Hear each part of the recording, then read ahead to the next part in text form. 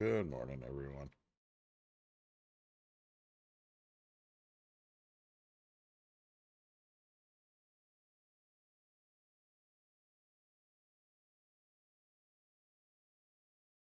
All right.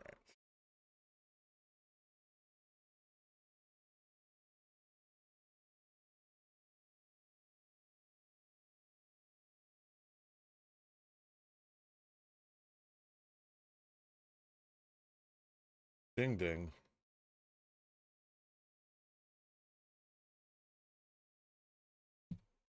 The red shirt is not an omen, and it's maroon. Have you had any weird dreams lately? Not too many, no.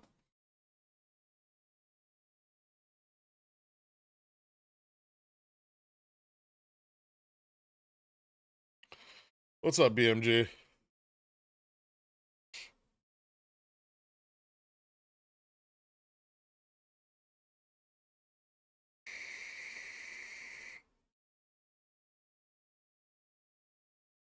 Ride or die, Tesla 3 DTEs. Let's fucking go. That doesn't sound great. Carl.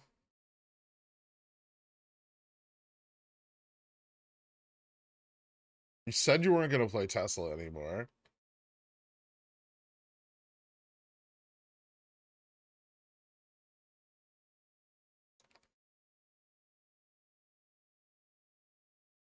Why are Fubo Weekly 750, 9Cs priced, and Delta so high compared to adjacent contracts? Jesus.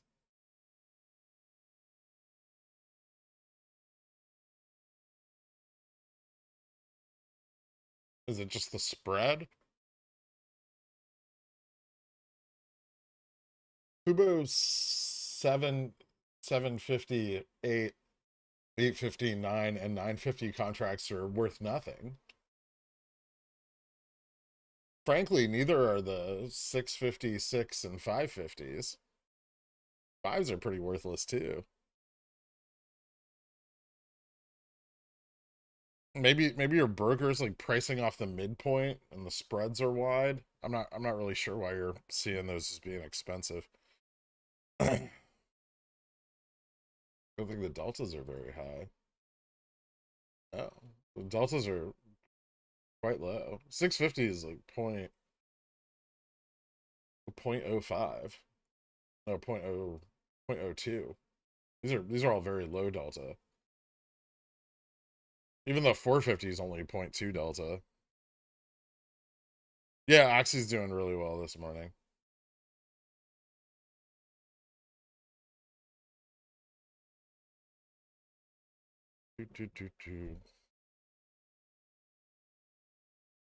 One second.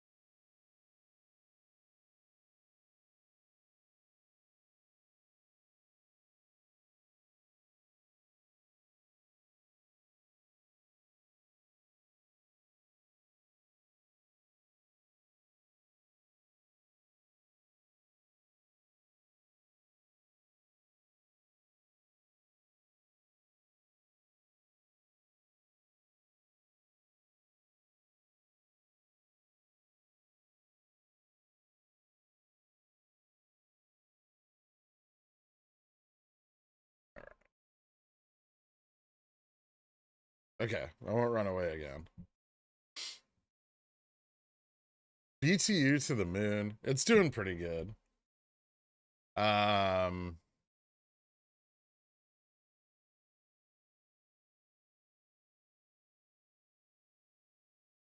Rev idle. Yeah, I mean, there's no pressure on it.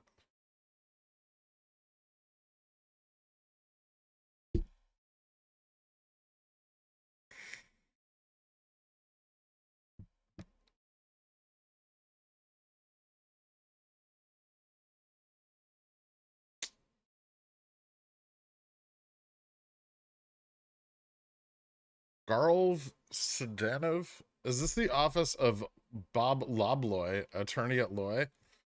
It's not. Predictions for the SPY today. Um, Probably a lot of chop until we get the PMI data, which I think starts around 9:45. Yeah, 9:45 through 10. So you have S&P Global Composite and Service PMIs at 9:45. And then which have rather high expectations. And then the ISM non-manufacturing PMI at 10 a.m.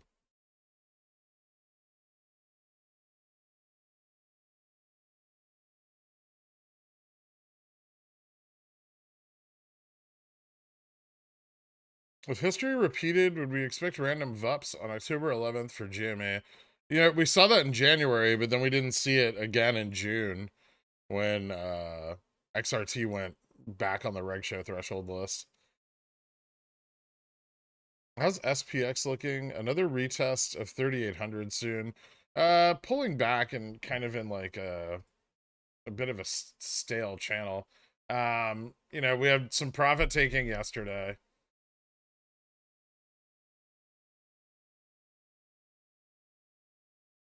Take a look here. A little bit of profit taking yesterday. We have some room to the downside and still a pretty hard wall at 3,800. So between 3,775 and 3,800, we could kind of just bounce around. But call side gamma's starting to pick up pretty strong from 3810 up. So, you know, institutions are starting to go long now. We're seeing more and more of an effect of that. But remember, that 3,800 level is really important for the rest of those like October 21 puts to start capitulating.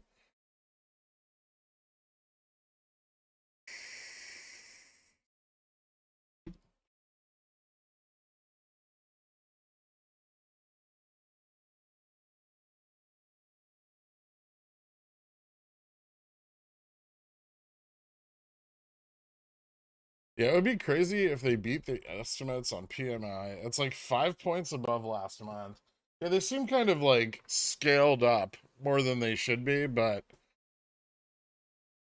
straddled SPX at 3750 at open Friday. Give it to me straight. Am I a genius or a goon? SPX at 3750 at open expiring Friday. Okay. I mean, you could have. I straddled it last night, but um, I suppose you could have already made money on that, right?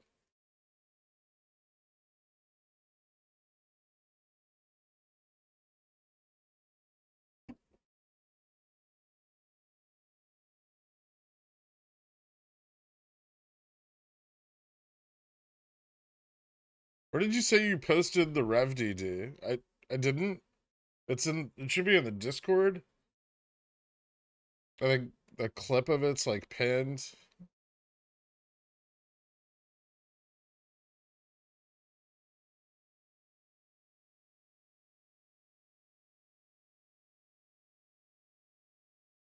Play the pickle song. I don't think that's necessary.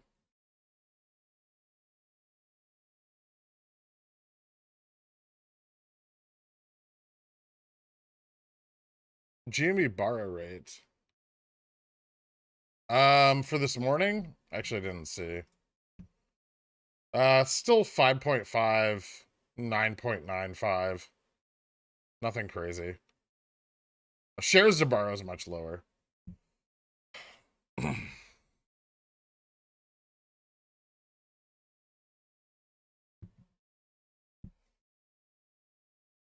Bear Rally dead? I don't think so. We ran up 600 BPS in 2 days. More, 660. And we've pulled back 72 today.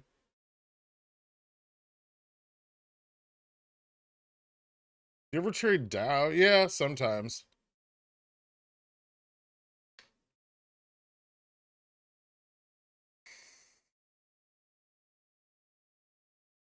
I think the data server is still going to be down until like the mid-afternoon.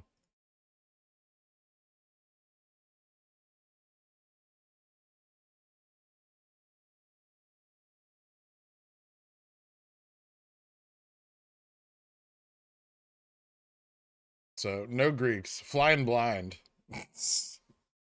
Tuning in my airport to make sure I get my $4 worth of membership. Well, you've done it, Surface Smurf. You've just gotten it. GME straight down, fun. Yeah, I mean, they're going to short the fuck out of it right now.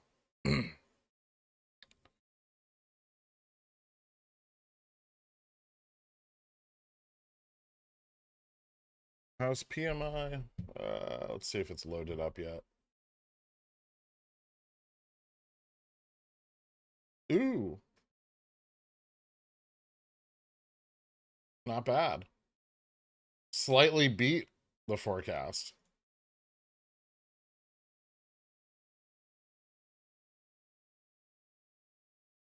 Better.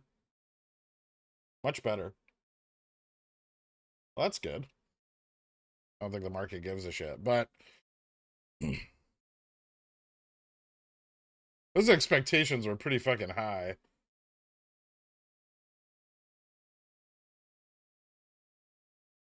But composite and services beat.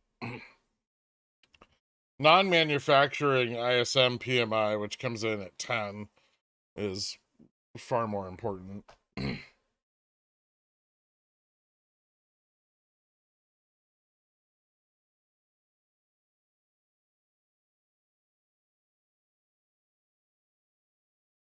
I still think the market's a little pissy about the ADP employment change this morning.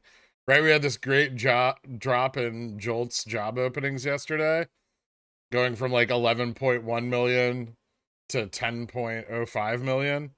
And then this morning we got the ADP employment change, and we realized that the job numbers have dropped because all of those people have been hired.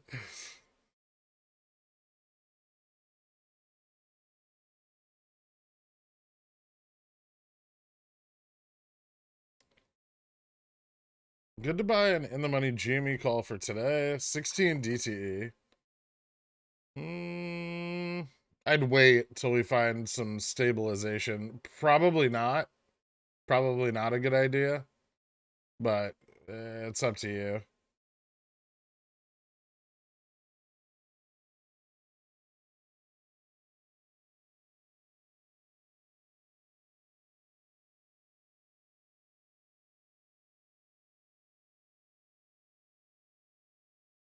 When do you think a good opportunity for grabbing GME shares cheap is coming? I want some for the long term, but I still want to wait for a drop.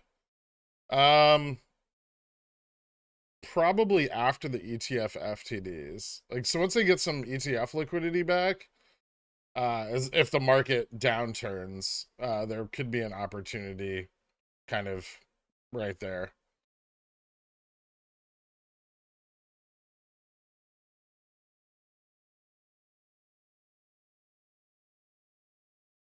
The 2 weeks following.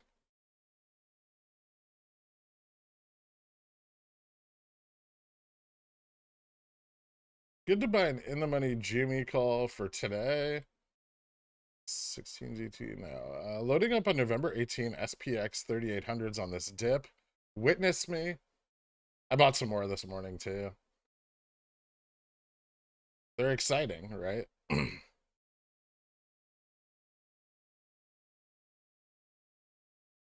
We should be watching SPX, not this piece of shit.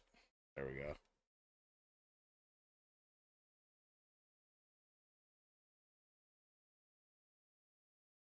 Cat making a run for it again. Cat really hasn't gone down much this morning. I mean, it did the gap down overnight, but since market open, it's pretty much just gone straight up.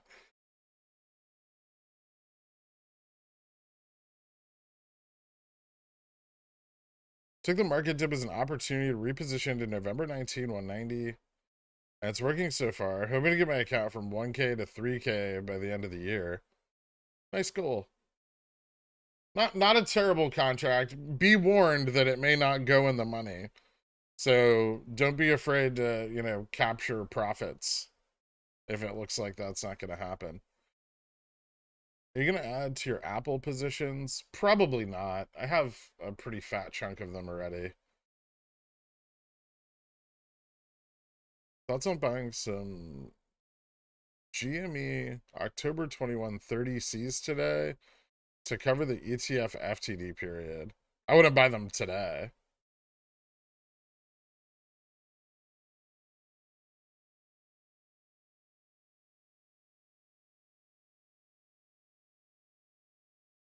V's looking solid. Yeah, it's holding its own.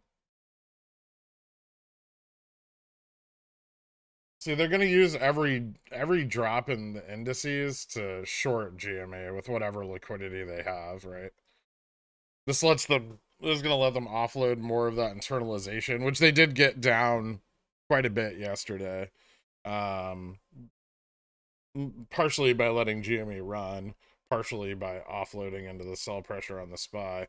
But yeah, they don't want our gamma they don't want our gamma exposure, like our gamma hedge, to flip. We actually flipped negative into close yesterday, and they managed to crush IV 6% on a 7% move up. So, pretty impressive.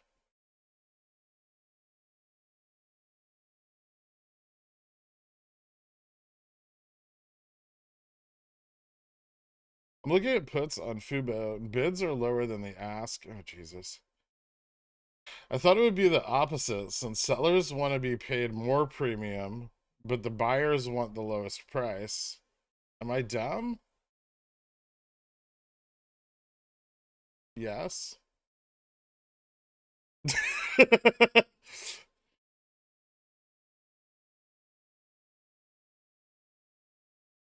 So the bid is what the buyer is offering. The ask is what the seller is selling at.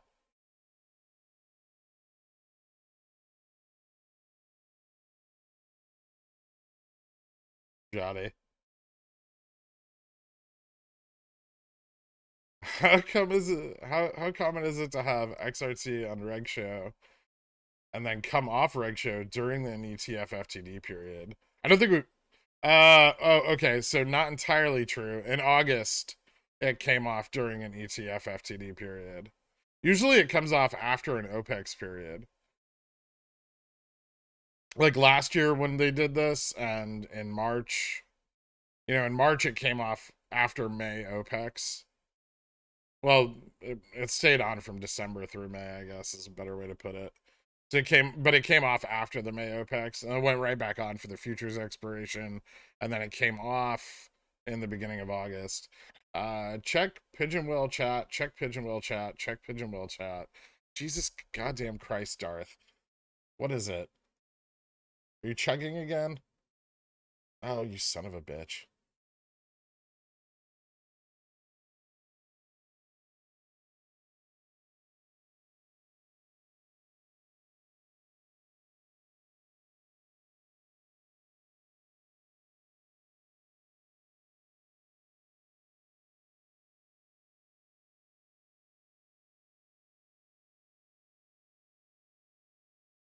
Oh.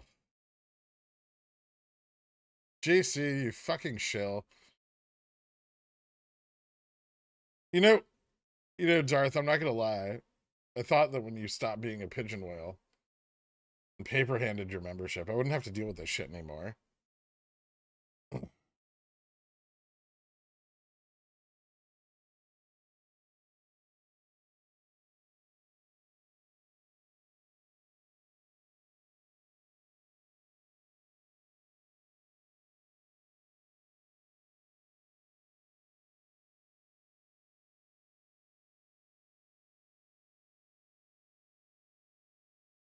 As well as illiquidity, does a wide bid-ask spread indicate uncertainty over the direction of a stock?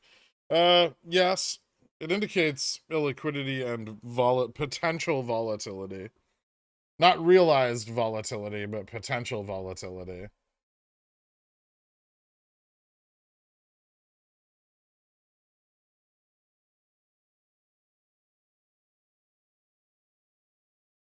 Yeah, it seems that way. No, you're not censored by YouTube, Gordon Ramsay, Michelin star, Bullvup. Not censored at all.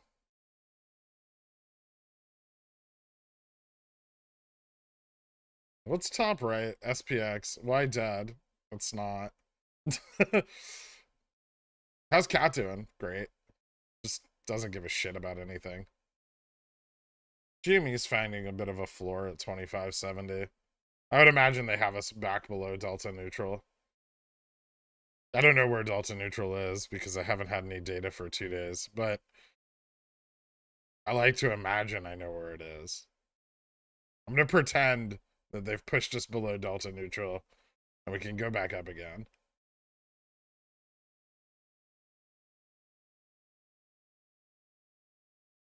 How did you first come across Fubo? Oh, it was just researching stuff. Actually, I was looking at like Bloomberg terminal updates from 2021. And I was like, "Oh yeah, Fubo was right there alongside GME." And I was like, "I wonder how it's doing." And then I started digging into it. And I was like, "Oh wow, this looks really good. This is like one of the few overshort companies that's actually trying to turn their business model around besides GME." And Fubo was right there alongside GME for the whole 2021 thing. It was on Reg Show longer actually than GME was and had almost as high amount of shorts. Not obviously not as high, but very close. And it just kind of got glanced over the whole time, which I thought was weird. But I'd also owned some last year. I had shares of it that I was selling covered calls on for quite some time.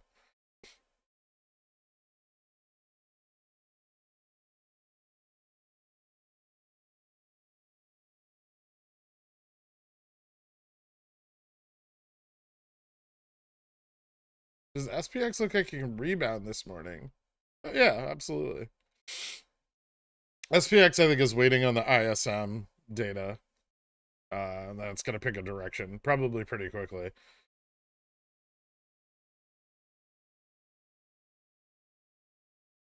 Is below DN a critical buy zone? No. It's just below delta neutral.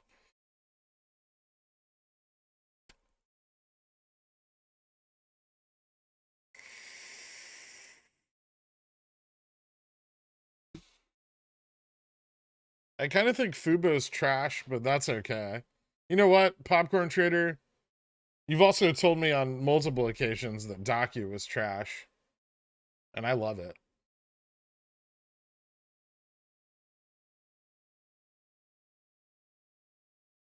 So, internalization, dark pool utilization, borrow rate, all up on GMA. FTD's coming too. Are we set up for a little run? I mean, we're set up for a little run if the hedge flips. They're working really actively to make sure that doesn't happen. Also, dark pool utilization down today, as is IV. Neither of those are good for us, at least on GME.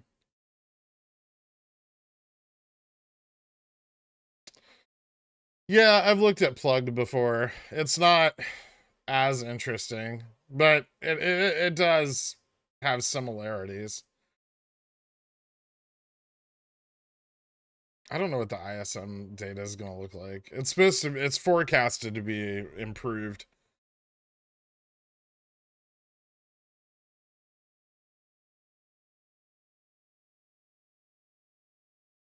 You need to like zoom out on SPX for like to see the trend, right? Like we're way above the trend. Um And it doesn't even look like we're going to try to fill this lower gap right now.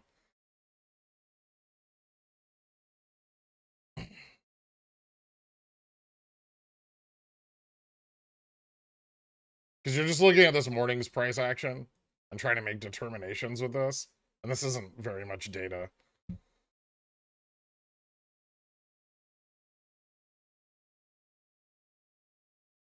Yeah, some profit takers from yesterday.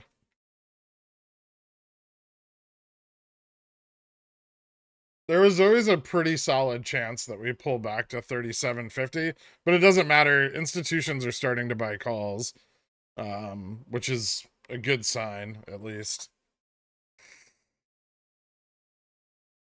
Or they're selling them, but it doesn't look that way so far. All right, ISM data is out, or should be out. There we go.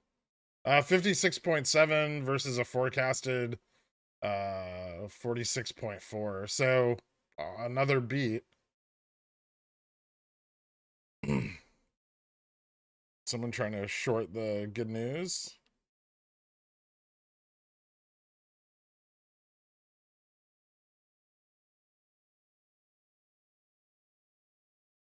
Weird. Fucking bear trap. Some bears just got blown out.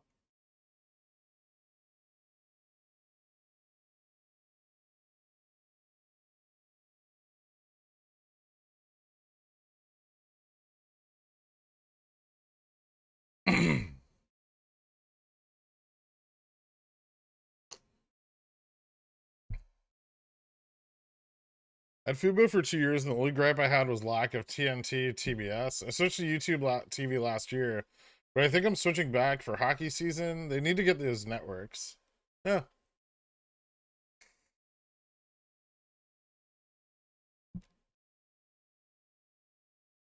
Hit me on the beeper if anything unexpected happens. Okay.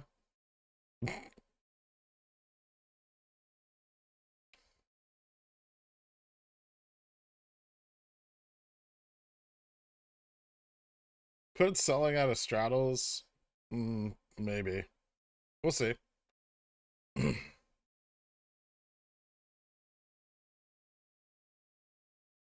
Middle of the week. Could be a flat day. Mostly flat day, at least. James, welcome to Cornishon. Thank you so much, man.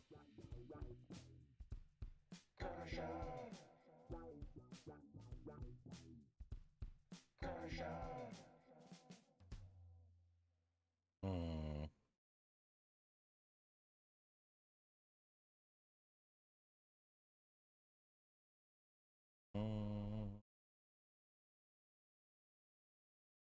Ooh. Closer.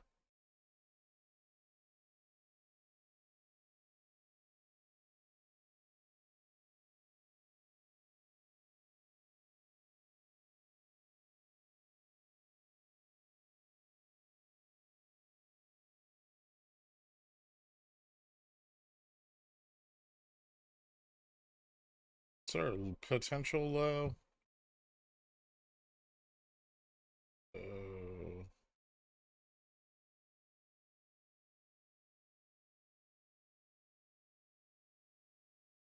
Where are we right now? 37.36.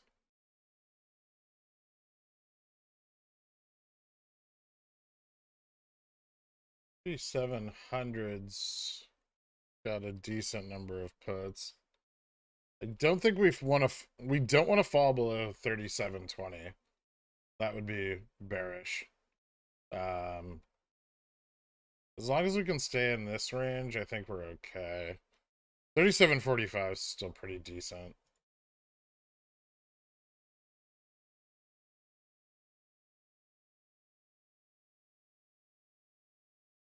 But the 37.20 range is not great.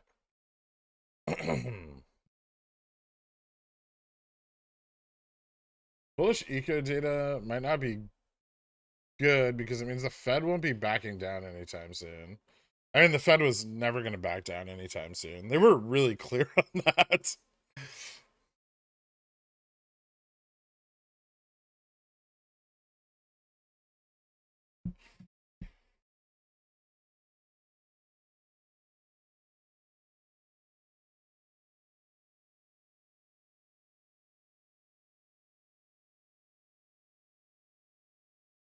Who wins in a fight? An overly bloated software company that has a product a sophomore and comp sci could recreate? Or Nancy from the bank with a notary license? The bloated software company, Popcorn Trader. The bloated software company.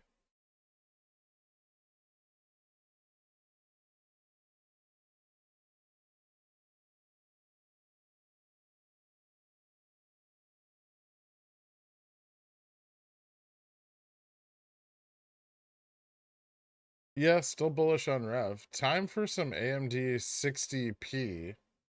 Mm,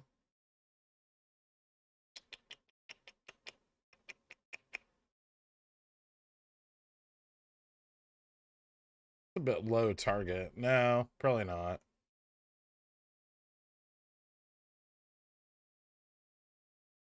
Fix hitting 30 again.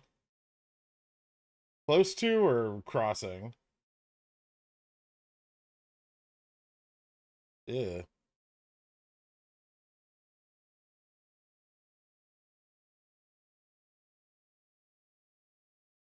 Let's see.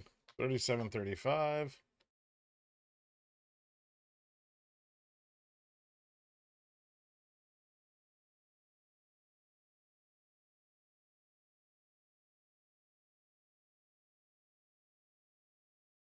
Trick question, the fax machine wins. No, it doesn't. Docu's business model is pure gold, Popcorn Trader, and you know it.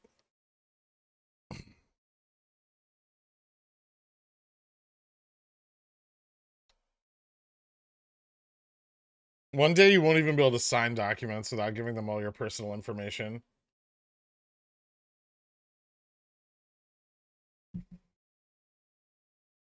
We're getting heavily shorted. Yeah, well, yeah. GME is. Can I go back to sleep now? Maybe for like a couple hours. What news is making us dump? Bullish economic data.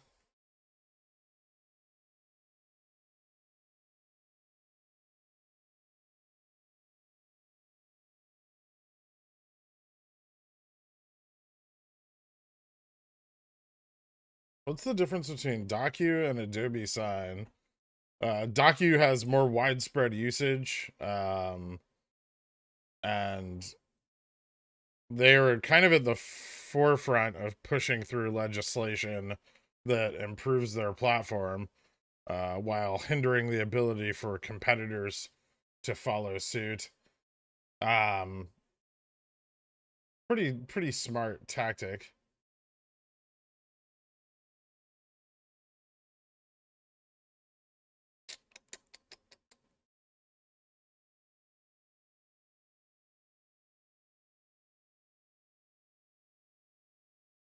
Shares available, definitely lower today. They are. Any reason why Bobby's going down today? Because it's a worthless company and a piece of poop.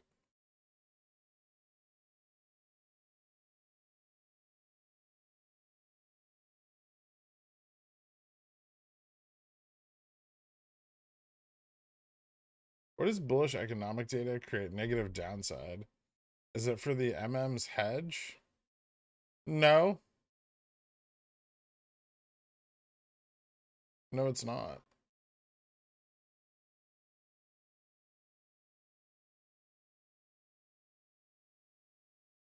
It's literally just bears trying to exit their out of the money puts at a better price. I mean, it's a very slow decline.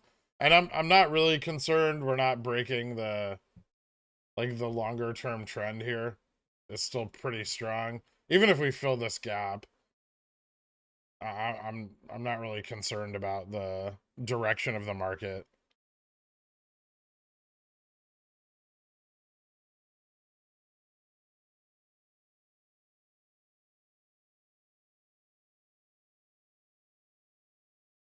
Will MOASS crash banks? No.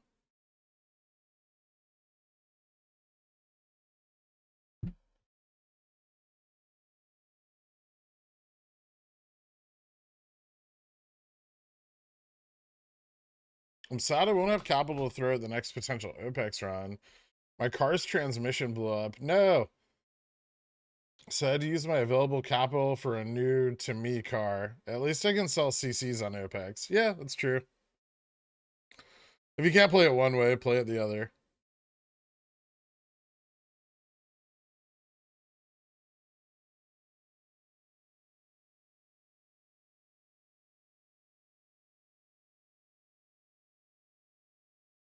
My covered calls are printing so hard today. Yeah, but you sold them for like 20 cents, so who gives a shit?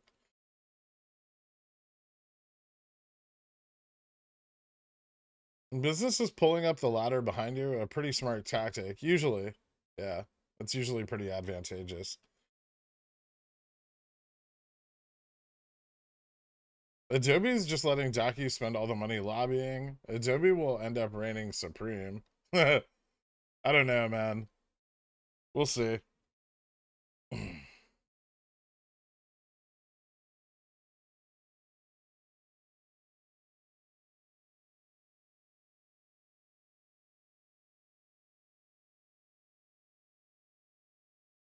What is the Rev's upcoming court case about and entail? Are you talking about the bankruptcy hearing? It's the restructuring of their debt. Why don't you just look it up? Like, you're always in the Discord. You could have just looked there. It gets mentioned like every 7 seconds.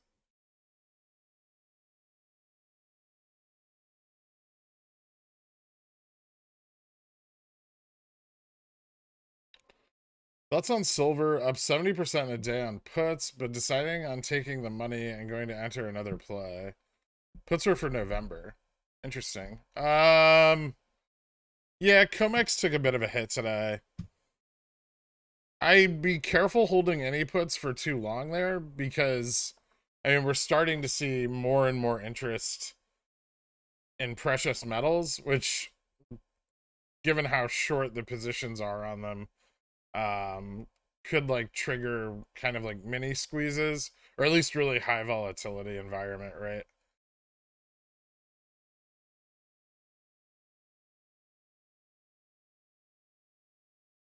Tesla 11.4 245 and 10.7 240p. Sold the put at the bottom. Is the 245 safe? If the market pulls back around, sure. No long call is safe. There's no such thing as a safe out of the money long call. So define safe. Do I think a 245 could go in the money? Yeah, it's possible.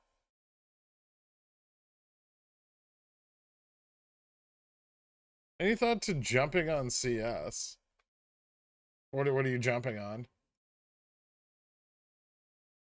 Are you trying to short it? Go long on it? It was up quite a lot yesterday.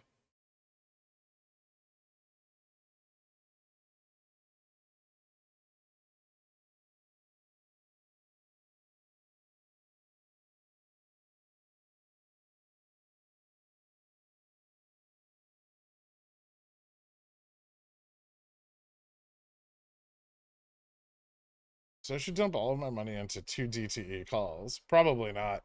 Agree to disagree. Just send me a DM with a "you were right" in 10 years when you need to have an Adobe Premium personal license to go to the doctor in order to virtually sign things. You're gonna have to drag your own NFT signature to the doctors and use DocuSign to sign things, Popcorn Trader. After you have to purchase your own signature from speculators on an NFT marketplace.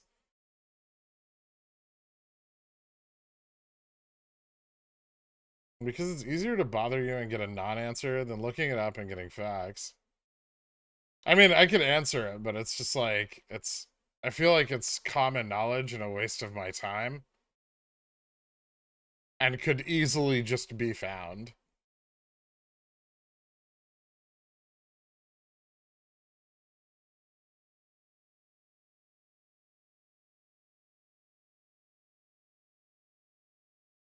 Never hurts to take 70% profits. True.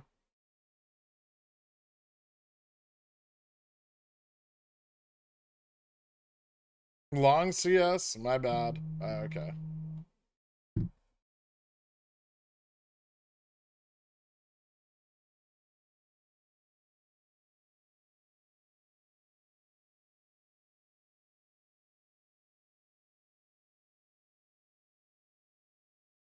Keep your signature in your Jimmy Erica wallet.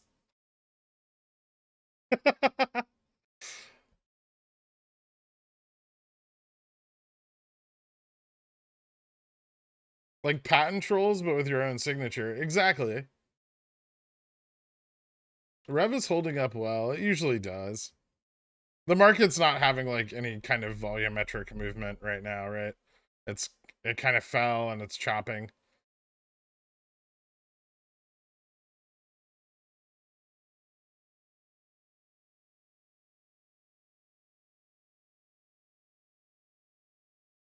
Do you have Upstart calls? Yes, I do.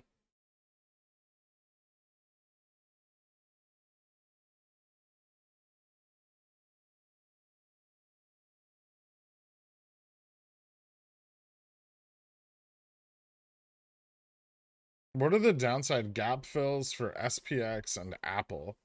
I'm not sure if Apple has one. We could take a look, but I don't think it does. Apple has one at 143.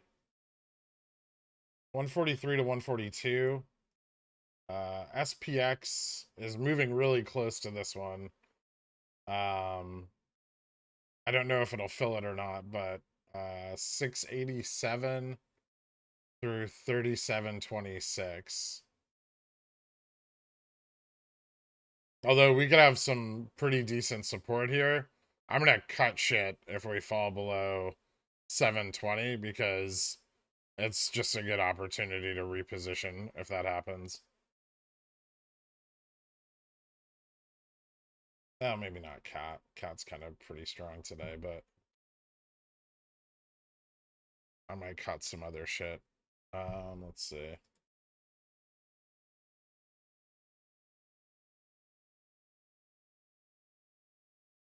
$37.25. Hold on one second.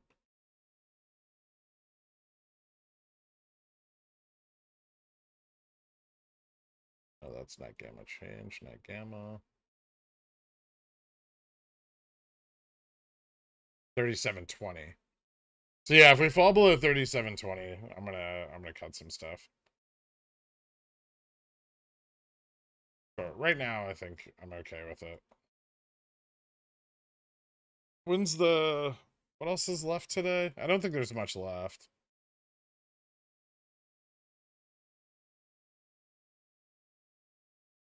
I know we have a little bit more economic data. We have crude oil change, gas change at 10:30, and then yeah, Bostic speaks in after hours.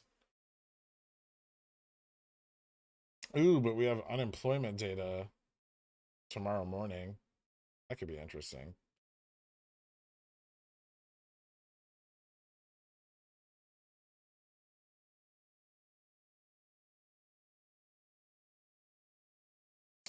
There's some put positioning to the downside. Mostly I think it's just kind of weak on calls here right now because a lot of the calls in this range took profits on the high test yesterday, right?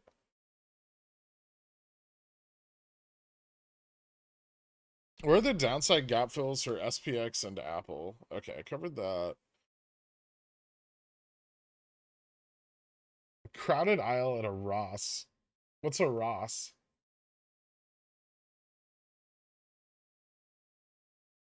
Is that like the clothing store?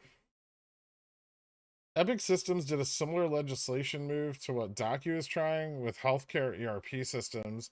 Essentially, you can't use anything else due to their legal side. Yeah.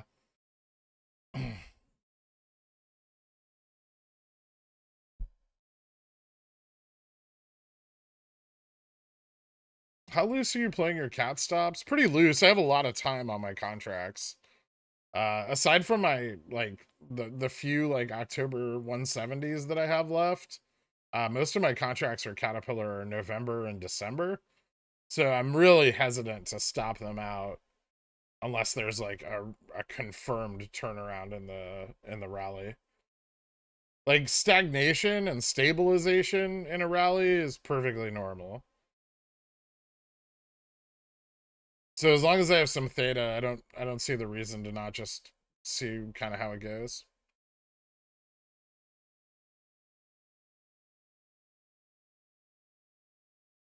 Do you think tomorrow's unemployment data has a high probability of being bearish? Well, if unemployment is up, that's probably going to be seen as bullish by the market.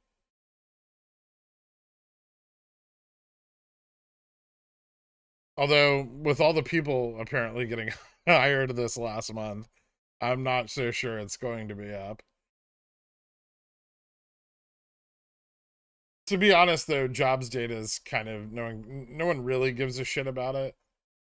Like the Fed pushes it a lot, but as like the evidence of our strong economy, but its effect on markets is generally pretty negligible.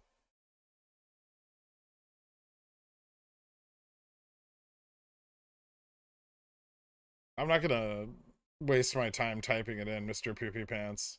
Is it worthless? Is that what it is? I know they diluted the stock again.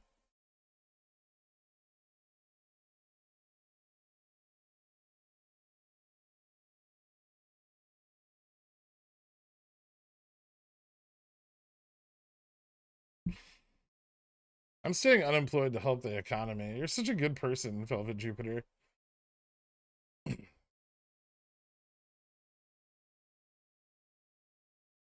Jimmy going under 25 today? It might. Maybe back down to gamma neutral. I mean, they'll get it as low as they feasibly can. Especially if they have some shit to cover starting tomorrow.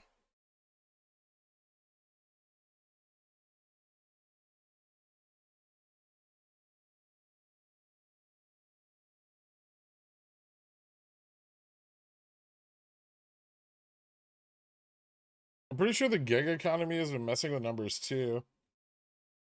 Like some guy working at his normal job and Uber, Grubhub, and Lyft is adding 4 jobs to the numbers. Yeah, I think there's definitely some of that. Although most of those are independent contractor positions, but I don't know how they like process the data on that.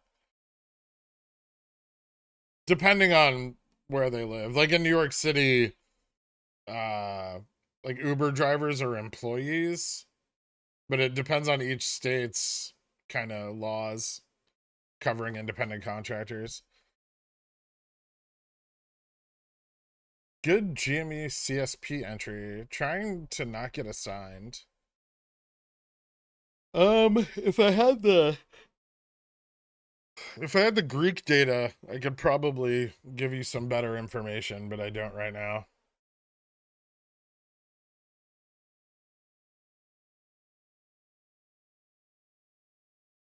Don't worry, me and all the other quants are jonesing super hard for the data to be back up.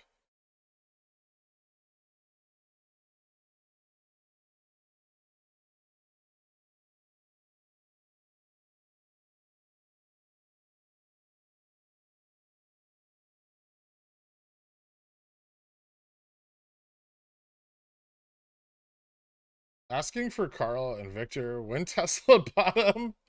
I don't know, man. Tesla's gotten a lot of fucking bad news in the last couple days. And now Tesla investors are scared of what Elon's gonna do with his shares. Like, this isn't fucking great. I was in and out of some calls yesterday on it, but I wouldn't play I wouldn't play anything long term right now. It's really uncertain. And we know Elon loves to be like, oh, well, I'm not going to sell any more Tesla stock and then immediately sell more Tesla stock.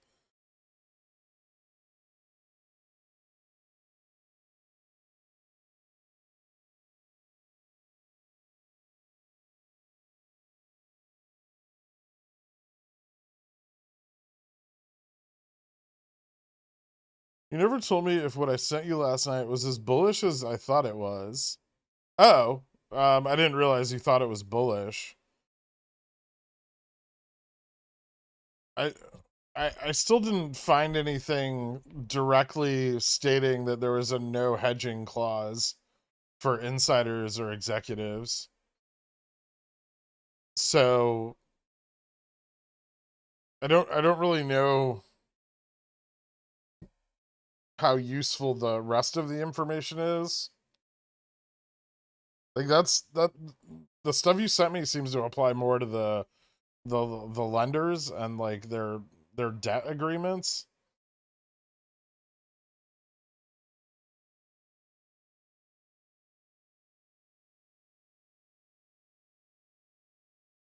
But I'm also not going to read like 90 pages of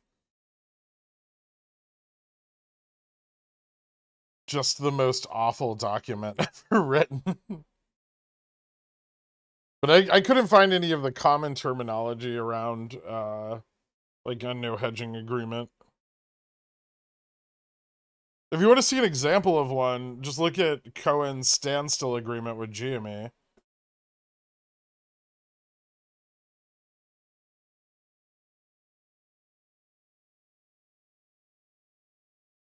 Might buy 170s on another dip. I don't know if Cat's gonna dip to 170. Cat is doing drastically better than the S&P today. And I'd imagine that's because Dow's holding up pretty well compared to like the Russell 2000, Nasdaq, and the S&P.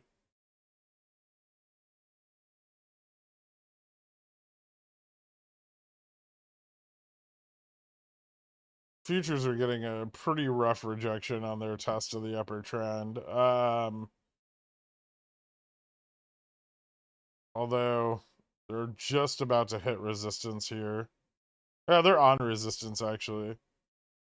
Kind of bouncing? Is that a bounce? Hold on. Oh,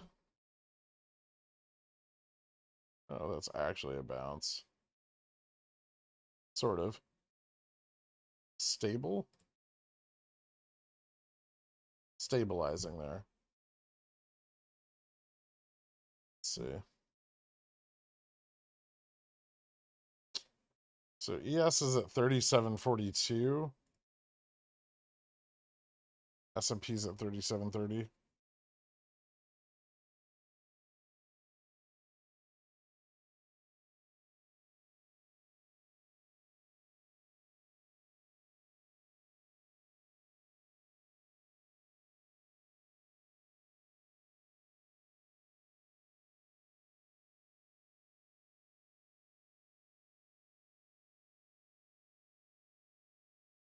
Good numbers equal growth equals the Fed can do more rate hikes. I mean, there's really no change. It's not like a change in the plan of the Fed's rate hikes. The Fed's already announced they're going to do more rate hikes. So bullish ISM numbers don't really affect that, right? That just means that the economy can be more resilient to the rate hikes. The Fed's never going to pull them back, not right now. They're moving into an aggressive rate. They're going to do it rapidly. They've said it like 5,000 times.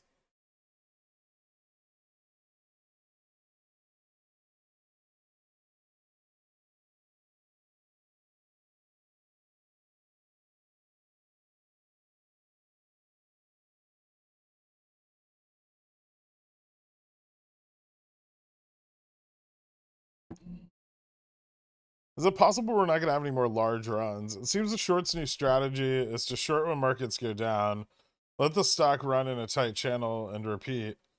That's always been their strategy.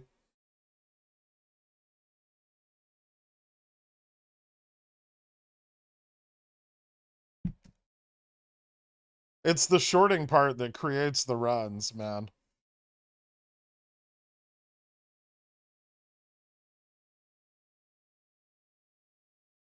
Dow's waiting on the OPEC meeting. I thought the OPEC meeting already finalized. Yeah, the document is a fucking nightmare.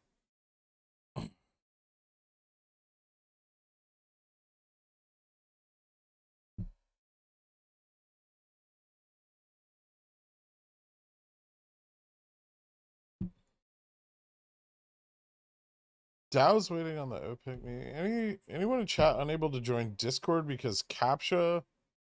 Wondering if I'm actually a bot. The only reason you'd be unable to join the Discord would be like your phone number. You have to give them, I think you have to give them your phone number. You have to like verify your account.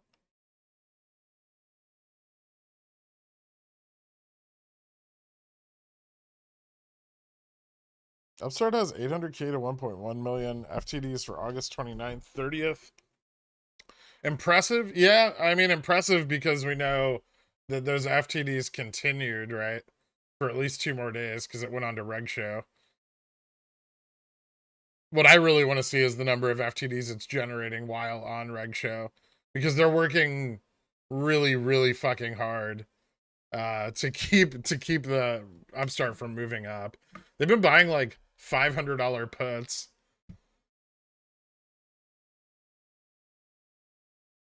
Cat 175 into 180 wouldn't be so bad for November. Yeah, not terrible. If you're out, I mean,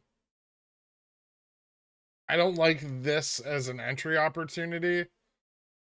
I think below 175 would be better. But we may not get it, right? 178 on cat is also a pretty strong resistance. And it seems to be, well, it seems to have some support in this range. Obviously, an entry below 175 would be much better for an entry for 180.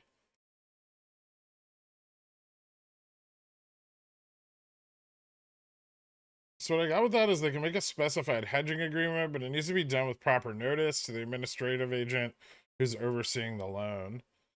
Yeah, but that just has to do with the loan. Like, we need their corporate charter and to see if, you know, they expressly forbid insiders from lending shares. That agreement's more for like swaps. Like, they're not allowed to do like debt swaps on the underlying loan.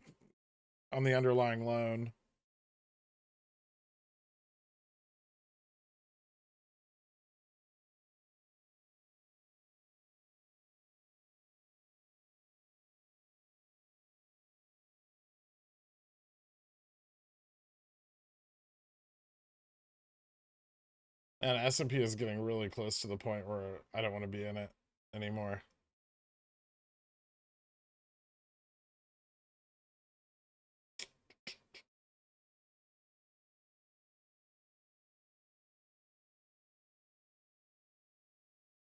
$325.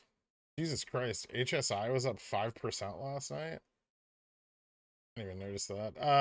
Oil down. Fucking T-bond futures are taking a massive hit today. Let's see. Ooh.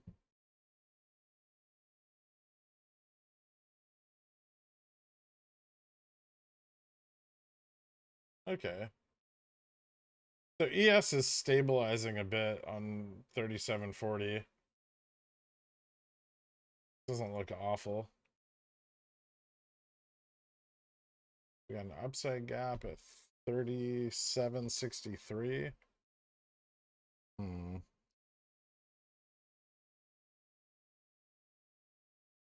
All right, come on, just test it already. Jesus Christ.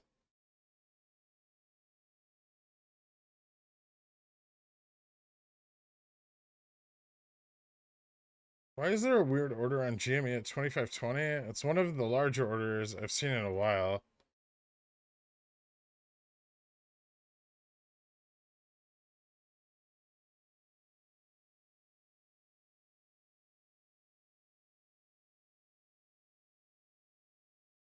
It's like 600 shares.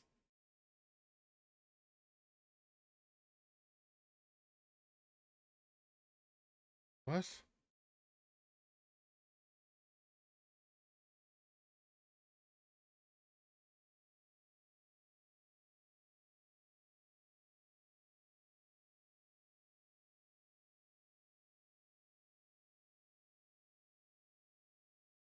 I just think the algo's initial reaction to the news drops is exactly what I just described. I don't think it'll set the tone for the rest of the day. It's starting to set a tone. I don't know. Let's see how much support we get here. This is the last vestige of any like positive net gamma. So we're moving right down into range to test it. I guess we'll see if we start to see calls build up at this point now.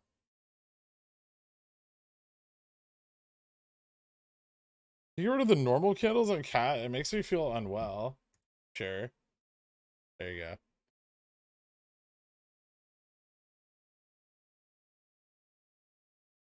Yeah, puts are really expensive on Upstart. What's your position on Upstart currently? I have November 30, 35, and 40. Or November 30 and 35, December 40, and Jan 50s, and 7,500 shares at like $24.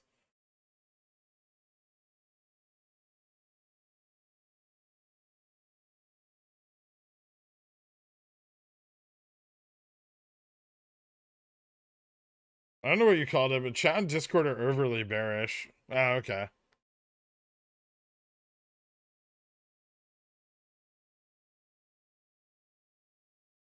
I mean, the trend is still quite strong. We're pulling back a little bit of like this bump and run, but there's a very good chance we find support.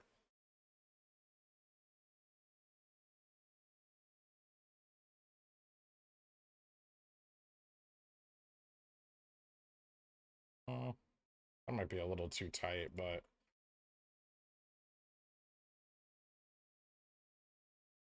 I kind of like it.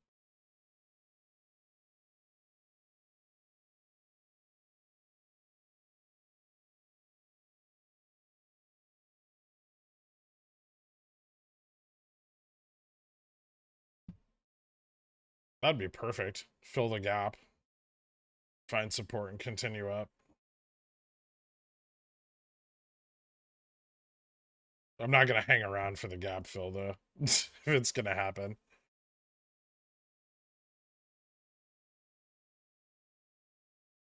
Good opportunity to get out and re-enter though if we start to fill it.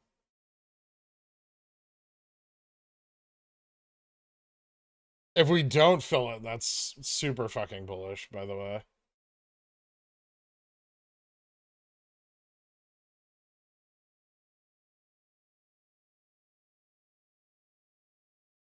Does WeBull have a futures ticker? I don't think you can trade futures on WeBull.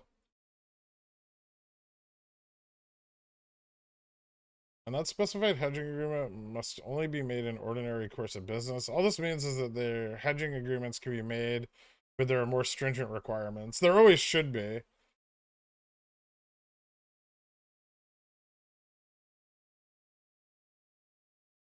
Yeah, so generally, even if there is no hedging agreement, insider share lending has like very specific like like delay requirements. And it usually has to be the lending has to be administered by another party, right, in order to prevent insiders from using privileged information to lend their shares.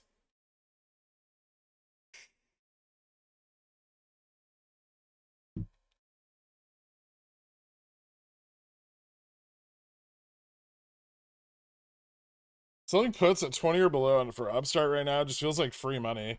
I've sold a lot of those. Yeah, I'm just doing it to try to like lower my cost basis on shares, but the $20 support's really strong.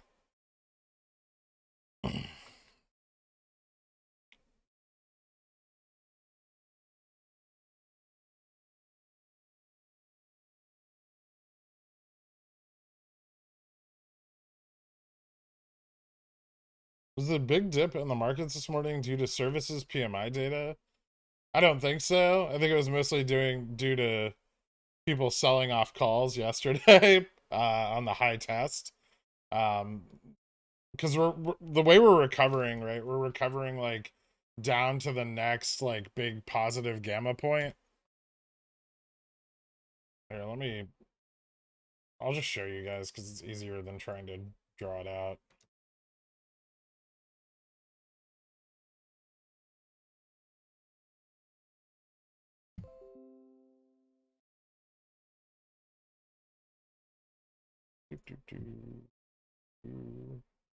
All right, so there we go.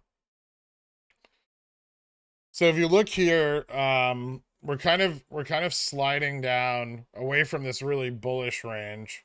Oh, that's going to be hard to draw on.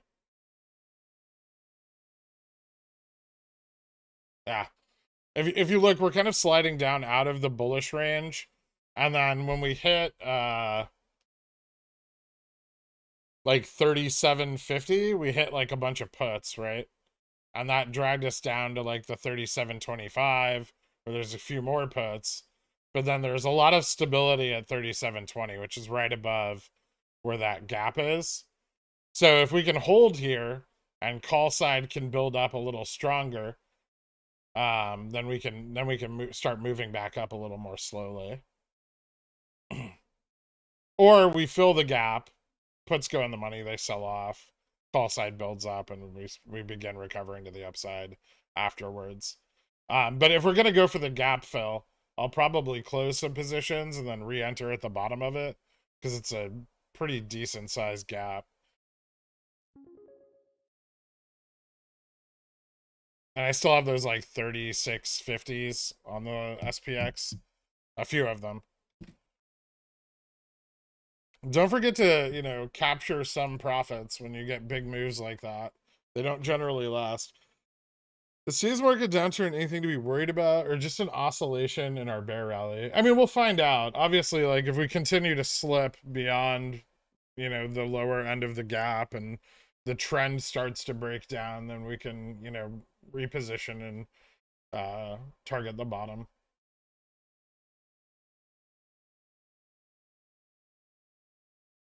Rotten pimento, no more green. I mean, we're still in the orange range of the pimento.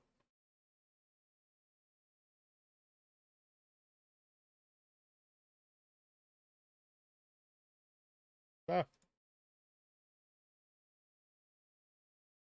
But we do have room to kind of fall down here, right?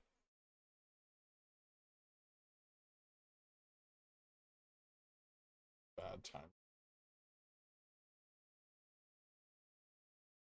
There we go.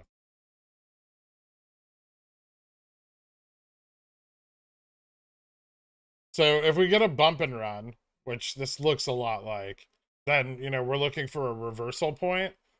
But we're still very much in the orange, right? Like we're moving into the green. It's getting better. Theta's decaying on those put positions, which is bullish. But we've still got to wait it out. This is not unusual, given especially how much we've moved up over the last 2 days for a little bit of a pullback. I'm not super worried about it yet.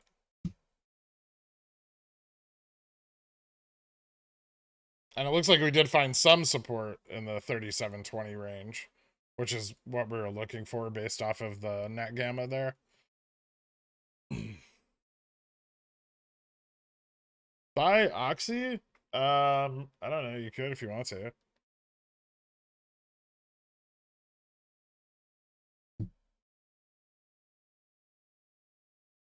No, I don't think so. You should just be able to type in SPX and there should be a chart for it. You might have to turn on index trading or something, but I'm not sure if that's a real thing.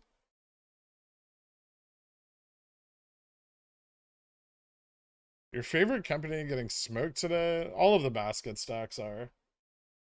And they're not my favorite company. I just like giving you shit about them.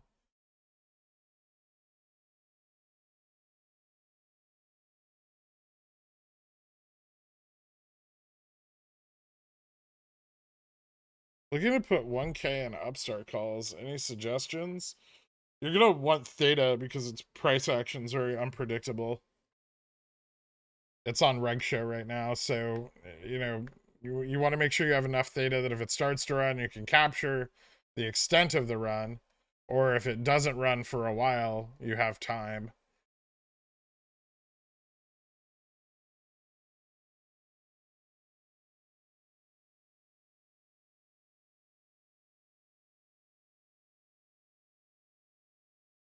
If Upstart starts running, what's the realistic target? I don't know, Gamma Max, which is at like 36-ish, around there. Are you playing Upstart just on volatility? No.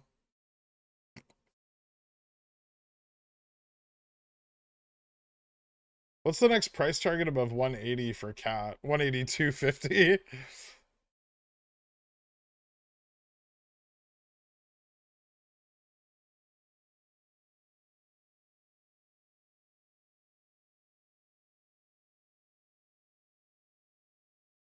Like yesterday, the Rev 35s have a high 1K plus ask volume. Is someone selling CCs? Why? Not that profitable a strike, right? Do sold versus bought contracts change the amount of hedging an MM needs to do? Yes. Because it determines, if the MM's the purchaser of those contracts, then they are short or long calls, right? Whoever's selling large amounts of Rev 35Cs is selling volatility. They're shorting volatility, right?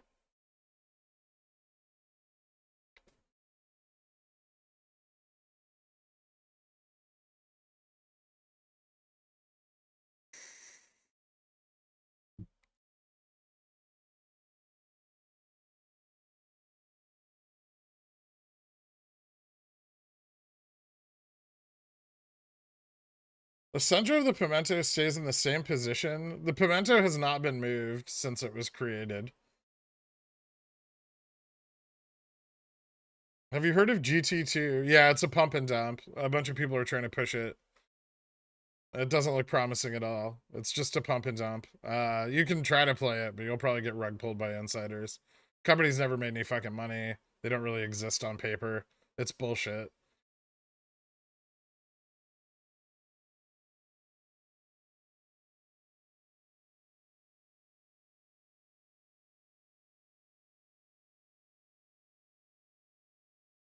Zero GT SPX calls.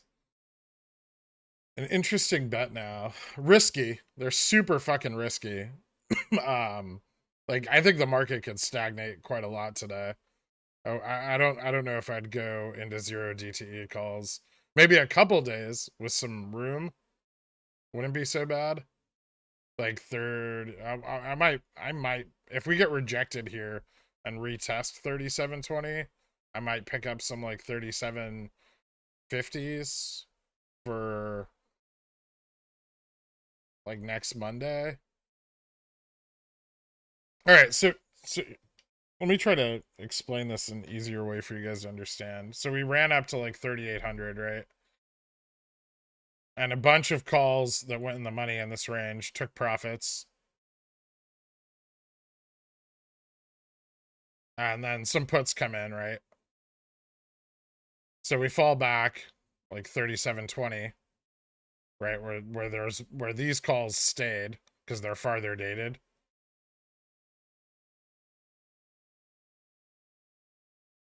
And then, more calls will be entered to the upside in a higher range, and then I can move up through those calls.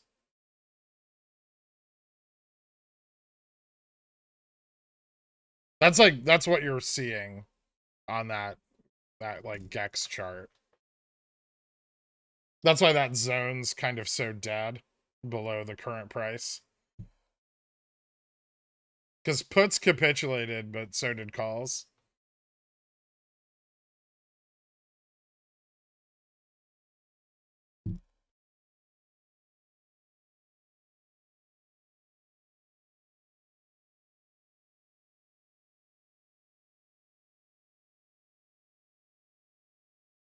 As a red-green colorblind human, the olive is hard to follow, almost as difficult as differentiating green candles from red. If you're red-green colorblind, They're not just gray, right?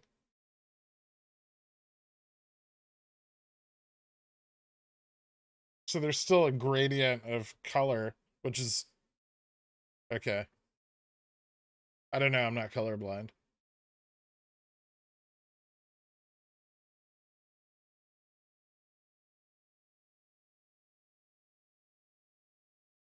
I would wait.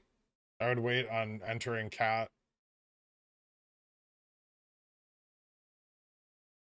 That might not be a great idea, but I would still wait.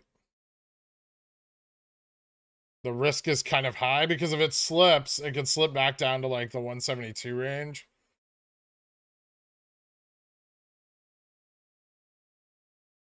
Looks more like brown to yellow. Okay. I mean, as long as there's still a gradient, that's all that matters. No?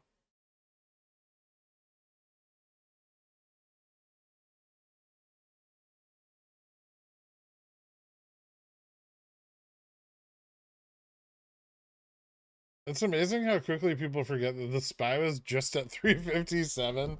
Yeah.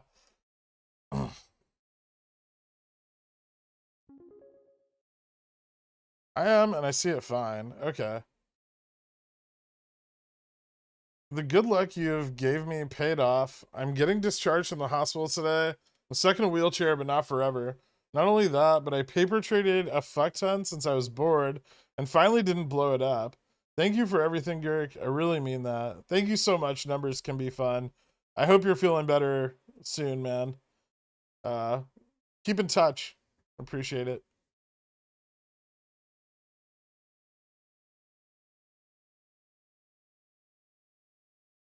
I have my trading charts flipped upside down in grayscale, so I didn't know which way we're going. That way I can inverse myself.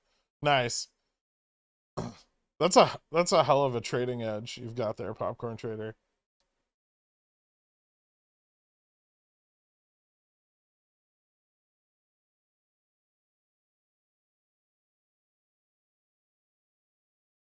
I think it's just that like every time Kathy Woods buys something, everyone comes in and shorts the fuck out of it.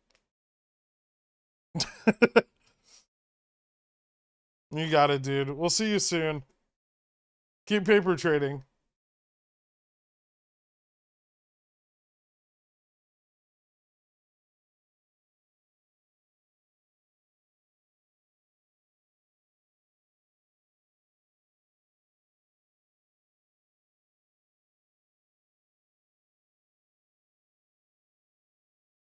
Kathy should buy spy puts to save the economy. Isn't her fund just like aren't they all just like long funds and ETFs?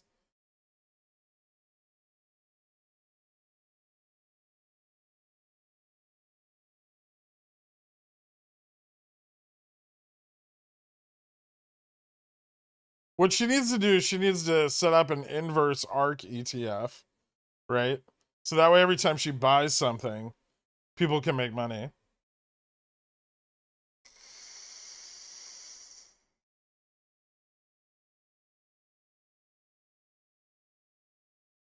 I received my severance check from Pickle Financial yesterday with my separation package. I tried to cash it today. It was rejected for NSF. Who do I talk to about this? Ah, Jesus.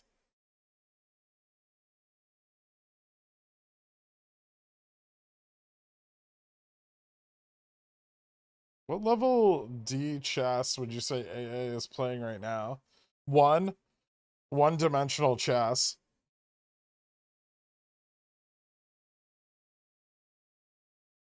Short arc exists? Ooh. Really? Is it her fund though? I don't want it if it's not her fund. If it's like Dimension or something, I don't want any part of it. I want her to openly inverse herself with a fund.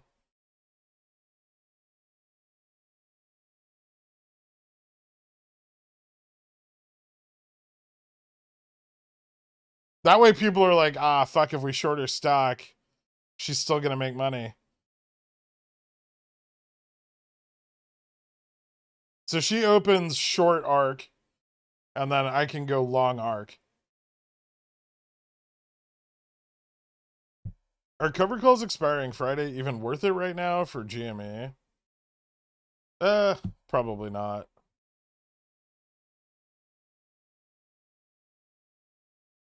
I guess it depends on how many you're selling, but Ivy got fucking crushed this morning. Oh, wait. Shit. The SPY did a double bounce. I need to...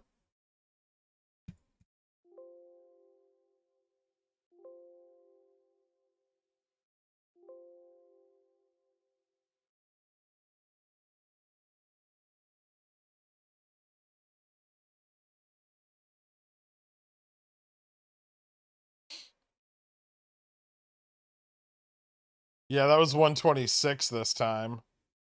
So 122, 126. We'll see.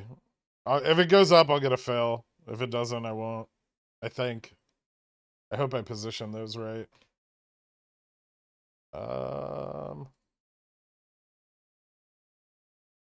Yeah, those are okay.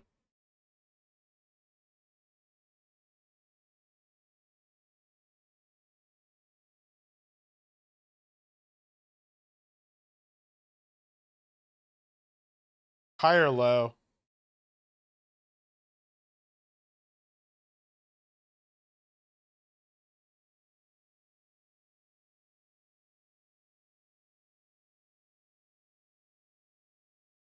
Nope.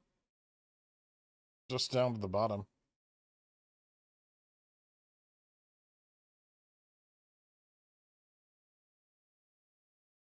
Move that down. It doesn't mean up, but it means that we're starting to find some stability in this range, which is good. We're looking for a reversal, right?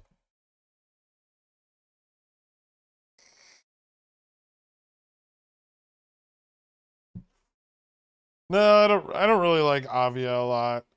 I've looked into it a bit. I mean, there was like some money to be made there a couple times, but I'm not particularly interested in it. All hail to Stonk Whisperer, the king of the Dans. Are you talking about me, Mike?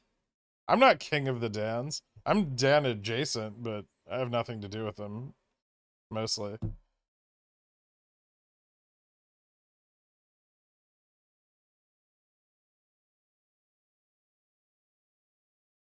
No problem, Roy.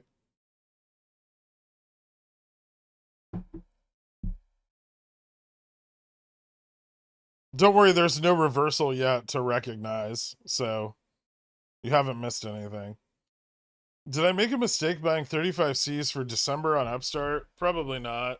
I don't know. Depends what price you bought them at.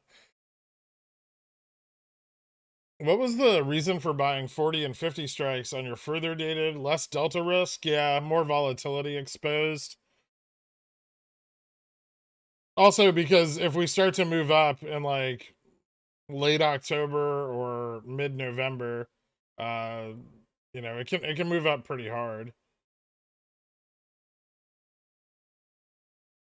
Zero DT SPX call out the money for scalping off of the 37.25 support. It's really risky. Like a breakdown here is as likely as a bounce, depending on where we find support. And we're still kind of digging. Like we still haven't found good buy side support, right? We found a little bit here, it fizzled out. So we're trending down. There's not a lot of bulls, and I think what it is like the bulls we're seeing are just buying calls right now. Like there's not a lot of well, everything's call buying on this, but we're not seeing a lot of volume in the indexes, like in the individual stocks being purchased, right? So volume's low, kind of weak and unstable. If we find like some good bullish support higher, which we still are, that's very good. Double bottoms that have like slightly higher, like that, are more bullish than ones that are even.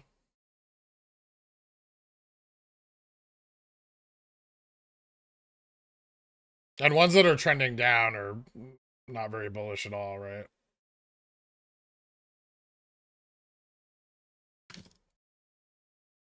We had a great support range so that PMI short came in. Yeah, I mean, it kind of knocked us below the majority of the call volume on the chain.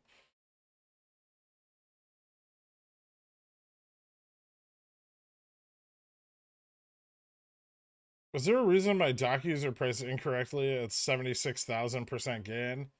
Are they on a paper trading account?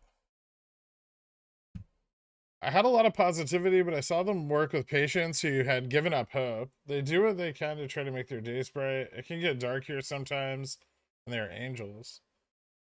I think I missed the first part of this conversation.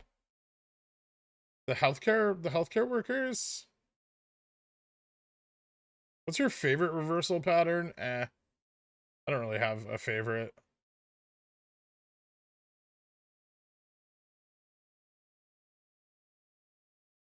There's just ones with like higher degrees of reliability than others. Scalping Oxy below VWAP, chef's kiss. I'd be careful, man. Saudi Arabia just cut production by like 2 million barrels. Is oil gonna move up? Oh, oil is moving up. Oh, that's good for the S&P. Oil's up quite a bit. That was quick. Fucking Dixie again? You piece of shit.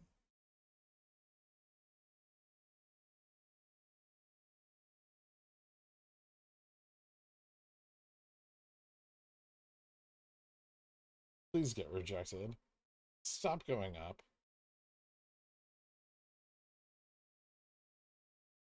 Ooh, hey. Dixie needs to chill the fuck out. I mean, it doesn't, but it'd be nice if it would.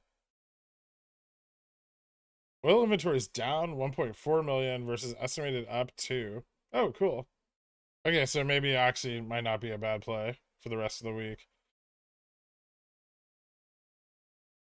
I'm already in Oxy, but all of my positions are kind of long, like really long.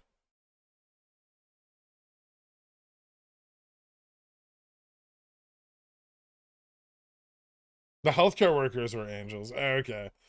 I'm just making sure that the opioids hadn't gotten to you.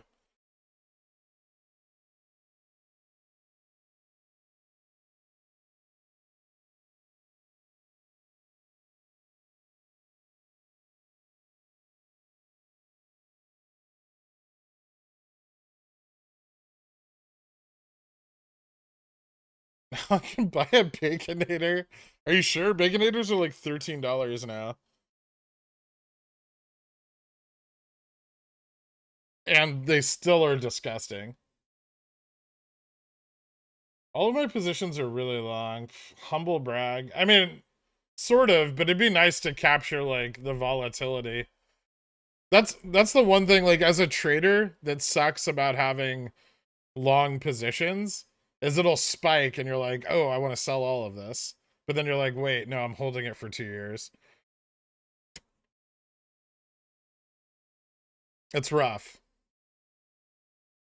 It's rough to just ignore things going up and then not taking profits. Like, once you do it for long enough.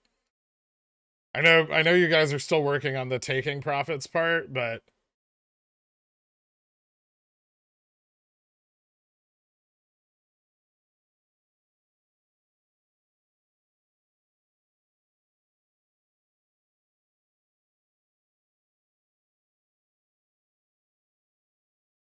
it's true. Normal medium value meal is now $10 in the tri-state. Yeah, it's getting kind of ridiculous.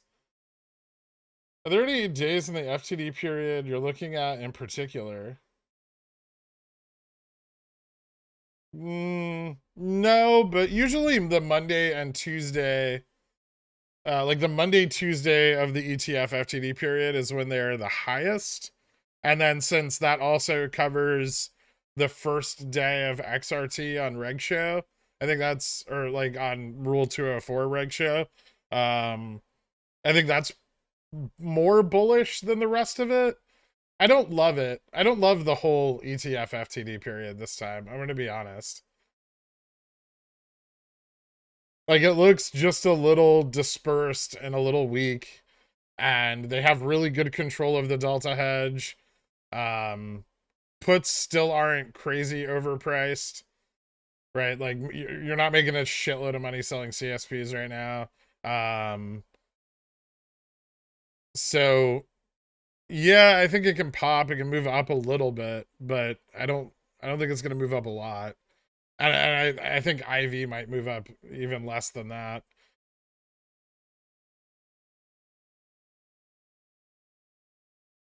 Why do you have Docu 200 calls? And why do you, more importantly, why do you keep going on about them? Just call your broker. It's obviously a glitch. They're not up 76,000%.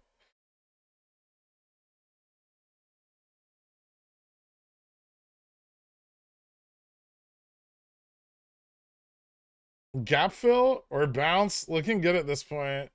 Just sold my 2 DTE spy pits. Thanks. You're part of the problem, Mike. You son of a bitch. No, I have a straddle from last night too.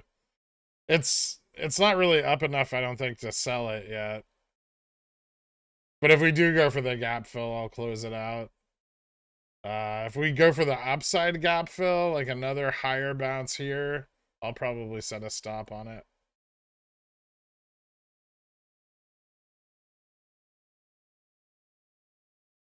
I wonder if I should buy my 750 after I stop out of the put or before. Do you still think Jimmy will be shorted on Friday?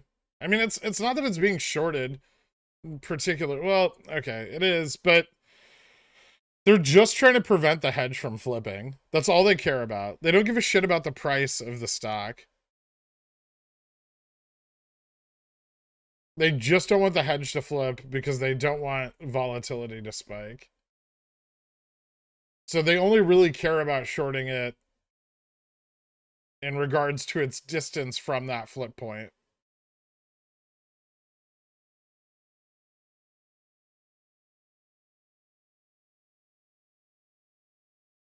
Better yet, sell them. Yeah, if you're up 76,000%, sell.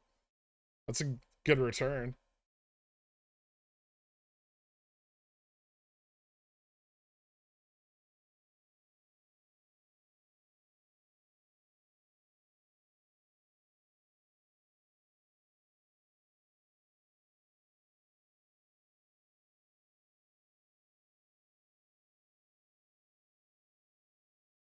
How much does retail trading options influence the underlying price?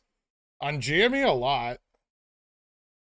If we're buying out like shitloads of out of the money calls, and then, you know, pressure is put on the stock when the hedge flips, it runs really, really hard, right?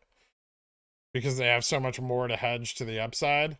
This, I mean, retail selling covered calls affects the volatility too.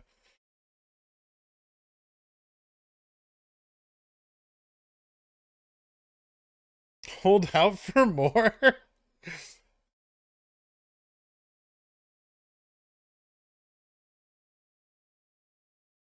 5120, a good spot to buy.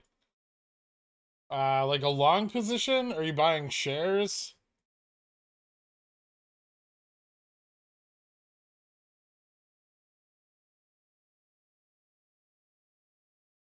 I don't know if we have the Greeks yet. Let me check again.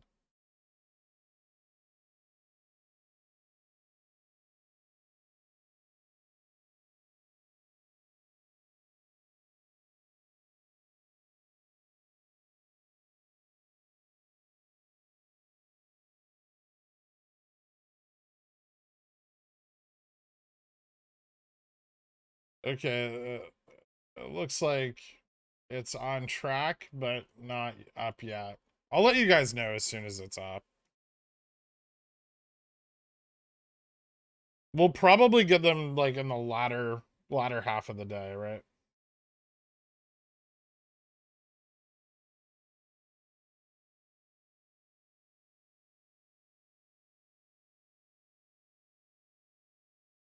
Do you still believe MOASS will happen? No. I've been over this. I have like 20 videos about it. I've written DDs about why I don't think it's going to happen. the reasons it won't happen, all the rules put in place that prevent it from happening, and the absolute blatant ignorance that carries on regarding it and its potential. So if you missed the run, what are you looking for here? To identify an entry to capture FTD and OPEX period. Miss the run.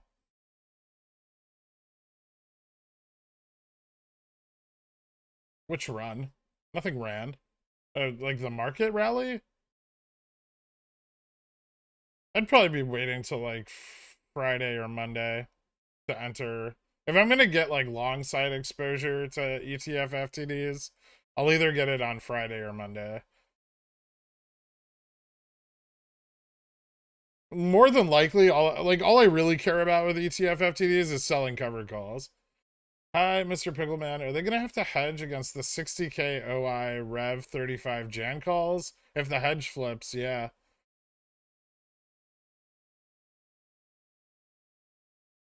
If the hedge flips, they absolutely have to start hedging that risk. It's massive. When do you think Upstart will come off reg show? Not anytime soon. I mean, it's not trading any volume. They're probably trying to cover FTDs on low volume for as long as they can.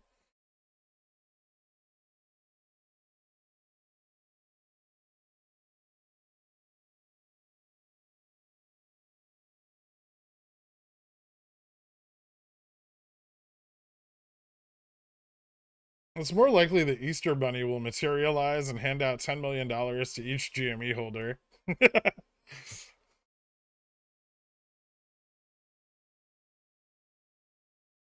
It's okay. Caterpillar is still MOASsing, right?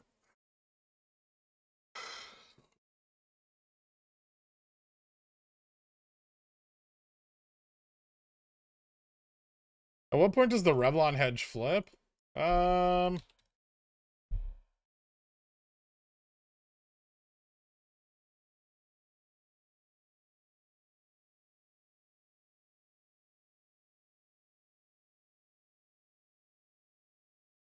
Interesting.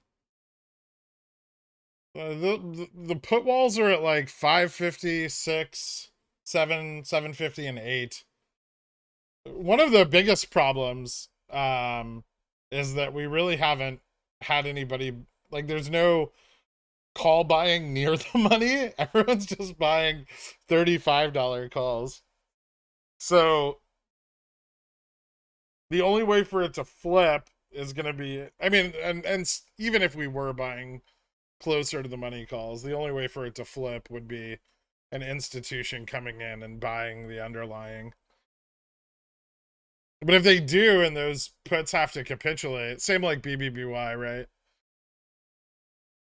Then the market maker has to start hedging the upside risk and it just rockets.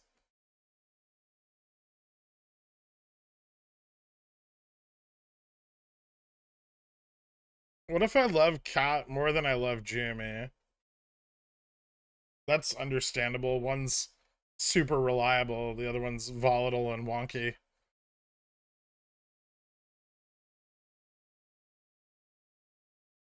One of them's been making money for 100 years. The other one started sort of making money last quarter.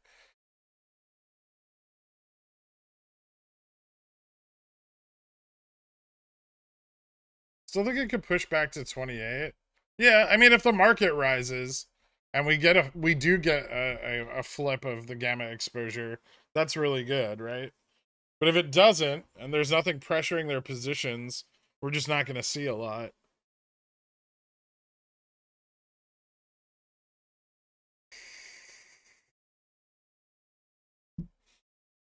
I mean, they can only buy puts at strikes that aren't PCO also, right?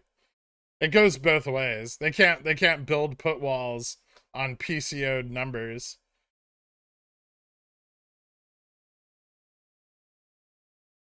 It doesn't matter. If someone came in and bought 500,000 shares of Revlon or a million shares of Revlon, it would just fucking rocket, right?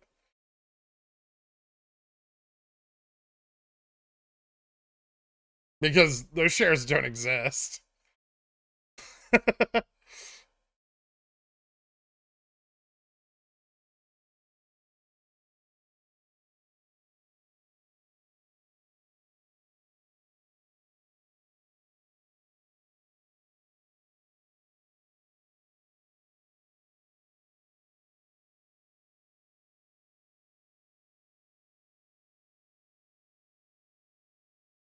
Why don't you buy 1,000,000 shares? Because I'm not crazy or stupid.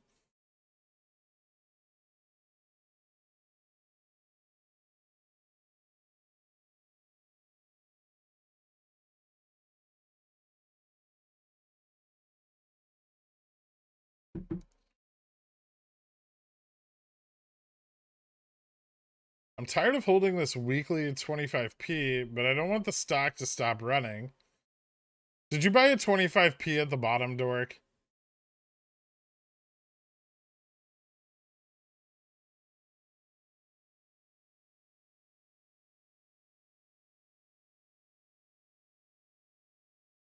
Spy triple top? No.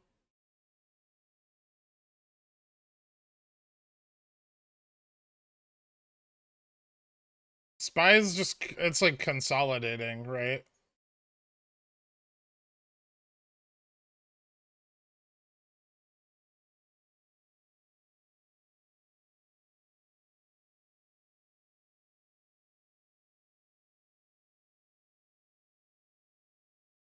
Or SPX.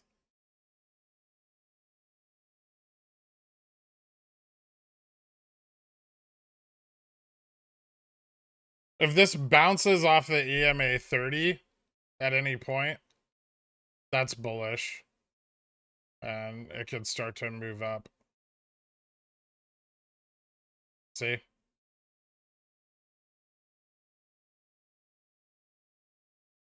Now would be a great time.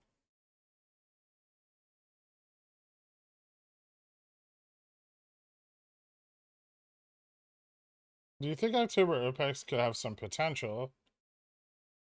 Maybe? I mean, I'm going to get some exposure to it. Not a ton, but some. What's up, Chicken Tender Daddy? How you doing, man? Where you been? Did you get sick?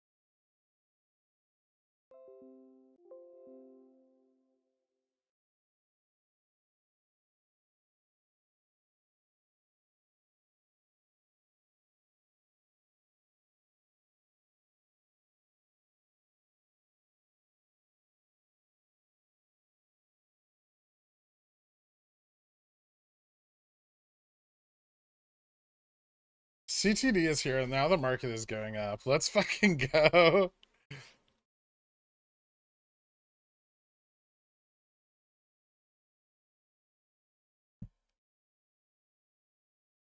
You think they will repeat the November ETF, FTD, and OPEX runs and then dump it again?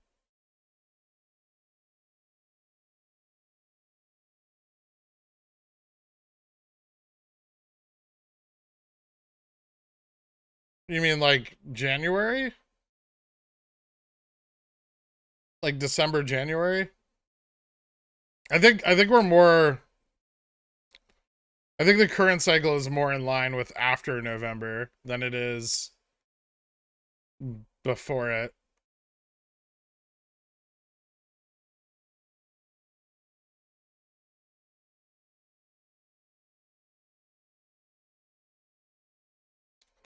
Gonna move up to 26 if I feel like being a degen.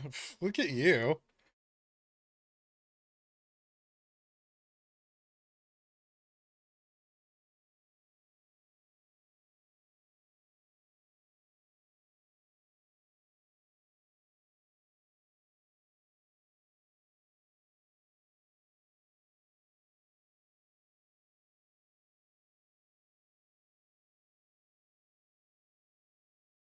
The chance that the low volume is just because no one cares anymore.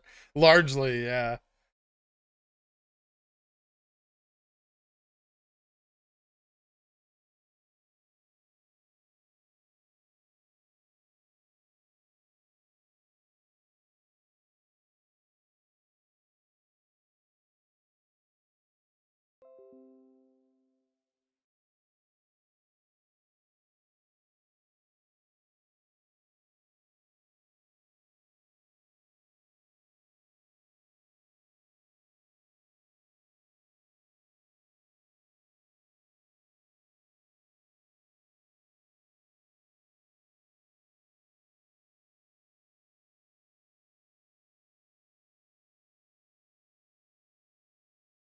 Hmm.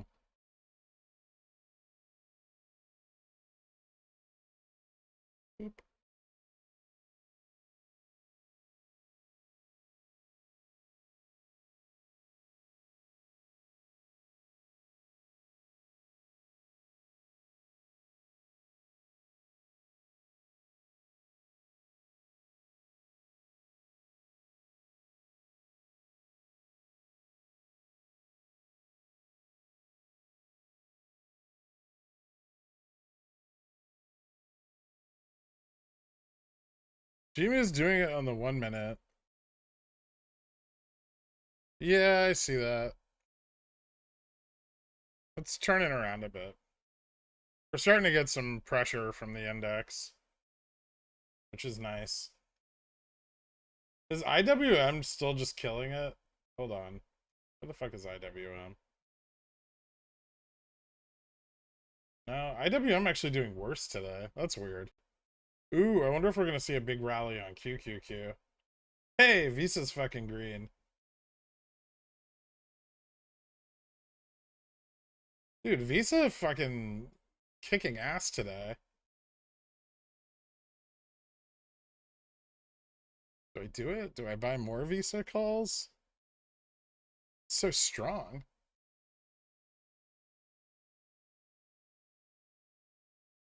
Strong like bull.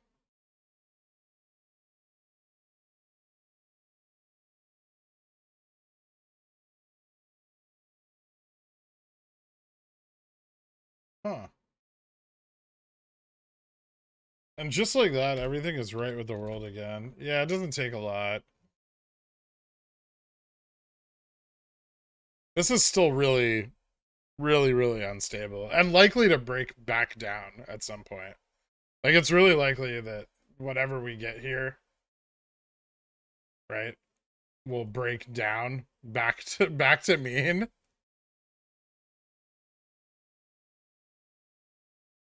It doesn't always happen, but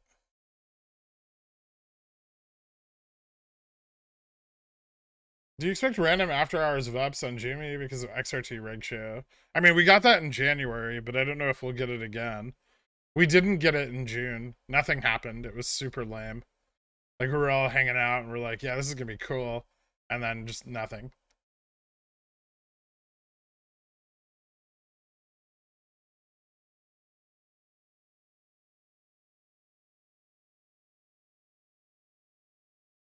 Am I off on this? Maybe. Oh.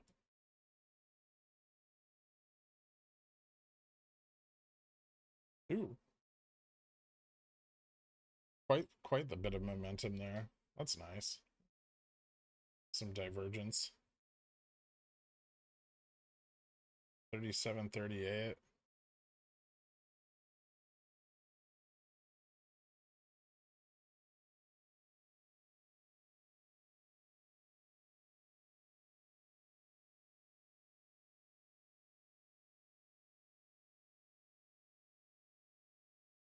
One minute cat megaphone, but it's really tiny. I mean, this is just an ascending triangle, right? Like, look right here. And then the resistance is at the top. Actually, you should probably put the resistance here in the previous, like... it's better.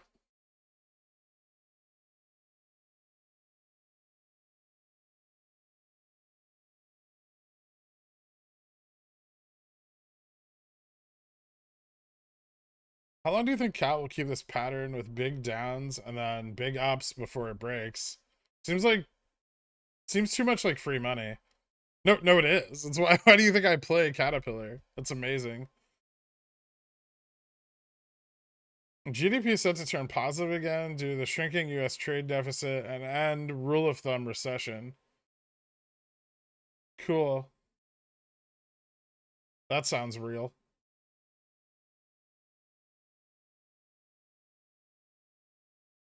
Remember when you played the outro and then tricked us and came back in June? I remember. I do too. WTF in a squirt. Looks like it.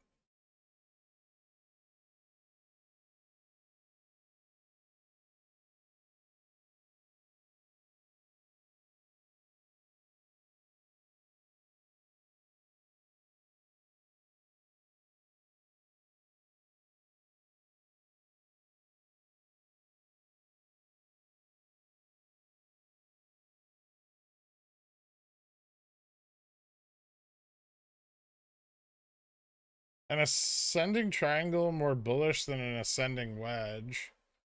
Because it means that buy pressure is moving into higher and higher ranges as the price increases.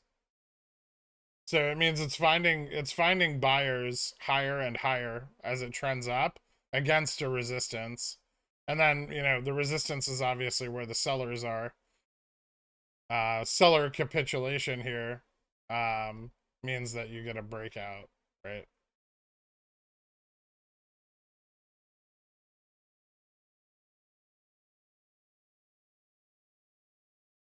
But here you have buyers buying higher and higher,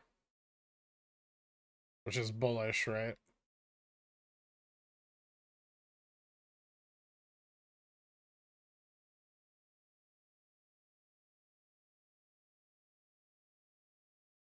Keep redrawing those lines, you'll get it right. Fuck you, I barely moved it. Like a millimeter? You tried drawing on this tiny ass window in WeBull with its awkward fucking auto line adjust. Dick.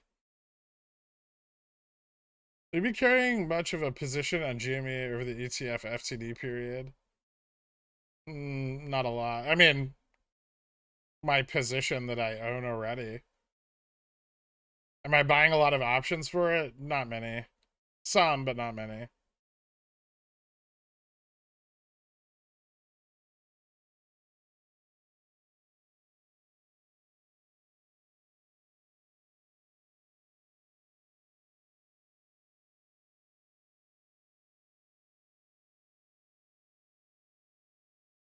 I don't think Rev's going to be bought out.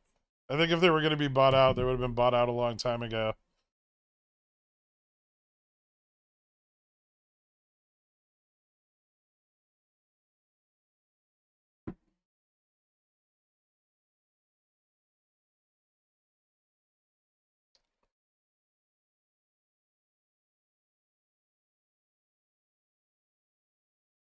Inverse head and shoulders on the cat 1 hour. No. Like, this whole thing? Sure. But, I mean, it's probably better on the 4.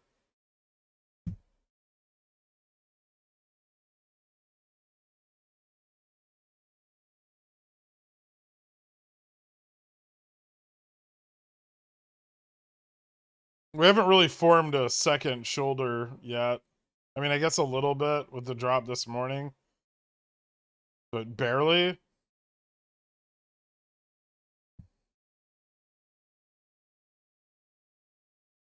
Also, something to note, inverse head and shoulders usually have like very hard rallies. Like it's a strong bullish reversal into a fail and then another strong bullish reversal, right?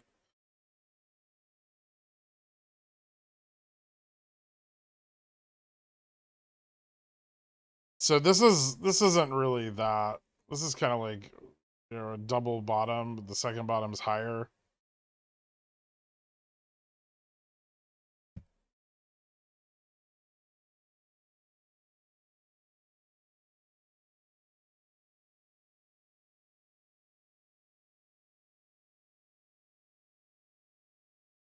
Thanks, Dominic.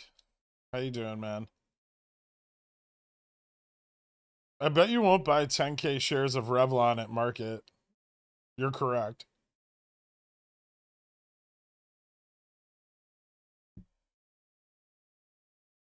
Have you readjusted your CP thesis yet?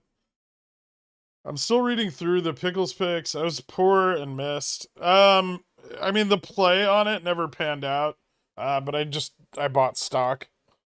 I like DCA'd into it. I still wanted it for a long play. This seems pretty bullish. Really? I think it could break down.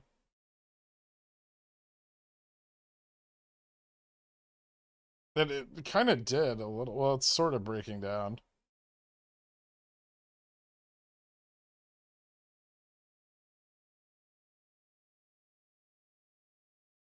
Back to like this trend, maybe. Uh,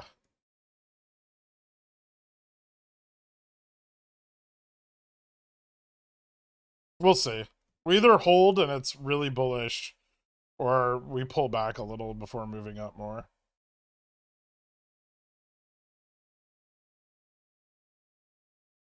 I'm not an introvert at all. Otherwise, yeah, it would be really weird for me to speak to thousands of people per day. 16 dislikes today. Did you say something controversial or snarky things before I logged on? Shill. Thanks, BMG.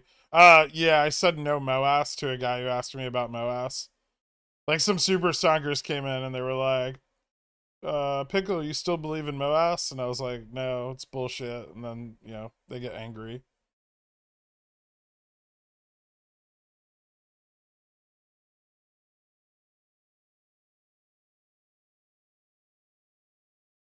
What's your most embarrassing trade? So on another event of me not paying attention to the leverage I was buying, I bought 50 Tesla puts, $20 out of the money, back in like January. And I only meant to buy 5, and I didn't mean to buy them out of the money. So I bought the wrong strike. I bought the wrong option, and I bought 50 of them instead of 5 of them. And then they went in the money, which was super. I mean, the whole thing was just a comedy of errors.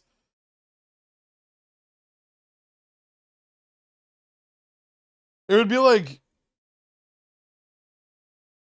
in baseball if an outfielder like made an error and nobody scored a run. Like the bases were loaded but nobody scored a run. Like just absolute nonsense. Yep, I mean owning Palantir continues to be a ongoing embarrassment.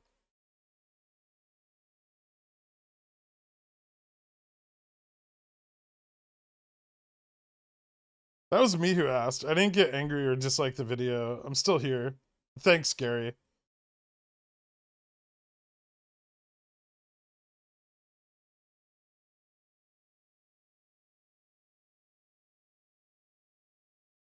Where's Moonwind? Who gives a shit? Does GME move additionally to the SPY movement? Multiply the other direction at the moment? I forgot the term for it. Yes, a bit. The lower range. So as we approach the gamma flip point,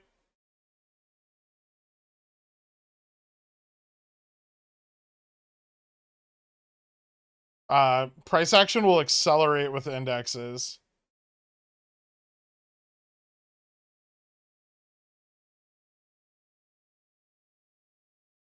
And then obviously if we cross it, it'll continue to accelerate. This is what they want to prevent. They don't want this because this spikes IV.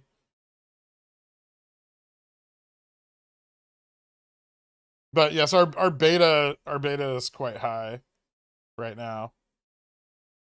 So our sensitivity to index improvement is high. That's because so when gamma is net negative, right? We're under the gamma flip point. The MM and active funds are both buying the stock together, which puts a lot of pressure on the DMM to internalize, right? Because they don't want the price breaking out. They don't want volatility.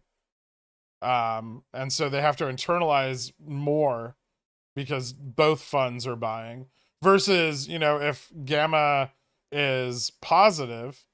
So if we're up here in this range, then the MM is selling into rising prices, buying into falling prices, which means that the DMM doesn't need to internalize as much in order to stabilize volatility.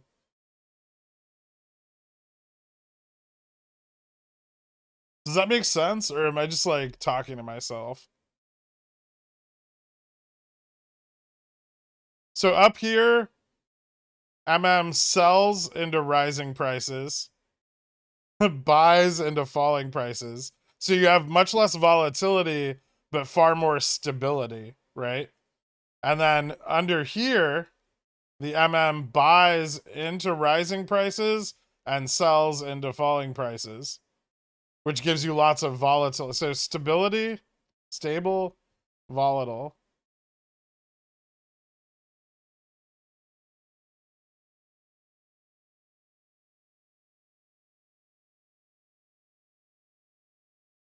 And right now we're here.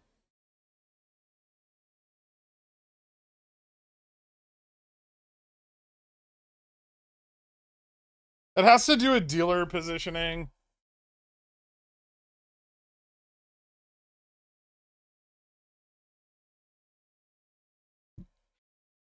I feel like it was a great explanation, but I know it's hard to understand.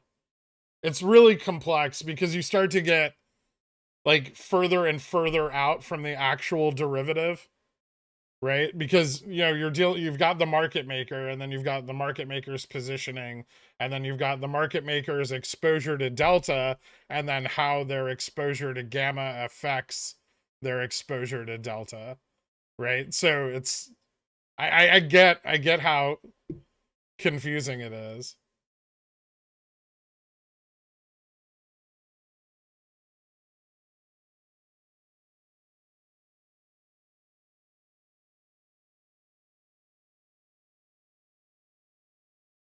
Well, the DMM does the internalizing on NYSE. On NASDAQ, they have internalizers.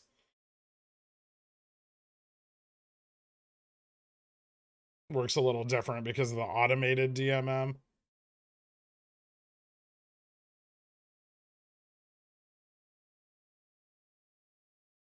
Have you guys made equations with variables for all this stuff? I mean, we have stuff. Yeah. We've got things. We're cool. Is this gamma flip point one of the Greeks you post? Delta neutral? No, not really. Gamma flip has more to do with the current structure of gamma in the options chain and how it's skew adjusted. Delta neutrals are just like, or Greek neutrals are just, the neutral point for that value. So the benefit of delta neutral, gamma neutral, is they're going to hedge against those neutral positions, right? If they want their portfolio of whether they're selling options or they're buying calls, or depending on their positioning, those Greek neutral values tell them where they need to hedge to, right? So those kind of give us an idea of where the hedge will go for different positions to reach their neutral values. So like when gamma flips, the market maker needs the price to move up to gamma max so that gamma can collapse, right? Because when gamma flips, they have to start selling calls, right? Because there are call buyers, which makes the market maker short calls, right? And they need gamma to flip so people sell those calls so they can become long calls. right? And so like when price starts accelerating the upside into that gamma max point, gamma expands and becomes harder and harder to hedge. So you get more and more volume and more volatility until it reaches gamma max, or surpasses it, depending on how much interest there is in the stock at the time.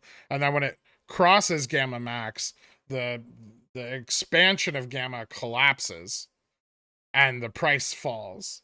So like you can't really have a run that's sustained unless one of two things, that once it crosses gamma max. So once you cross gamma max, the run can only be sustained by gamma max rising above it. So usually on a run, gamma max kind of has a start point, and then people buy more and more out of the money calls, which increases gamma max, right? But also, as this is happening, call prices go up. Okay. So call prices are constantly increasing, and the amount of money or capital required, like, it gets thick. It makes thick in the warm because it takes so much capital to move gamma max up further, the higher and higher it goes, right?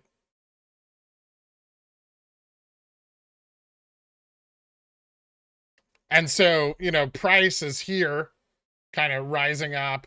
And then once price does cross gamma max, a run really can't be sustained beyond this point, right? Because, call side can no longer buy more calls to continue raising gamma max. So they begin to capitulate, which flips the market maker hedge to net long calls, or net long calls, which means the market maker starts selling into the price. Like, and then, price falls.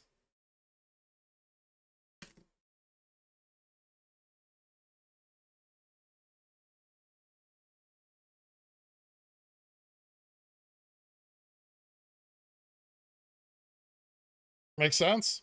Clip? Ah, okay.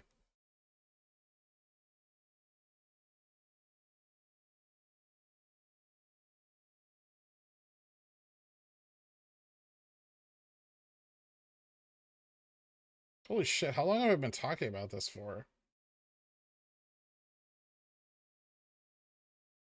Ugh, that's gonna need edited.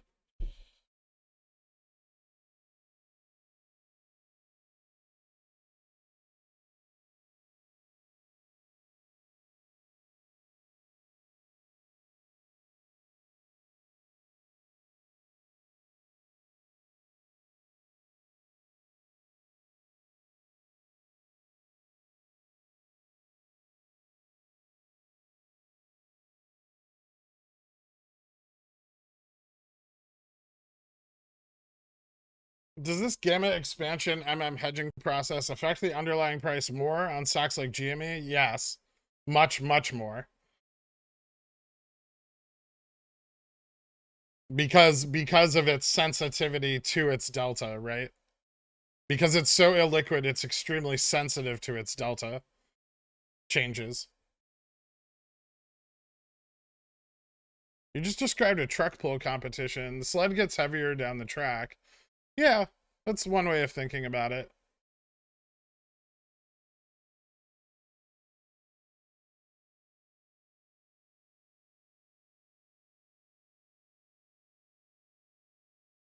Actually, I think MOASS was still a thing until, yeah.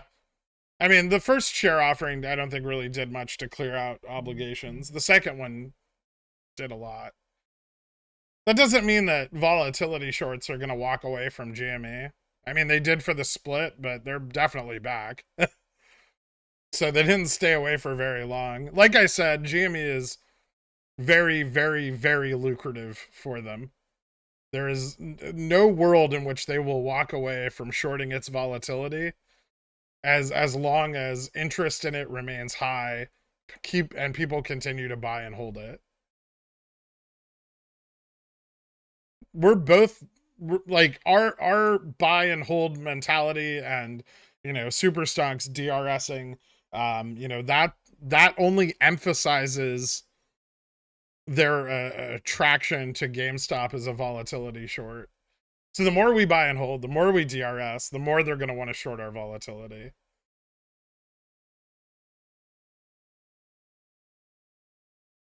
You bought weekly calls on Tesla after it broke downside support and had bearish news?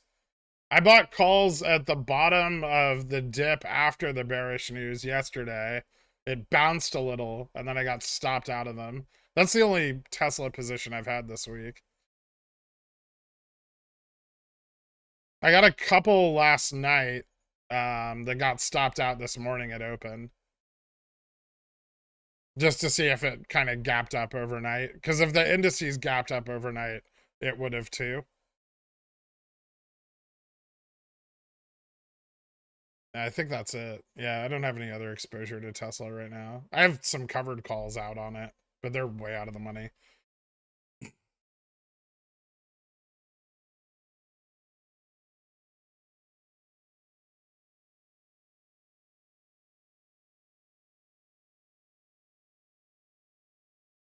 How do they short volatility? Well, you can use volatility swaps, and you can sell lots and lots of calls and puts. Selling an option, acting as a market maker, you know, shorts volatility because you're increasing the OI on a strike, which like, right, which lowers the volatility. You're creating a larger float.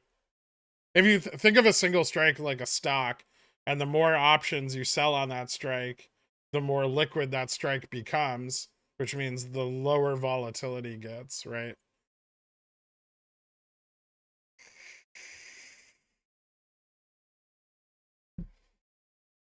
So theoretically, something liquid like Apple would be near unaffected by this options chain gamma expansion. Apple almost never crosses gamma max.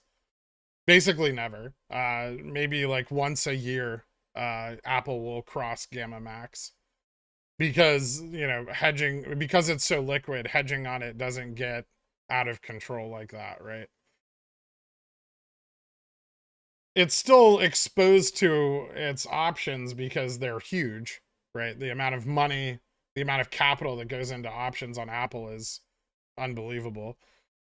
So there's still exposure, but it's not nearly as volatile within the head, like the ranges of that hedge.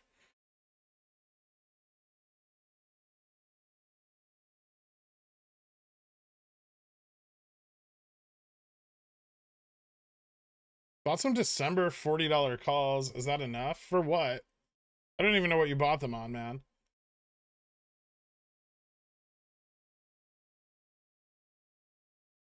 Take profits on these 0 DTEs.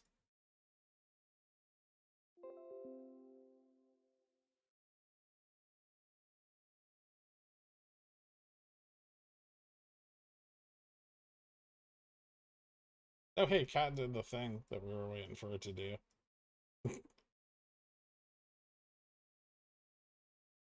No, I meant Carl. Oh, I have no idea what Carl did.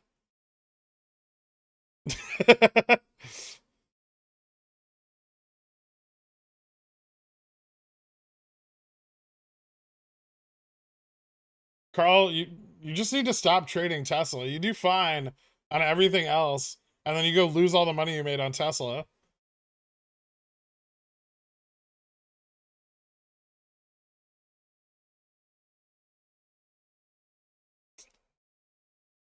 You never should have taken that first taste, man. That's what hooks you. Is you buy some 1 DTEs on Tesla and they 300x, and you're like, I'm a stock god. Everything I do is amazing. The market can never defeat me. And then you proceed to lose your entire port over the course of 3 months, attempting to relive that one brief moment of success.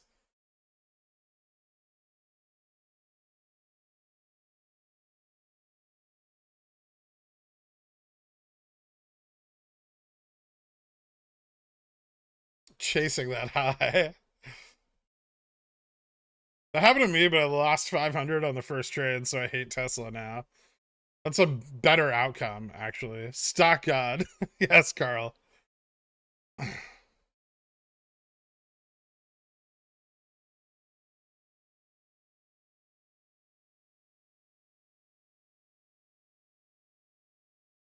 Tesla's I can't even after the split, and it's a lot more stable now than it used to be. I can't express how difficult Tesla is to trade. It's super sensitive to any kind of fucking Twitter bullshit that's going on, or Elon saying bullish things. So you should almost always have some kind of hedge to protect your downside. Options on it are crazy expensive because not only is it an expensive stock, but its IV is really high too, like 60 to 70, sometimes higher. SPX Head and Shoulders, uh, ascending Head and Shoulders, sure. Falling back down, we'll see. Oh fuck, as long as it holds this bottom trend line, it's good. If it, like I said before, if it doesn't fall back down, that's really bullish. Because we're just seeing like buy side pick up strength, right? It's not as bad as chasing no ass. And chasing no ass is pretty awful, yeah. I don't want to think about how much money has been lost waiting out for MOASS. It's a lot. It's an unbelievable amount of money.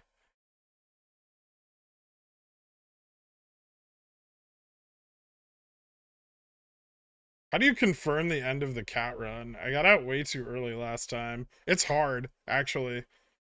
I found that the best way to get out of Caterpillar is slowly as it keeps going up. And then, if it pulls back on you too hard, just close out the rest. But capturing profits along the way as it moves up is best because it can reverse really, really fast. Usually, if you find stability at a resistance like 180 right now, it pulled back a little but recovered. That's a really good sign for it to continue moving up. If it doesn't recover after a pullback off of a resistance, that might be a good time to get the fuck out.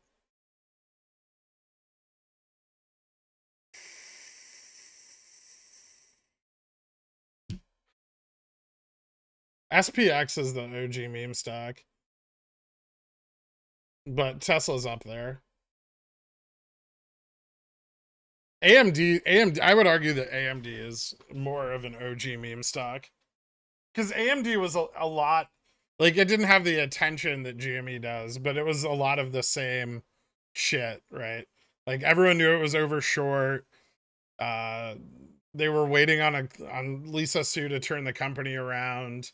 Um, it like its future didn't look super bright at one point, and people kept buying it, right? Like, people just loading up on it. And obviously massive short positions, like all of all of like the entire sector was against its success, and then ultimately it did all the great things everyone wanted it to do, and now they're one of the leader of that sector, if not at the forefront of it.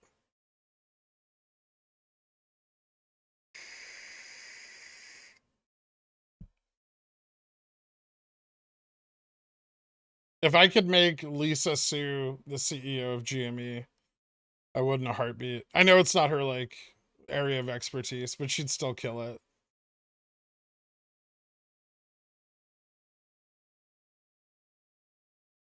But all the FUD, all the bullshit, all the terrible news articles every day, like, those were all there for AMD, right? It's just that, like, not as many people were paying attention. And AMD is still massively shorted. Nothing's changed.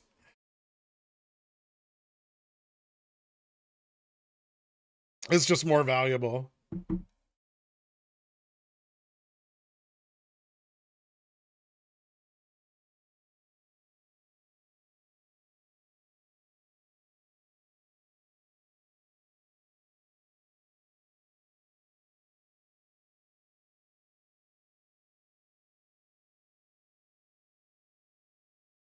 Yeah, just kind of slowly pulling back gains on cat is definitely the best way to get out of it.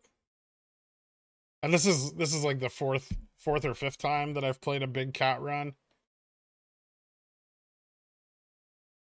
Or like a strong bounce on it. And it's definitely better not to try to time the top. Like yesterday I closed out of my October like 165s. I closed out of some of my November 165s. I still have October 170s, which I'm probably going to close out of soon. But I got a little bit of better price on those, so I'm holding them. My December calls I still have open, and the vast majority of my November calls are still open. I don't think the run's nearly done, but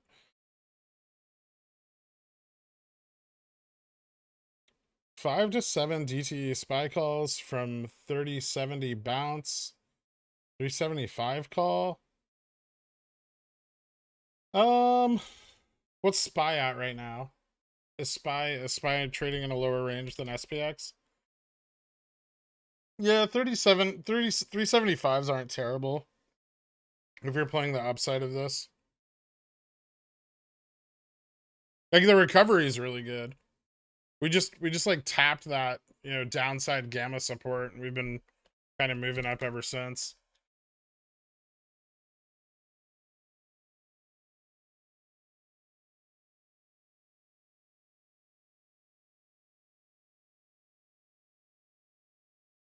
It might be SPXW for you. It's got different tickers on different brokerages.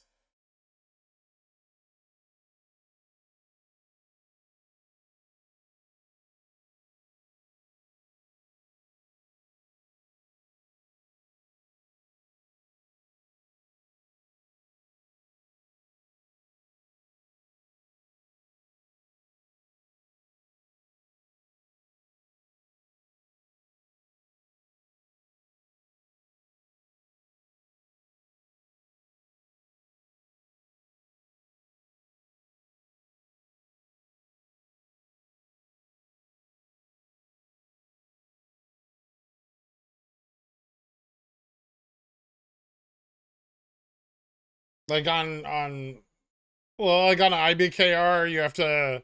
It's not under stock; it's under index. So you have to pull up the SPX index.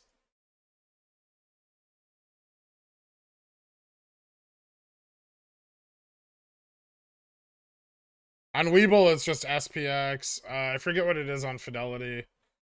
I have no idea what it is on TDA.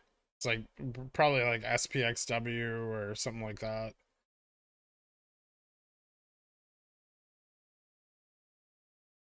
What's a good price to buy AMD stock? I mean, I'm not buying any above 45. If it falls to 45, I'll buy more of it, but I'm not like I just averaged up a bit on AMD like a couple weeks ago. Right now my cost basis is around 45 or 43, something like that. So that's the range I'm targeting though for more buys if I buy more.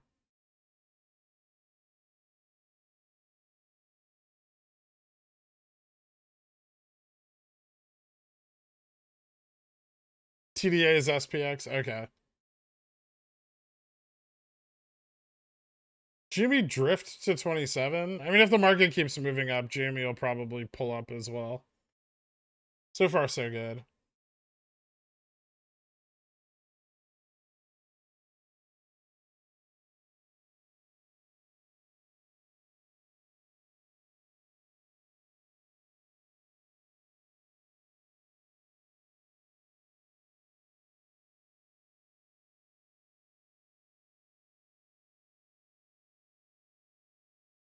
I don't know what Kanye did. How far out of the money would you sell CSP if you don't want to get assigned, but still want to get a return? Too far out of the money seems like a waste to tie up a lot of capital. Yeah. I mean, obviously you don't want to sell too far out of the money. You've either got to use technical analysis to find your breakpoints, or you need to use Greek neutrals and target ranges below that. If you want to make more money, you have to take more risk. It's pretty simple.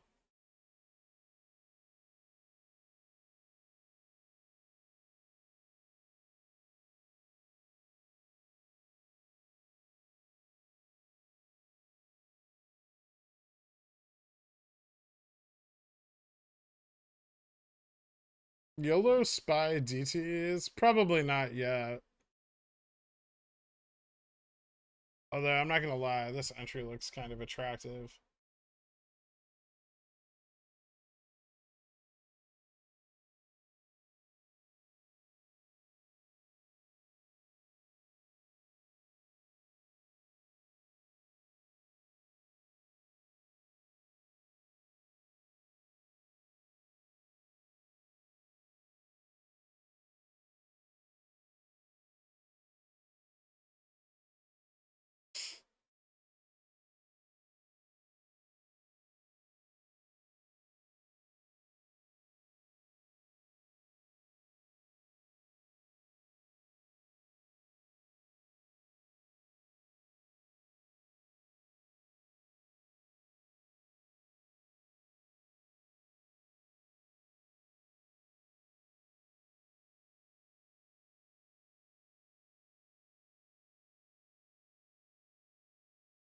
Hmm.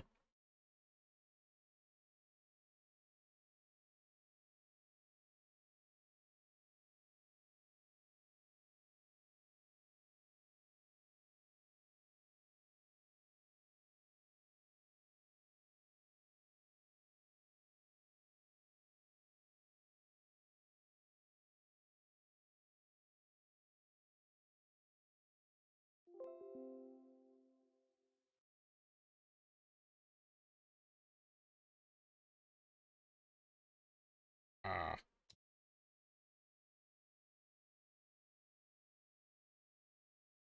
Ooh, it's gonna keep pushing down.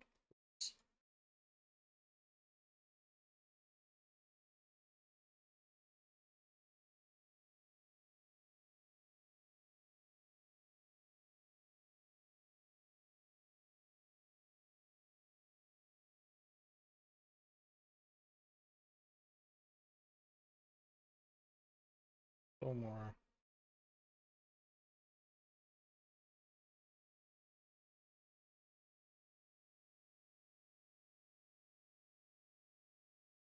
I got a sweet fill on those.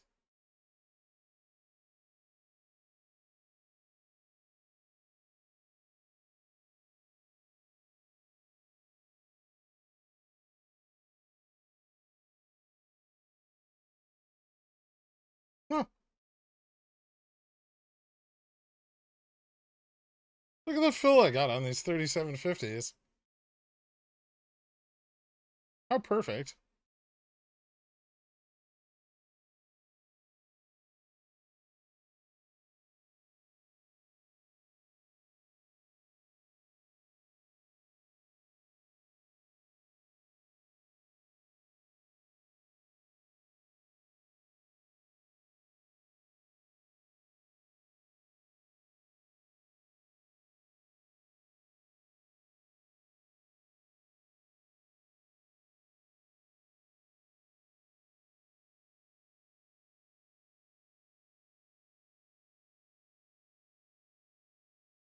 I'm selling GME CSPs. I can't wait anymore for $23.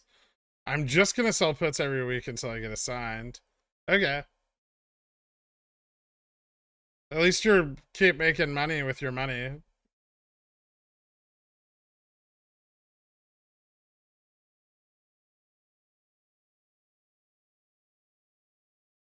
Lots of lines today. Well, I'm kind of day trading the SPX, so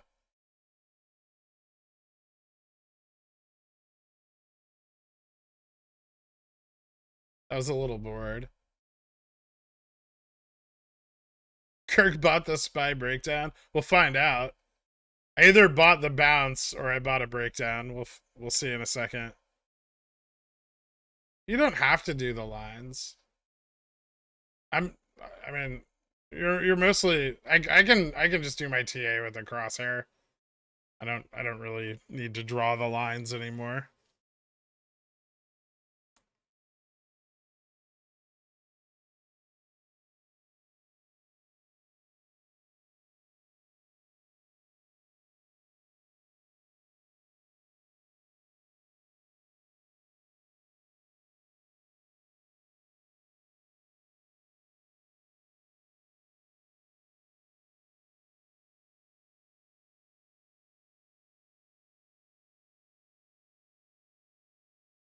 This one's still important. This one, well,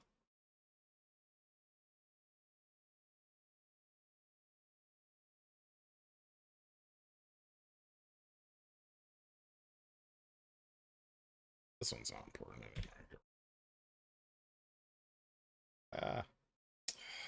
Piece of shit.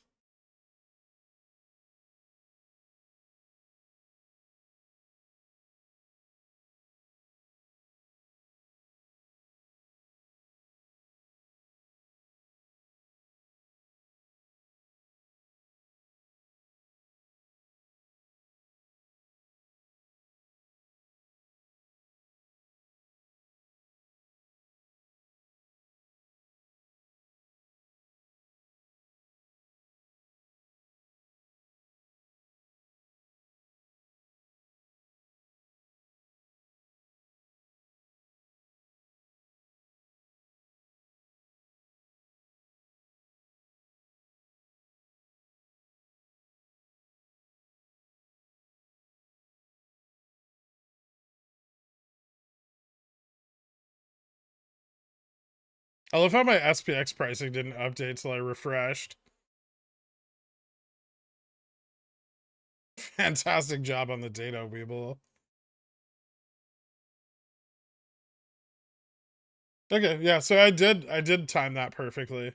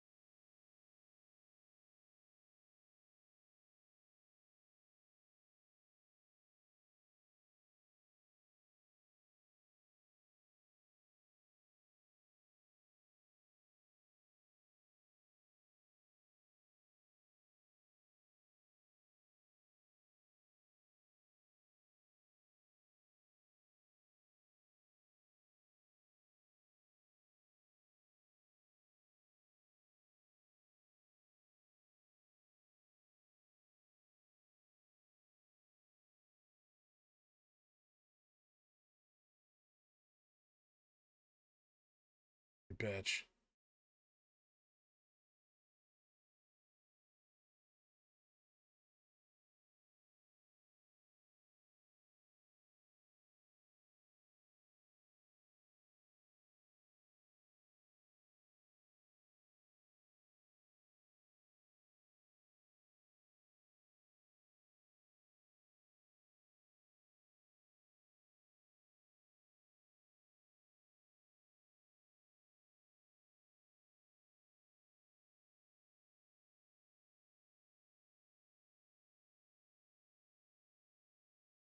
See how I'm placing the stop on the resistance?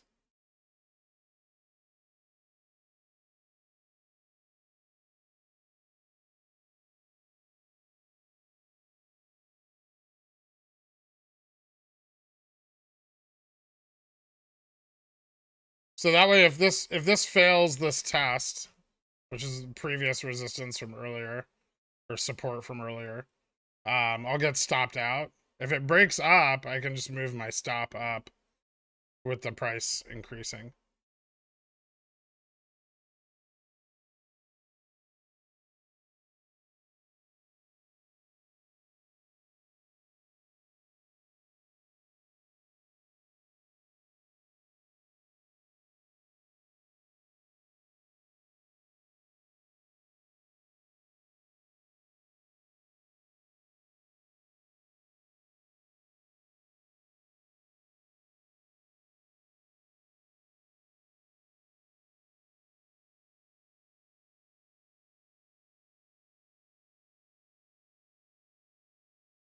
And move it up to like 1250.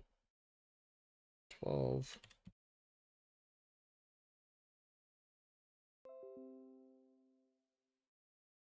God, I love SPX.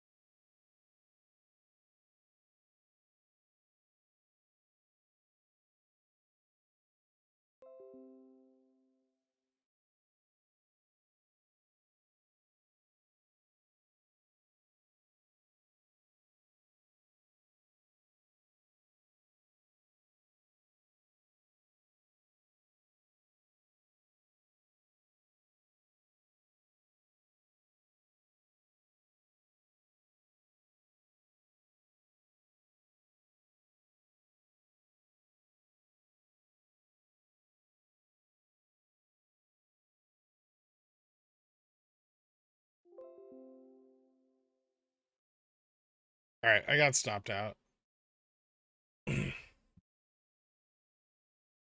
So you just keep moving it up, right? I was just moving up I was just trying to show people moving up stops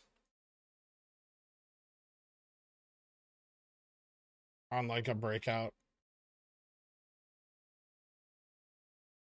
You just got paid $1,500 a minute. Best job ever. It's nice when it happens, yeah.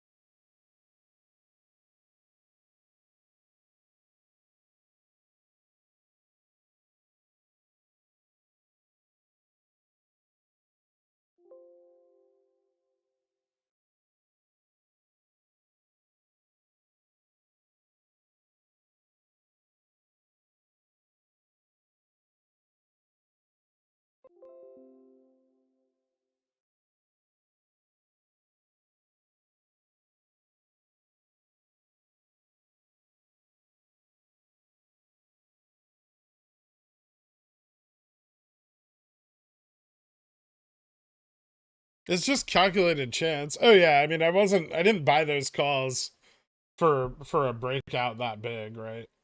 But it happens sometimes. Like I definitely got lucky. Um I was only trying to play a move like up to like 37.45. You said those stops closer than I thought you would. Why so close? Oh, it's SPX. The pullbacks can be really fast, and those were 0 DTE contracts. I wasn't gonna fuck with them. This can break down from here, right? This could break all the way down and fill that first gap that it left at like 37.45, 37.44.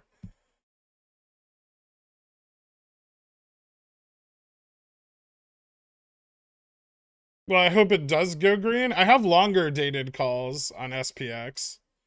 But I'm not gonna take any chances on 0 DTEs, right? I just captured like fucking 200% gains in 5 minutes. Like why wouldn't I just take profits? What the fuck? Especially at resistance. And we already know that like everything's a bit shaky today.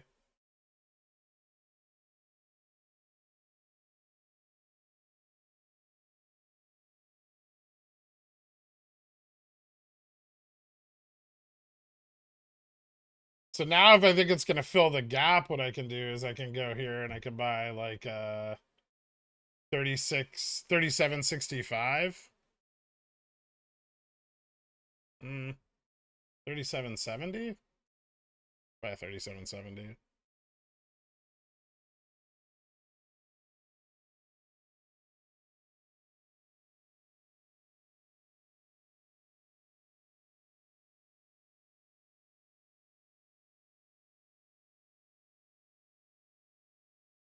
Bears in shambles. But the gap's like it's right here. This is kind of indicator that shows it.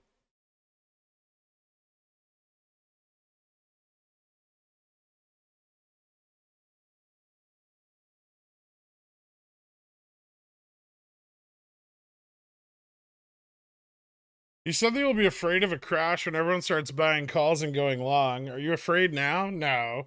Call positioning's still really weak right now. Do I go for the... I guess I'll cancel this. Go for 37.80? Ooh, getting risky.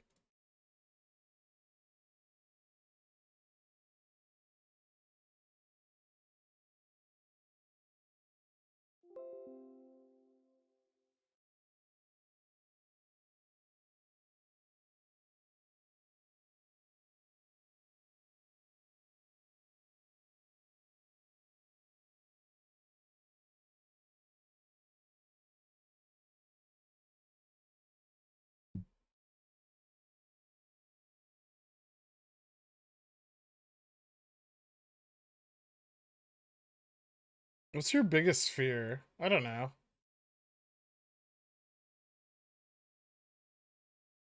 That Carl will make more money on Tesla than me one day, I guess. And steal all my tea. That keeps me up at night.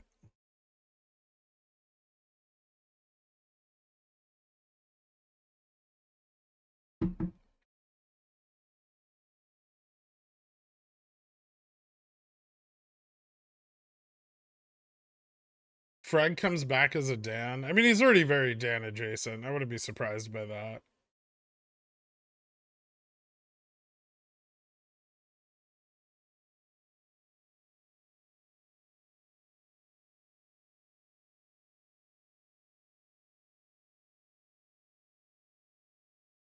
No, yesterday I made a tiny bit of money on Tesla, and Carl lost 80% of his portfolio. Oh, Carl's trading's absolutely being hindered by his low T.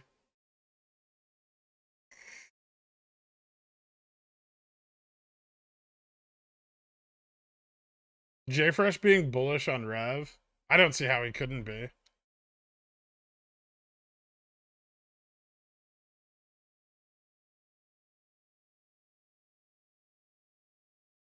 I will not sell my longs to YOLO Tesla.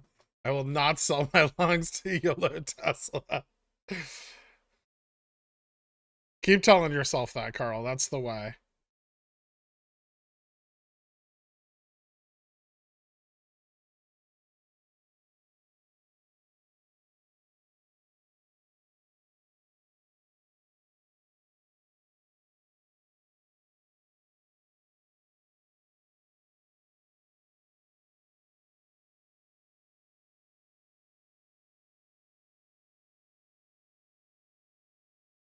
Upstart looking bullish as fuck. Starting to look, yeah, it's coming back up at the market.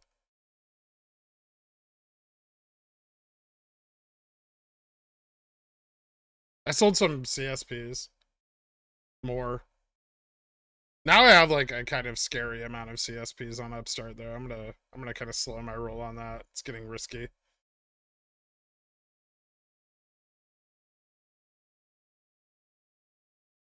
Is full porting Tesla calls now a degen play or classy? It's super degenerate. Tesla's had some terrible news lately.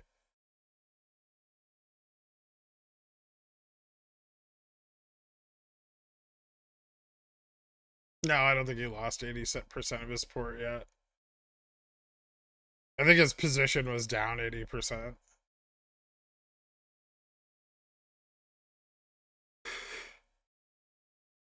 Yeah.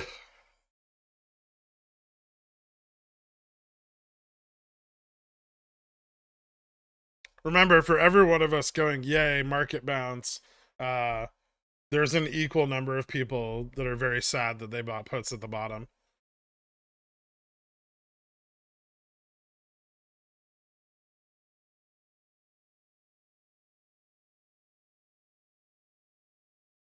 Biggest comeback you've ever made? COVID cry. Ooh. Nope. GME. GME between Jan and March of this year. I was down a lot.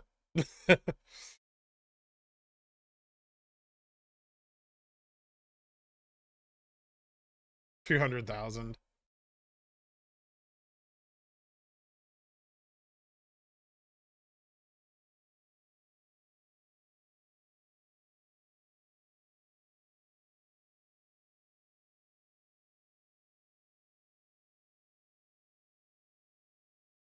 That's a lot. How do you sleep at night? Like a baby.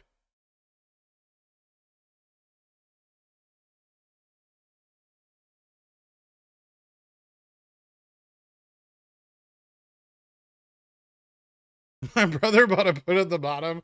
At least he gave himself a little theta, but he's still fucked. Yeah, this looks pretty fucking bullish. I'm not gonna lie. Interesting bounce off the gap. Yeah, not enough steam to fill it.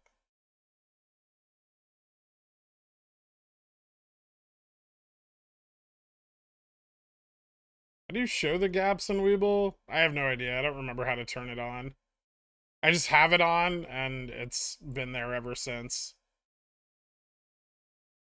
Someone told me how to do it one day, and I did it. I also don't know how to turn them off.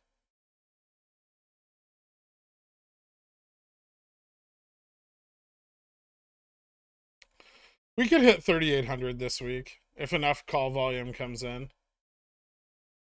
When is OPEX plus 69? Just go read the DD.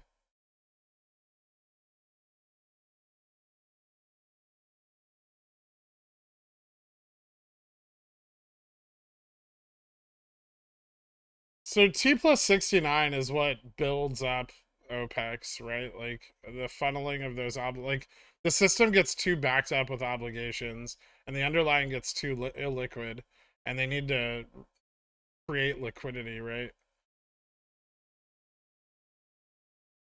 So when they have no more pipelines to stuff shit into, they've got to clear them out. And clearing them out makes the price run.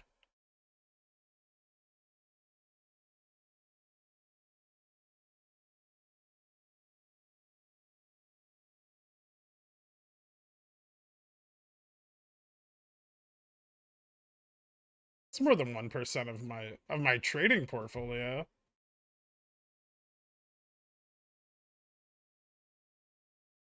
How much fucking money do you think I have, Gentle? Most of my money's in stocks.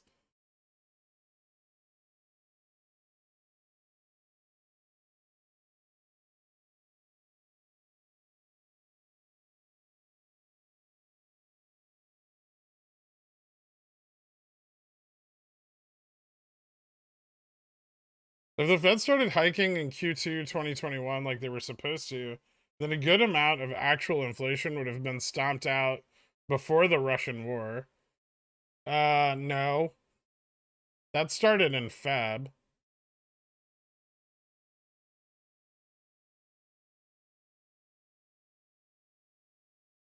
Yeah, I don't have $1 billion. I wish. I wouldn't be fucking doing this if I had $1 billion every day. I'd be far busier.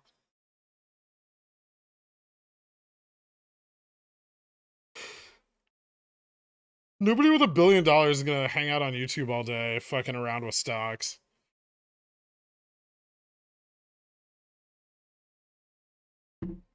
$11.2 million? Depends on GME's price.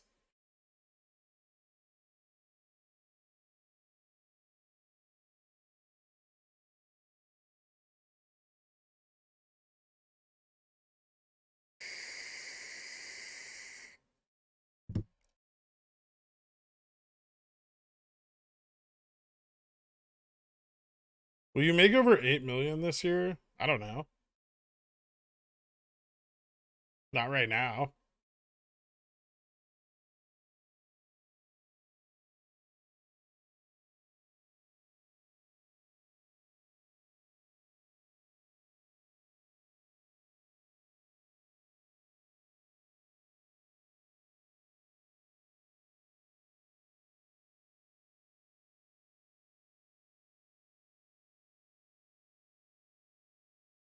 I'm not a billionaire. I'm definitely not bashful.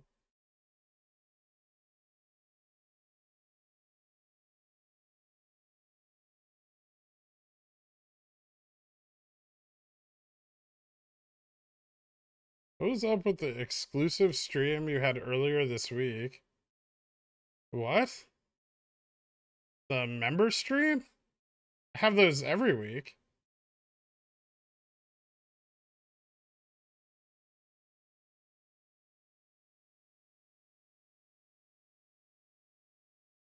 If you get 1,000 pigeon whales, will you get $1 million? No.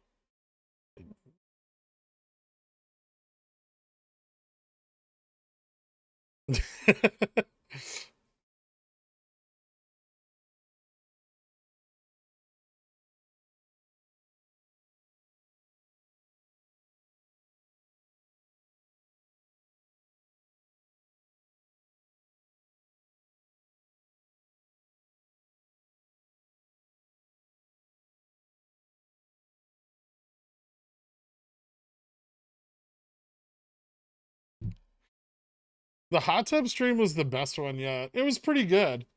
I've been kind of on fire this week.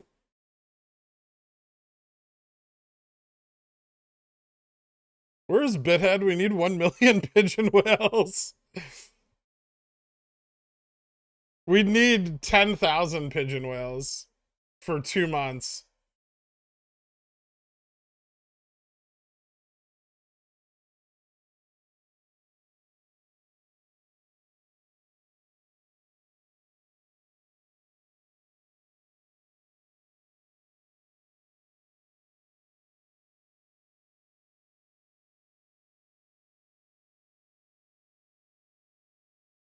For WeBull gaps, right-click the chart, chart settings, show candle gaps, pick quantity shown. Oh, there you go. Will SLD start the next large downside in the market, or do you think we could stagnate around those times with OPEX the following week? I mean, usually SLD leads to a 200-point drop, even on a rally. Like, even in the last rally, SLD led to a drop. It doesn't mean that that drop's going to be sufficient to kill upside momentum, though.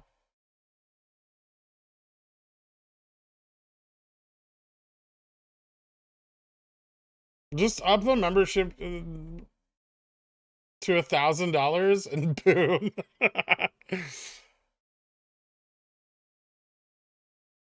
Everyone needs to chill out with growing Pi-Fi. It's best to keep it small and have them all to ourselves.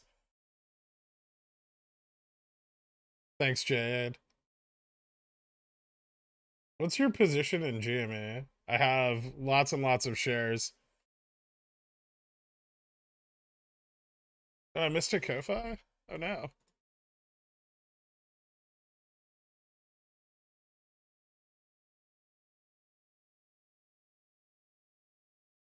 For the billionaire fund, P.S. I'm sure you already know what this is really for. Oh shit. Thanks. Thanks, Daniel Taylor. I appreciate it, man.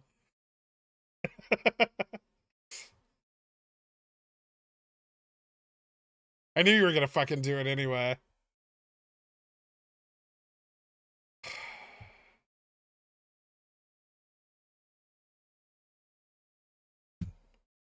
Son of a bitch.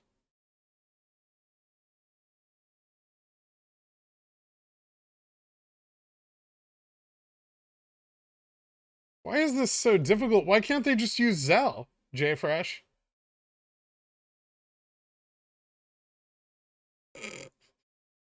The most advanced payment system of our times.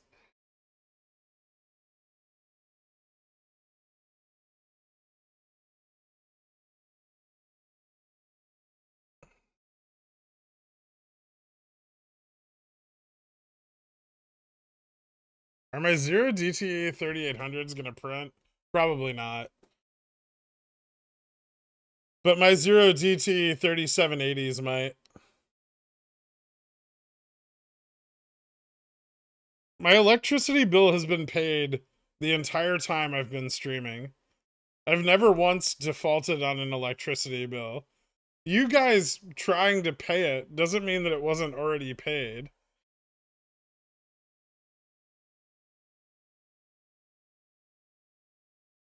That's not how you spell arrogant.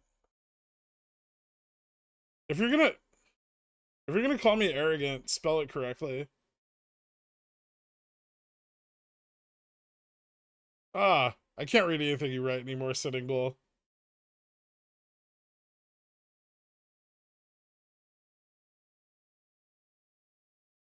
He's so poor, he's in denial. Do you accept dad jokes, or is that a timeout? Do what you need to do, man.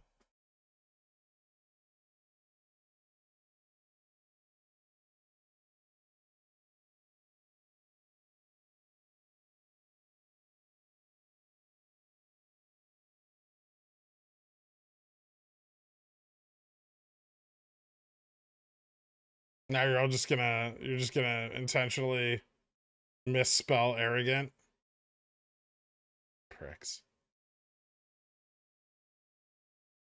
Pregnart? PT for GME this week?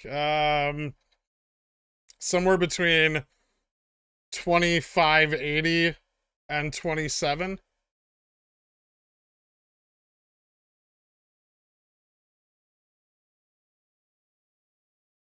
Ooh, abrogate.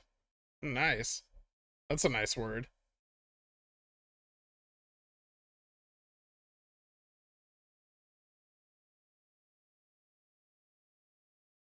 Do you know what that means? To abrogate? It's to repeal or do away with, like, a law or a formal agreement. It's a good word.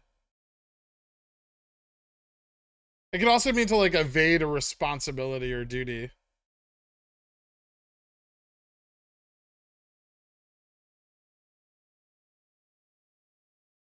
How does Gamma Max relate to Gamma Zero?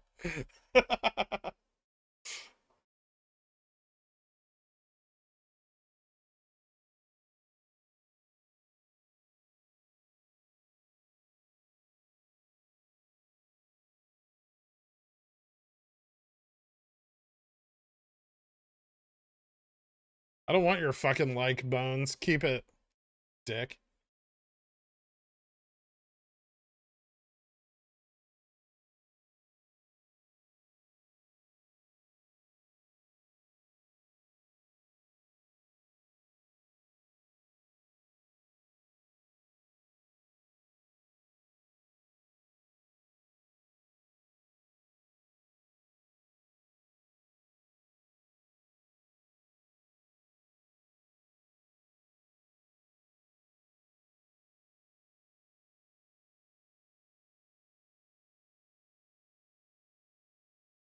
Why do I LOL when you say duty? I don't know.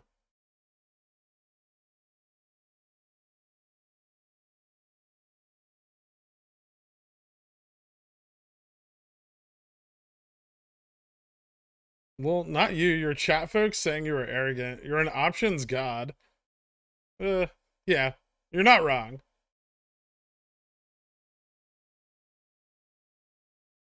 Should I roll over my 30, 10, 21 calls into November? I have a 150 average. $1. My $30 1021 calls into November. No, probably not. What are they worth right now? Are you underwater?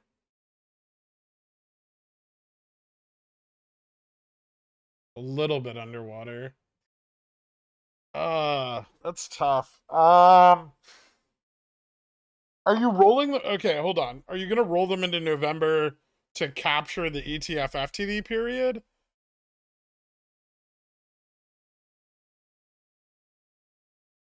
And are you gonna just roll forward to the capital?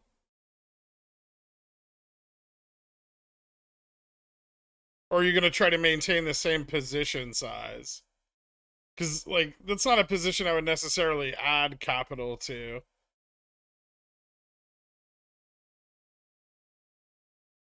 Yeah, Novembers are kind of pricey. You'd lose a lot of leverage rolling to November, but $30 calls right now kind of suck. So it's tough. He's like at least 3 or 4 days of theta before a break, like a potential breakout, and then even then the breakout's probably not going to be super fucking great, like 30, 31 maybe. So you're not going to go very deep into the money. Maybe the better bet would be to like, have you thought about like rolling down?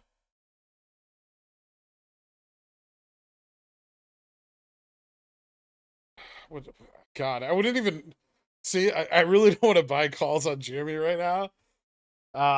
For this exact reason, it's just they're kind of shitty in the current range. So you either want out of the money with a lot of theta, like more than November, or you want very, very close to or slightly in the money for low theta calls. Like if you're like under 20 DTE, you probably want to be almost in the money. And then 30, 45 DTE, you probably want to be at the money.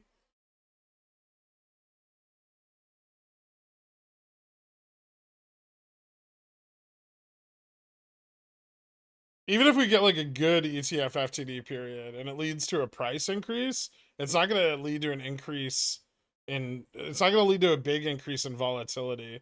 So it's really hard to get back the premiums on out of the money options after they've like rode some theta.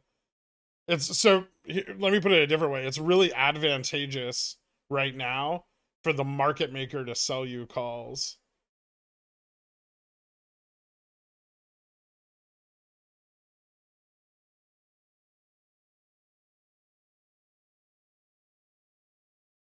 That's all I got. I mean, I can't tell you what to do with your position, but maybe that helps you think about it a different way.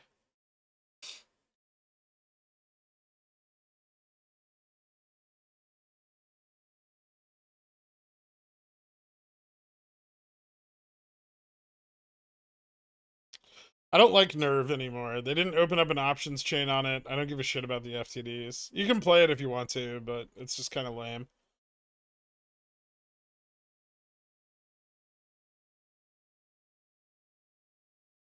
No problem, man. Why is MM selling shares? Good for them when IV is so low. They're not selling shares. They're selling options premium. Options premium that's like very unlikely to go in the money because they're going to try to prevent it from going in the money. And then if it does go in the money, Theta's going to have eaten away so much at the premium that it's not worth exercising or selling.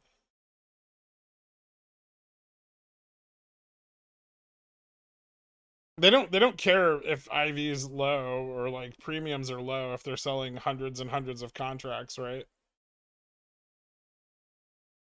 They just care. They're selling them naked. First of all, they don't own the underlying, so they have no like negative exposure.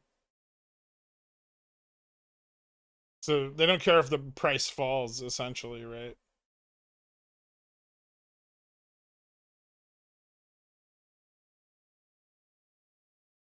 You know what I love? When I'm providing technical support to a person who can't verbalize their issue, it sounds wrong is not a good explanation of your problem, sir.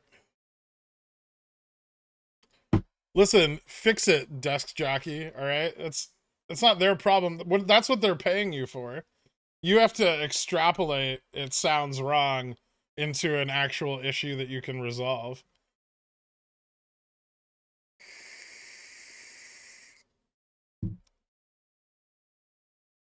Quit boning my theta, spy.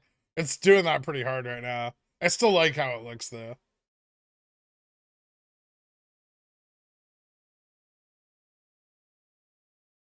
Would December 80s be a bad buy right now with Ivy dirt cheap for October OPEX exposure? Or wait until after ETF FTDs? I'd wait till after ETF FTDs because ETF FTDs create a bunch of liquidity, right? And then they short the fuck out of us again.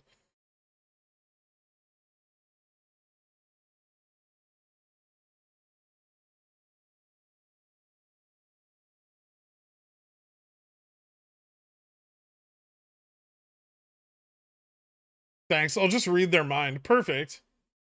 Maybe you should like get in touch with Elon and he can get you one of those little chips and you guys can mind meld. Imagine how much better customer service would be if you could just mind meld with the customer service agent and they knew exactly what you were thinking. Yeah, or at least get a horse out of the deal. All you have to do is look at his penis for 5 seconds.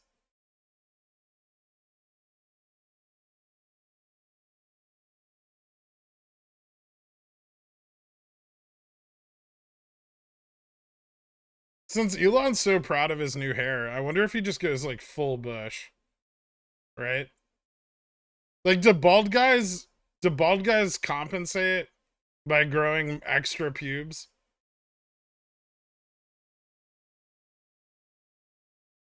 You know how like bald guys will grow beards because they've gone bald, but they still want hair on their head.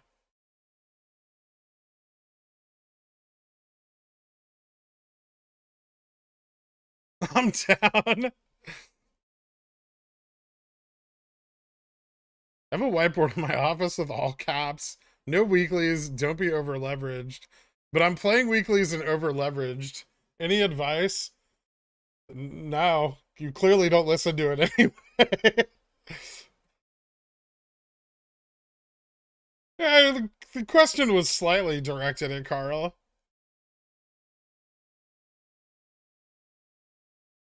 Oh dear, at some point in the next few days, you're going to show us 2 points on the graph and explain how they collected premium between the 2 points for free. Muchos gracias. Yeah, don't be the guy I'm talking about when I give that example the next time.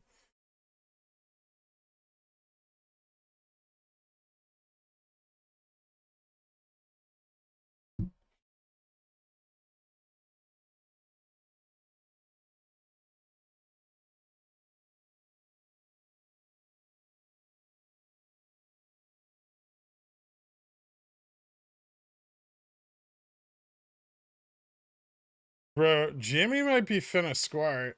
I mean, yeah, if the market rallies right now. Ooh, that guy might get an opportunity to get out of his super far out of the money calls.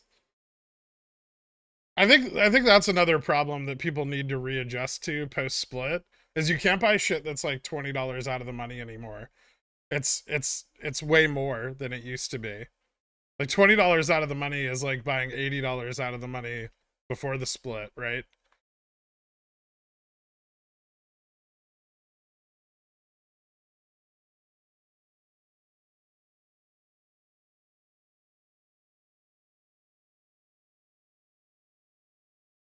Let's fucking go. $80 out of the money calls. It's been a long time since those have printed on GME.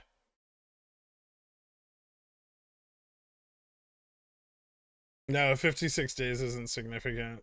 Holden Herald. Check DMs. Ooh.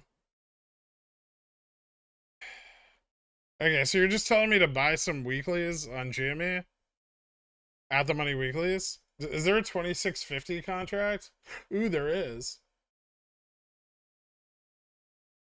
Do I get greedy? Oh, those are 21st. Ooh. Those are really cheap. I don't know, man. Gonna squirt. Alright, fuck it. You sold me.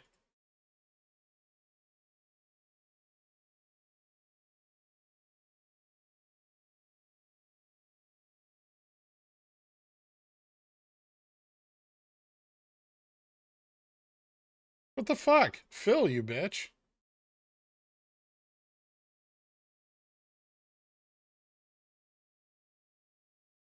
How much do you want for this? Okay.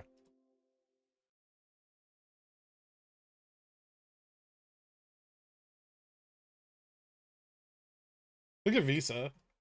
Back over 185.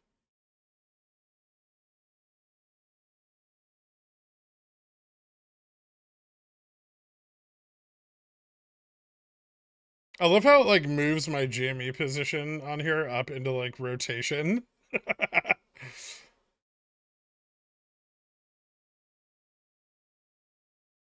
Don't blame me when you get burnt. I'm going to. Don't show me bullish charts like that when it's, you know, Wednesday and the SPX is about to fill a fat gap. You know what I mean?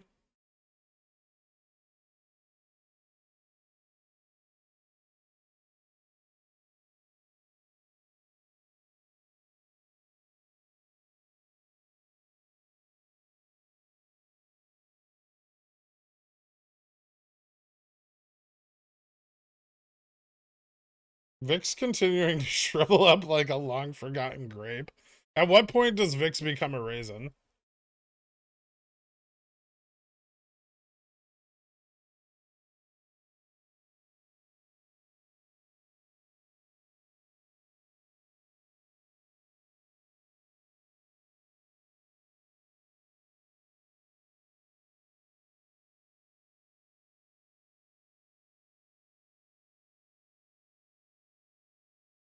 I mean, gap theory is bullshit. It's just made up, right? Like SPX is just gonna get like rejected and move up normally. It just seems more compelling because there's a gray box here.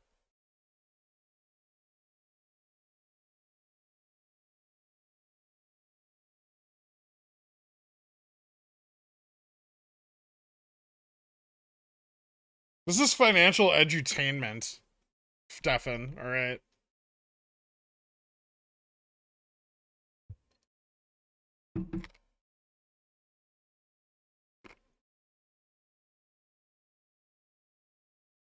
You're forgetting about the Tane. Never neglect the Tane.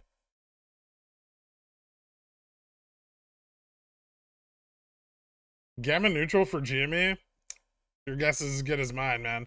Probably like 23 or $24. It's low. I haven't had data for 2 days.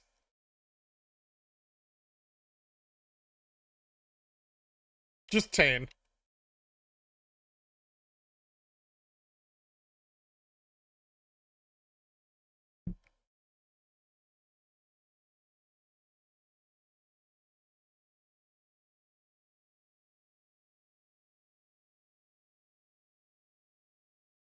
I'm financially illiterate and still enjoy this channel.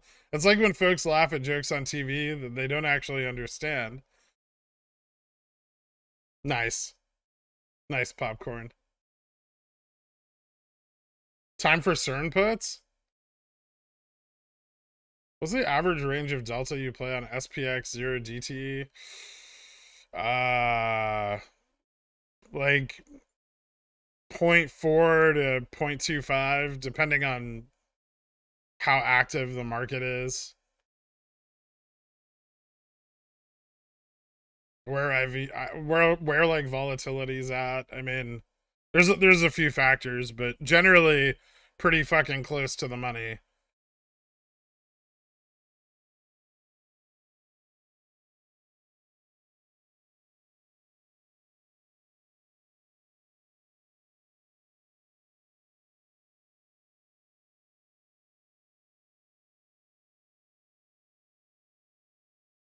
Those 3,800 SPX calls I bought today at the low for 3 weeks out are printing so hard. Yeah, my 3,800s are up a shitload, and I bought them at the bottom, but they're up quite a lot. What's going on? Where? TDA won't let me buy them anymore. Buy what? Oh, CERN puts? Bastards. It sounds like crime.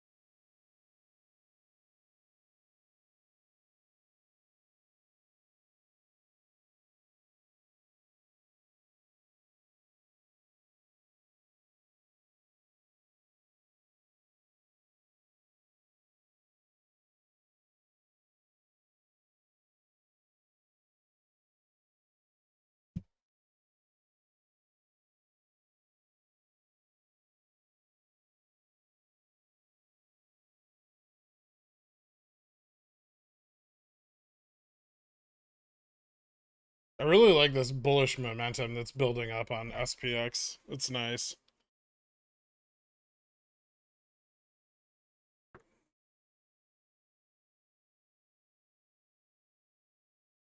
How high can cat go near term? I mean, let's go take a look.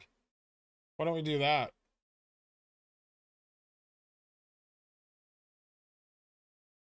So cat's kind of moving up into this like 178 to like 184 range. Which is, really this like 178.50 and 185 resistances. So, we could see possibly a rejection in the middle of this. There's another resistance at like 182.50, 183.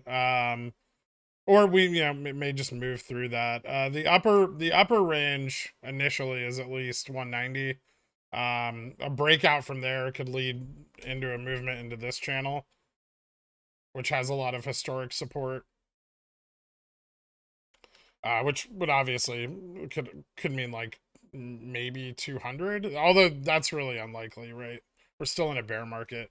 I would say, you know, since we're hitting my upside price target for later this year after a couple days, that the next upside target will be 183 and 185, and just take it day by day and see how it performs. It can move up through its ranges really, really fast, right?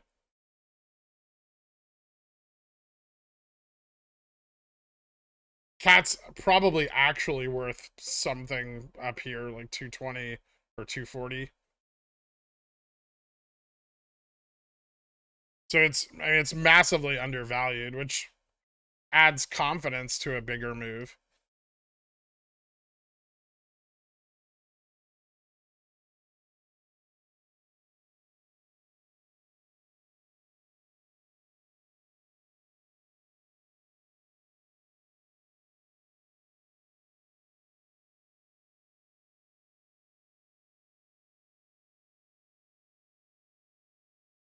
I already have 185s for November on Cat.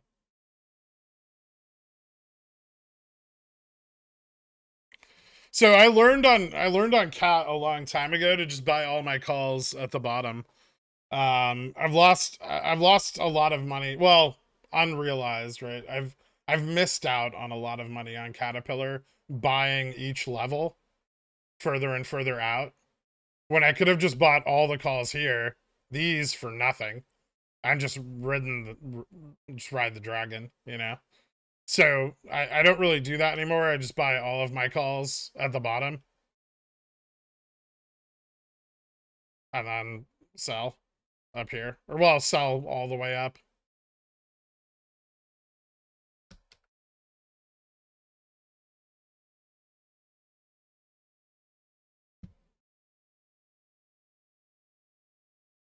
And I've sold some cat calls off already.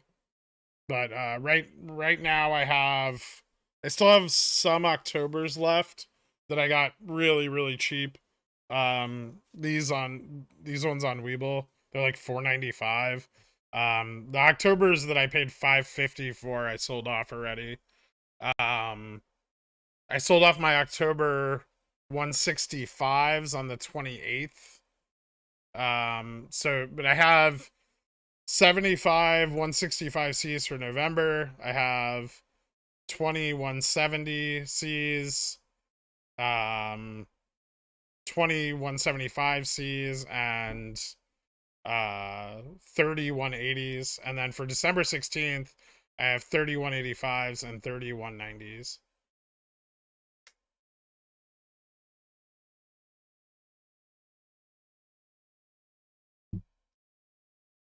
Is the market rally over in your opinion? No, I think it's just getting started.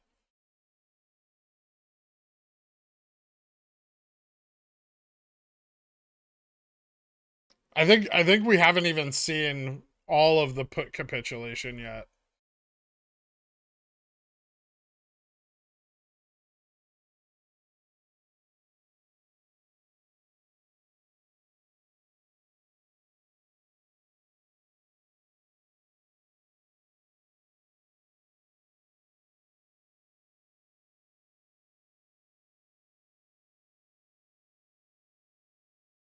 If you start selling on the way up, do you just sit out the rest of the run up, or do you try to reposition on flat periods or pullbacks? I simply don't sell everything on the way up, right? Like I sell some off on the pullbacks and then, you know, hold the rest. So like yesterday on the test of 180, I sold off a little bit of my position, right? And then today I'll probably sell off a little more. Um, and then, you know, I'll kind of wait a few days and see what it's doing, and then I'll sell off a little more.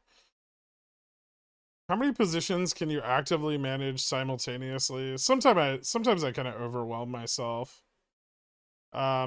Quite a few, but I can get a little out of control sometimes. Like when the market's really doing a lot of stuff, you can end up with too many positions, and that's not a great idea. But over time, you get more and more experience managing more of them, and you know some of them you can just set stop losses on and forget about, and you know it's like not like something that's not like a big position or something that's really moving. You know you can just like set a stop and you don't have to watch it anymore. The hardest part is when you enter a lot of positions at once and you're simultaneously waiting for all of them to confirm, right? And then that can be really difficult because you have to actively watch so many at once. But once they start confirming, you can start you know, planning your exits and stuff.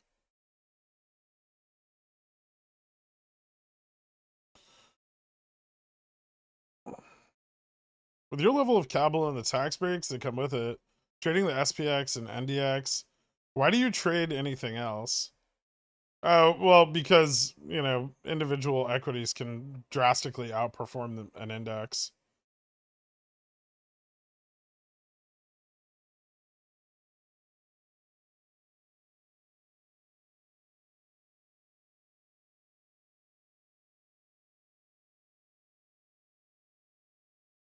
Do you have a magic macro that liquidates everything? Um, sort of. I still have to click each one. And then I have a macro that'll just like market sell. So like click it, sell, click sell, click sell, click sell.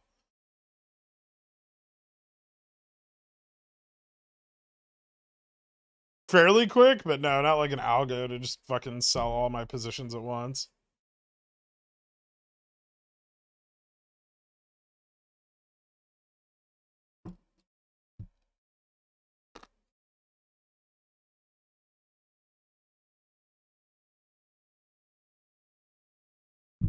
I can't find the Rev hearing. Which one? The NYSE one?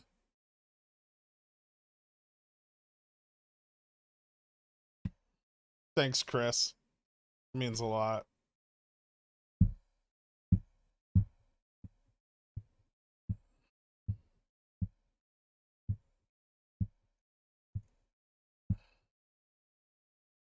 No, it's a macro because it's an option sell, so it has to double confirm the order. So it's not just a hotkey. I wish it was just a hotkey. It would take less time in between each one. How are your weeklies doing? I'm up 11%. No matter what happens to the position at this point, Dork, you were correct.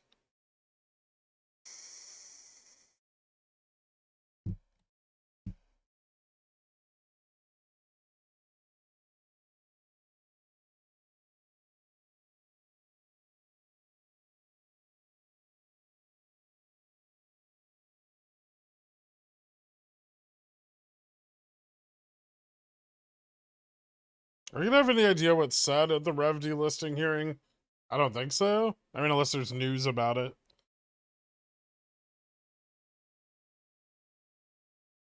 I don't neg women. That's lame.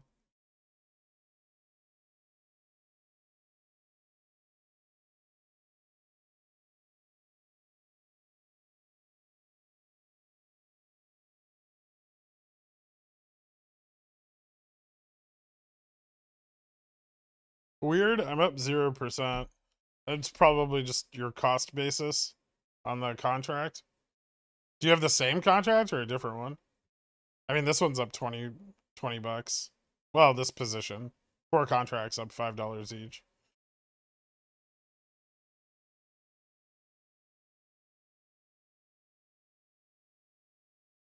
I'm looking for the delisting hearing. You'd have to go look on like NYSE's website, probably. I don't know where it'd be on there.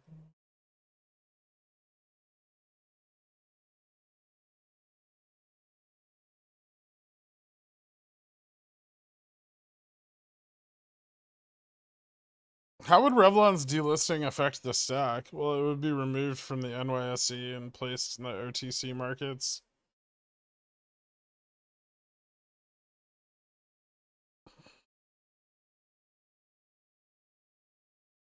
When's OPEX?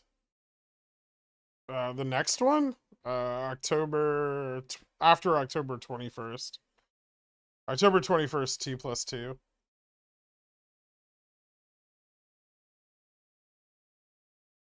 It's on the 13th.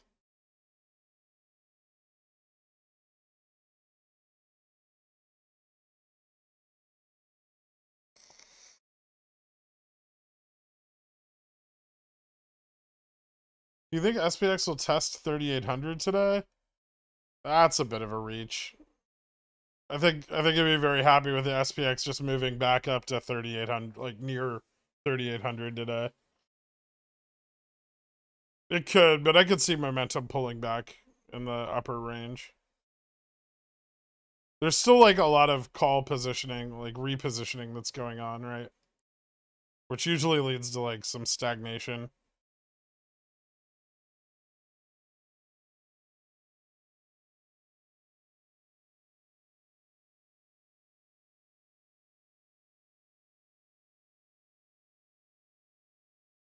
I want to look up something similar for other stocks. Where would I search for that? Press releases? Maybe Edgar? Isn't Revlon's like in their 8K or some shit?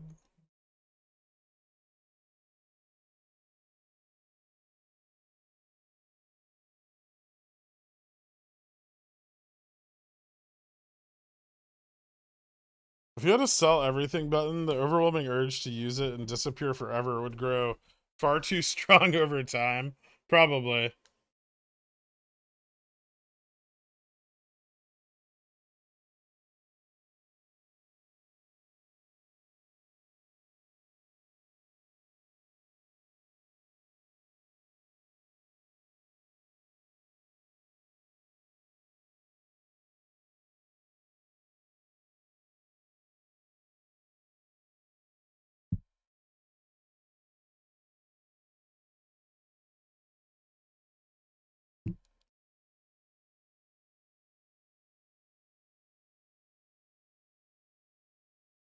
You can look up like the New York City bankruptcy court. Delistings. I mean, planned delistings are all available on NYSE's website for that exchange, for NASDAQ on NASDAQ's website.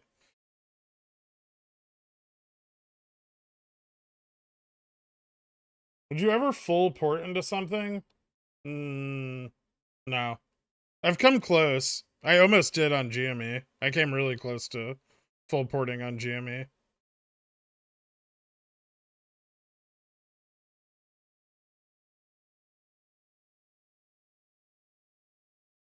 I'm thinking of entering a long plug power position for a few days. Do you think that makes sense at its current price? So you're just going long, you're betting on plug power going up. Let's take a look. What a weird way of phrasing it. It makes it sound like you're entering a long position for like a long-term holds. Like the way you phrased it, Bruce Wayne. But only for a few days. Like I'm gonna hold this long for a few days. Which I guess, I mean, it works. It's just, anyway, I'll shut up.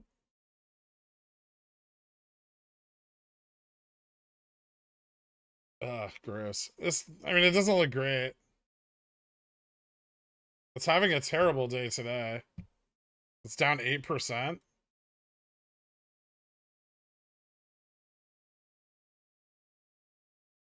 I'm not gonna lie to you, man. It looks a lot more like 16 than 25.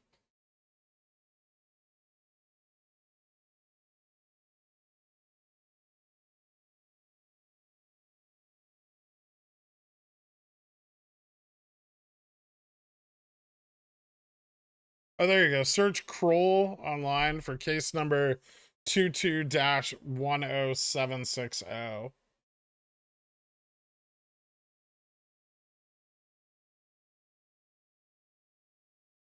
What about full porting into cat? No, I don't even do that.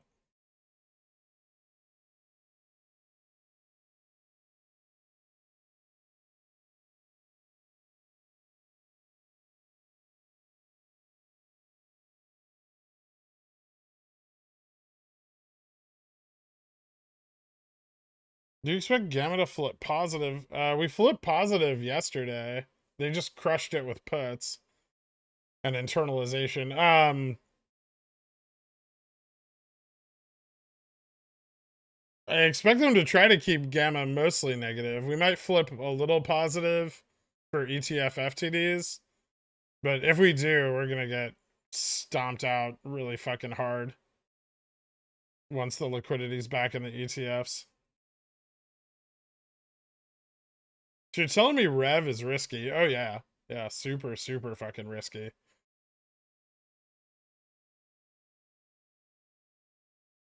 Borderline degenerate gambling. Actually, you know what? It might just be degenerate gambling.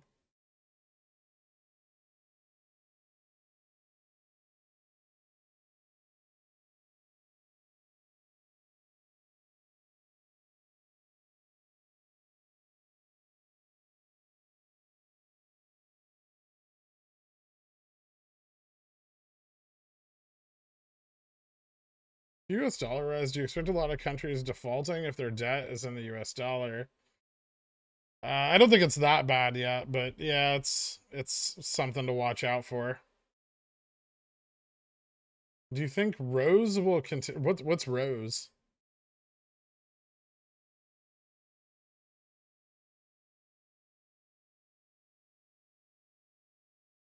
Is it because too risky to not spread your eggs? No, it's because, I mean, like,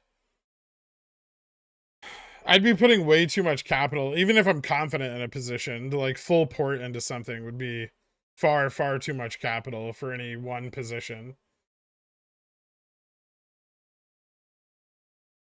Like I'm 60% of my money is in GME, which is a lot. I mean, depending, some days it's more. Um,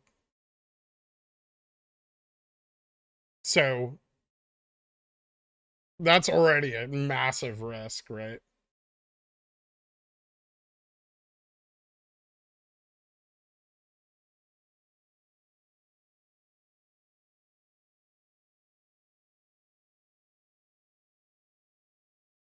Rev is like playing dice outside the casino because you can't afford to buy into the blackjack tables anymore. Pretty accurate.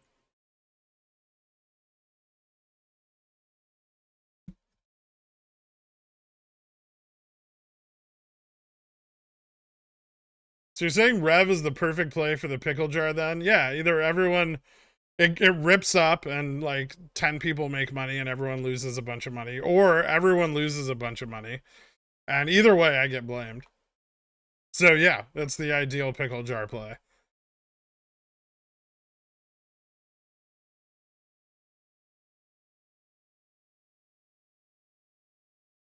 My new favorite thing is the rumor going around that, and I don't know where this started, but it's awesome, that the pickle jar all sold out of BBBY before it ran.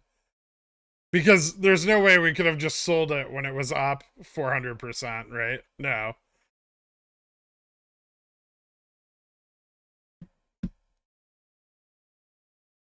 That'd be crazy.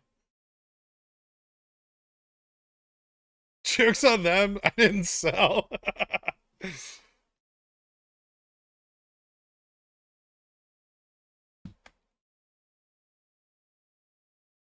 I sold before, during, and after it ran. Well, at least you tried.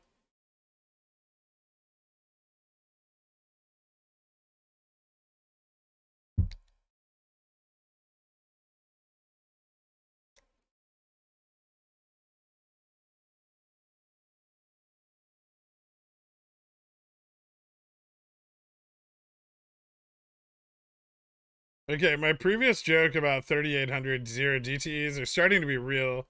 We might just test it. It's still unlikely that our momentum continues higher than 3790.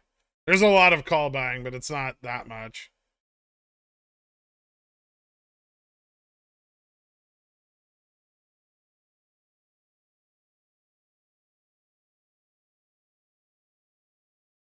Where the fuck are these rumors even coming from? I'd imagine the BBBY sub to explain why, like, I'm not bullish on Revlon anymore. They're like, oh, he must have not made any money on it, so he's salty. Which is fucking stupid.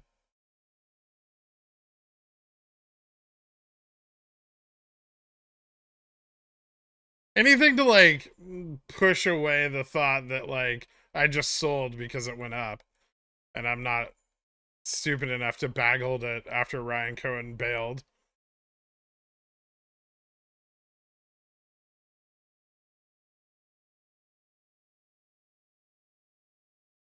That was just me. I hope, Knight, I really do hope it hits $17 one day, man. I do. Because I do want you to be able to get out. I'm not talking about Revlon, Gavin.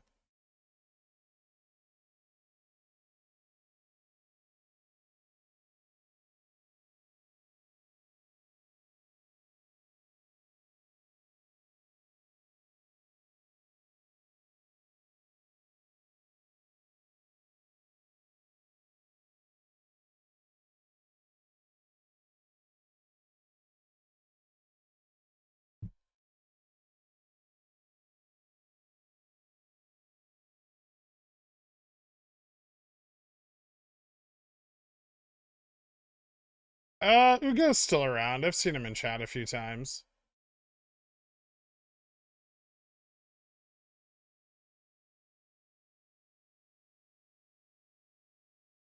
Everyone panic. Yeah, that's a great idea.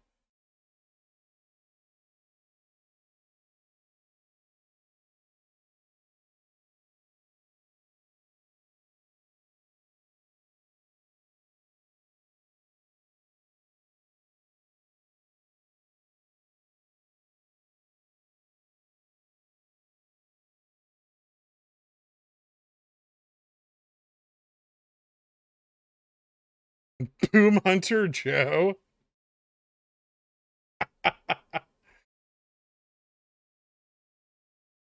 I'm a few minutes back listening at 2x, but when you were exiting your cat calls right now, are you only selling October calls? Or are you also selling November and December too?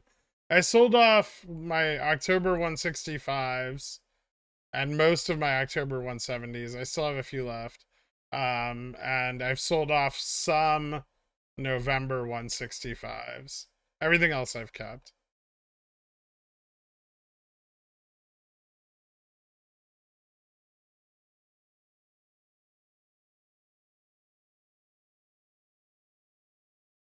You know, the BBBY problem would be so much more easily solved if people could read a fucking balance sheet.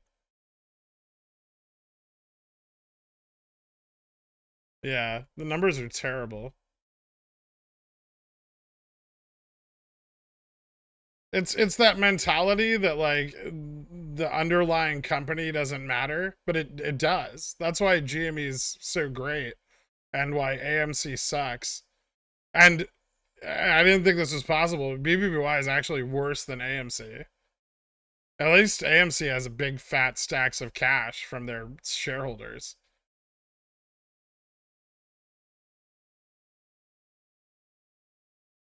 They've converted all their shareholder equity into cash to shove up Adam Aaron's fat slug ass. Isn't Morantz pushing BBBY? I don't know what he does. That guy's a fucking idiot. He like lives in his car. Who's listening to some dude who lives in his car for stock information? Like honestly, how dumb do you have to fucking be? It's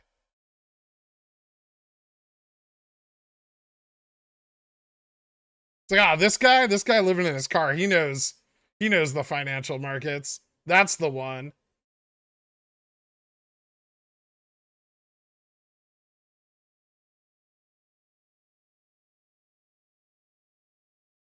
Matt Core's in his mom's basement and Trey trades on an army base. Fucking that other grifter asshole walking around Central Park feeding pigeons.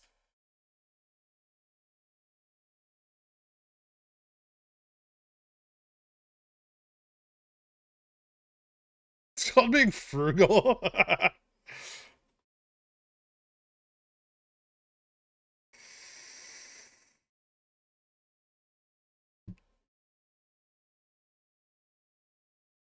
Is there a Greek to describe how gamma changes in relation to the underlying? Yeah, so gamma has two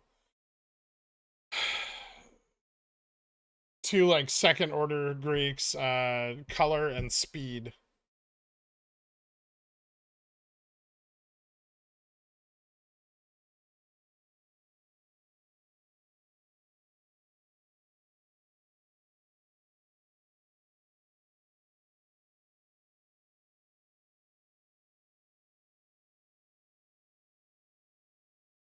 Yes, let the hate flow through you. Oh, it's already strong.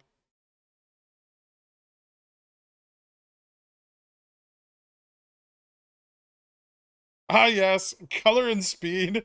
My favorite, my favorite Greek letters. Yeah, they're great. They're great letters. They're so color is the rate at which gamma will change over time. So gamma expands as it approaches expiration, and that's why like OPEX is a thing, right? Because the expansion of gamma as it moves into expiration makes it much more difficult to hedge.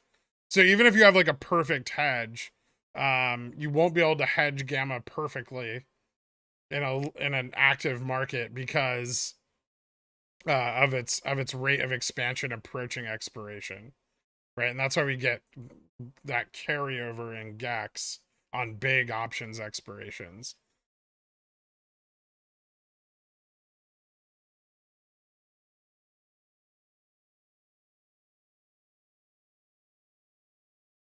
Are the Greeks heading towards plaid?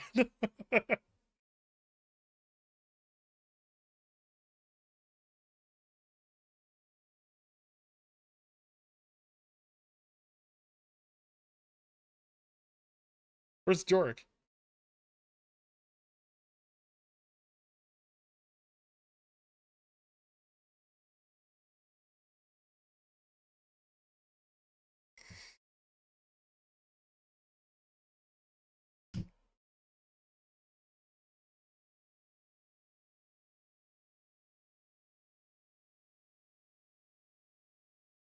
Even Bipolar Bear profited in BBBY.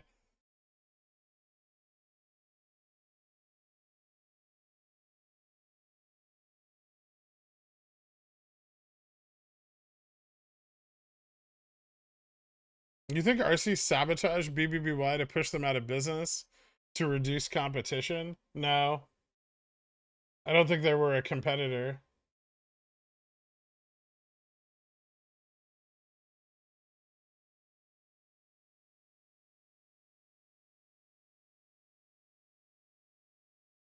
Now, if he'd sabotaged Best Buy, I'd be like, yeah, that was intentional.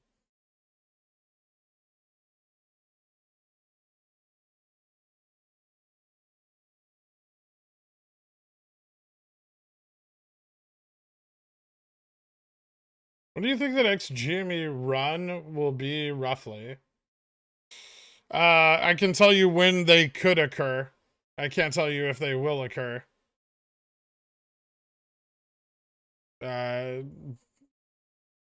October 6th through 14th. October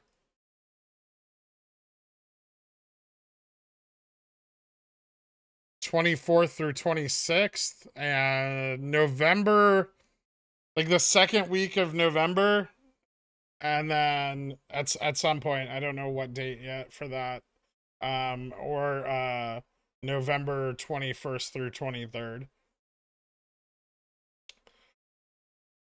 Those are the windows, and one of those four it could run. And obviously, like, as we approach those windows, we'll know more. Holy shit!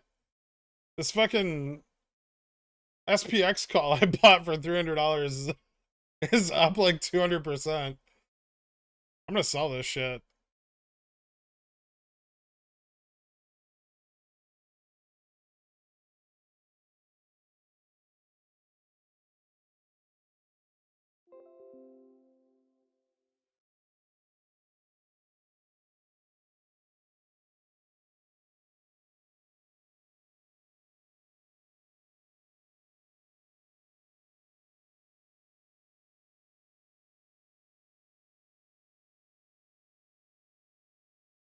This market run brought to you by Apple. Apple's doing good.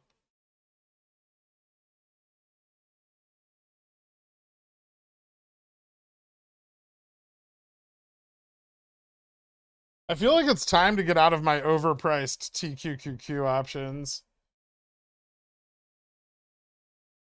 Yeah, I'm gonna close these too.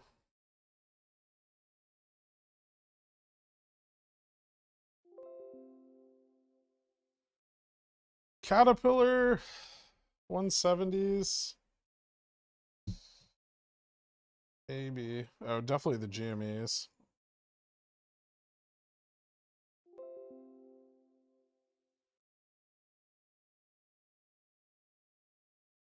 No, I'm gonna wait on the cat.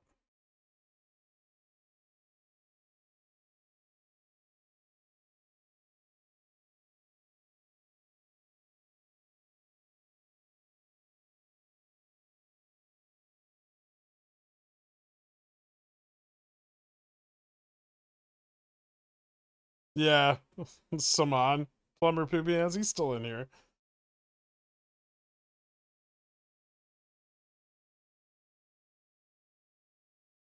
Greg, I just bought the SPX call you were up 200% on.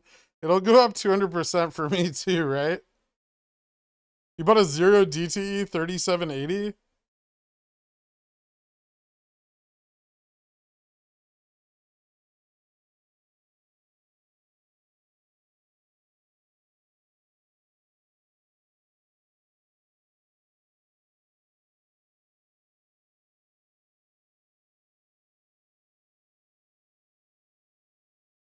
You bought at the top of a run.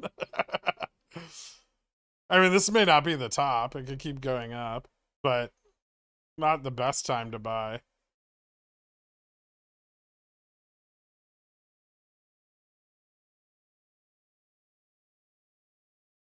Did you buy any Rev puts to hedge? Not yet.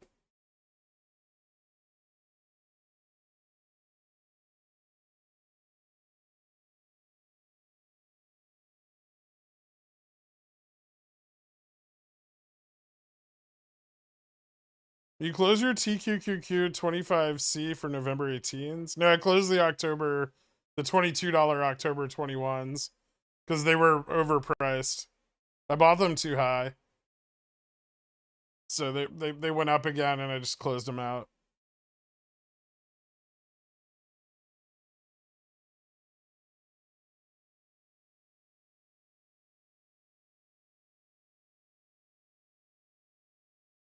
A 1,000% a test of 3,800. Pull back to 3,750.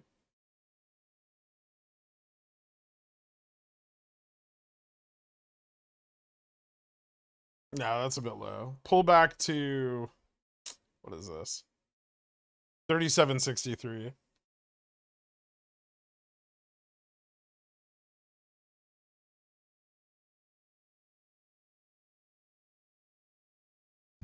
Nah.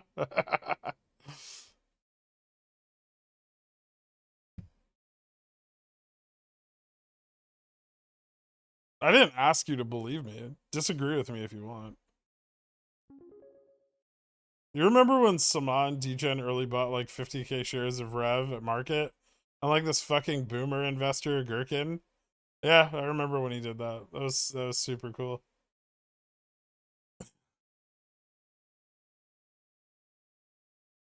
If we close with 3765, seems like good positioning to continue going up on SPX for another week, no? I think we could close even lower than that and the positioning is still pretty good. I need to check, but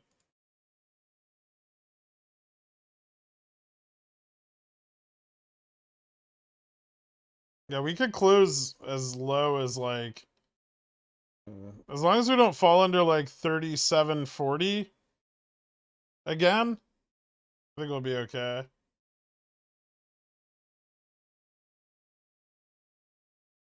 They're probably even tighter than that. Hold on. Is that the 1 hour? Oh, okay. 37. Yeah, actually, if we don't fall below 3720. Yeah, 3735 now. Let's see. Hold on. I'm trying to line this up. Next hour. End of day. Yeah, I think as long as we're above 3750, Dunstan, it looks pretty strong to continue up. Like cover the rest of the ground to 3880.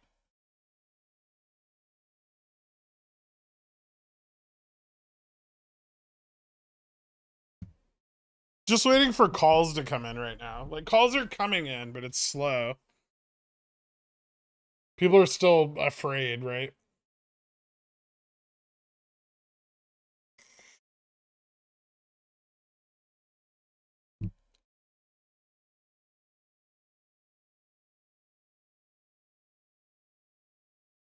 Bananas? I keep doubling my money every 2 months. How is this fucking legal? I was poor last year. Nice. All right, Pickle Man, time to teach. So I'm very up on those SPX 3800 calls expiring in 3 weeks. Do I set tight stops now or loosen them given the volatility in the market and puts closing? I don't want to miss out on big boy gains. 3 weeks is a decent amount of theta.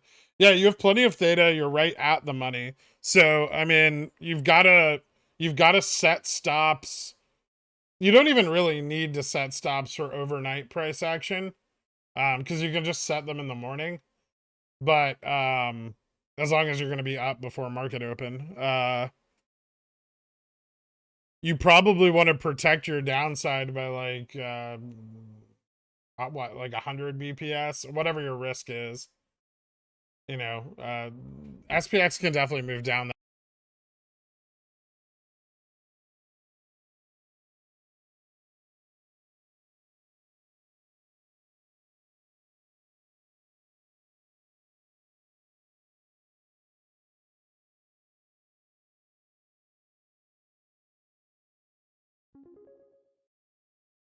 Are you even a degenerate anymore? Always playing these safe plays and Cat, Fubo, Apple, O.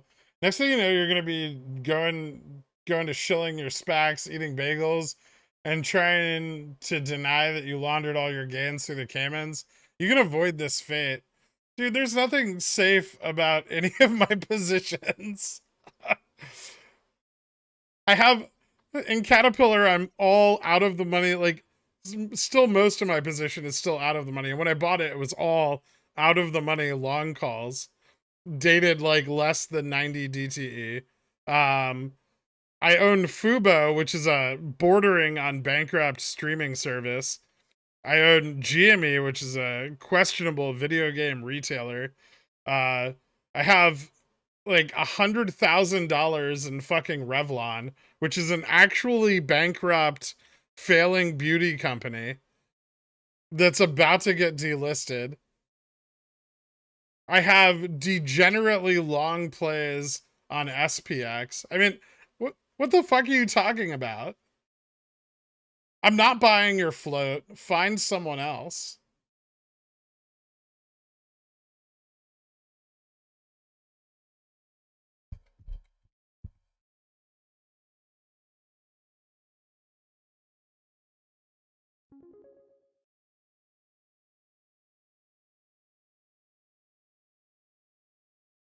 You want to avoid the fate of becoming the old boomer? Double your rev position with a market buy.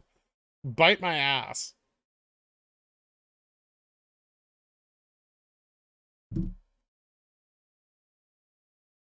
You take that back on Fubo. It's the most responsible position that I own.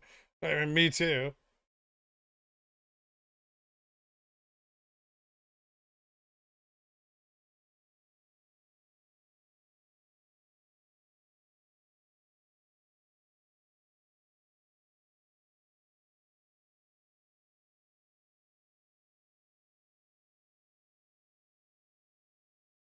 Thing is, by our standards, those are all safe plays.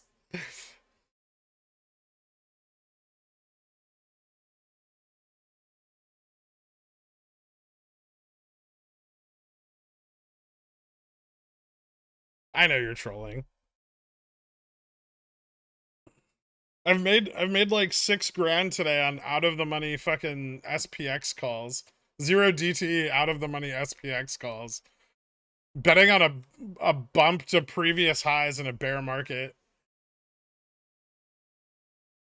I played Torchlight, but I've never owned MMAT.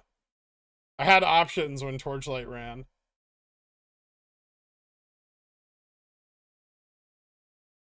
I'm sorry about your degen positions. The upcoming OPEC cuts. Let's talk about the true value play. Rig. Fuck off, man. You're not getting me to buy that shit again.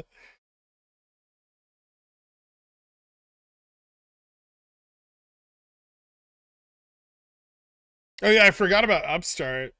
Upstart, the financially stable lending adjacent company that's been shorted into the dirt.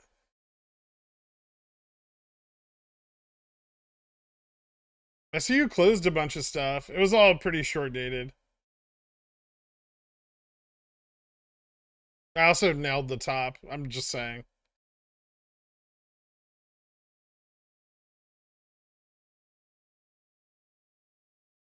No, you do. You don't have to be a fucking degenerate to make money. You just don't be one or the other. That's all. Right? Both at their extremes. Everything at its extreme is bad. Almost everything, right? Like you don't have to be like everything I buy I need to hold for 20 years, and you don't need to be on the other end of that where like I only buy weeklies, right? You just need balance. Balance in all things.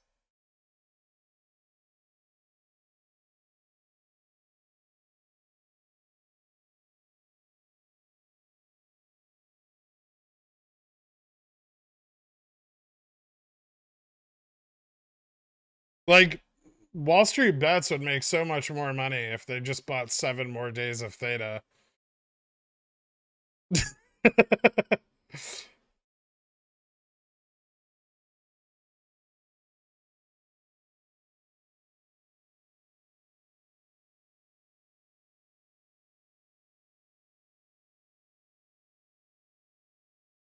Don't tell Wall Street bets about theta.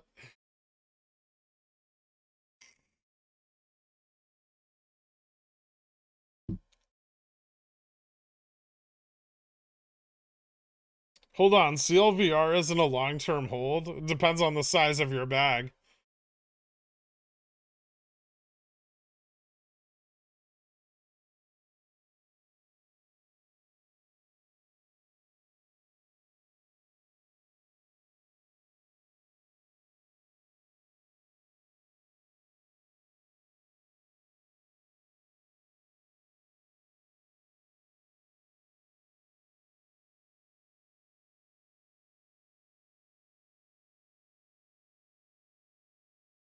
The market maker would buy them? Diamond Dickie Dan?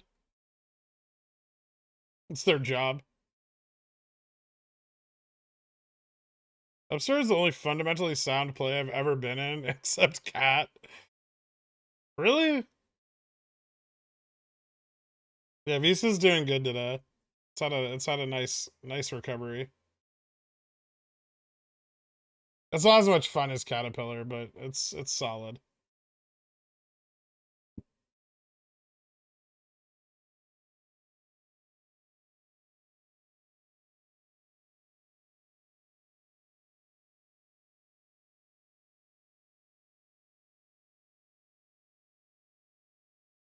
Uba is not a degen play. It's a little bit degenerate.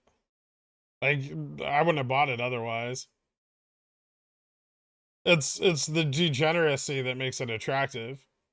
It's just people get too wrapped up in that part of it.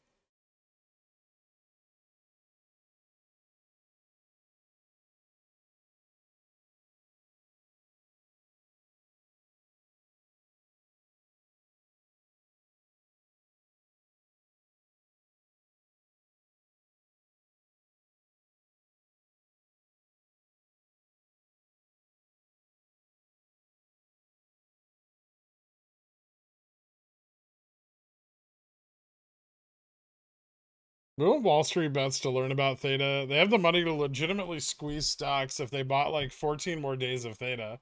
Yeah. Well, I mean, yes and no.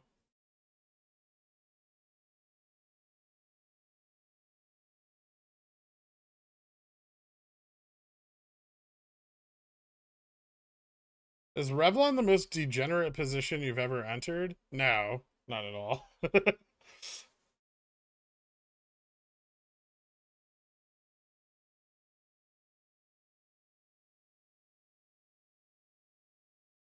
Spurt was pretty fucking degenerate. Weren't you here for Spurt, BMG?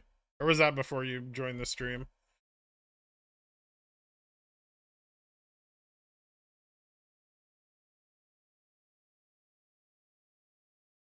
T-Cat was pretty degenerate, but I mean I just traded it for like a couple days. I wasn't like buying it and holding it for any period of time.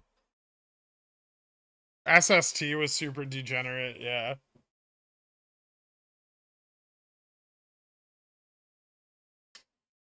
That's shares, not options. Fair. Yeah, Spurt was really degenerate. It was like we were betting that like the shorts on the stock were gonna get squeezed out because the stock was merging, which didn't have to happen.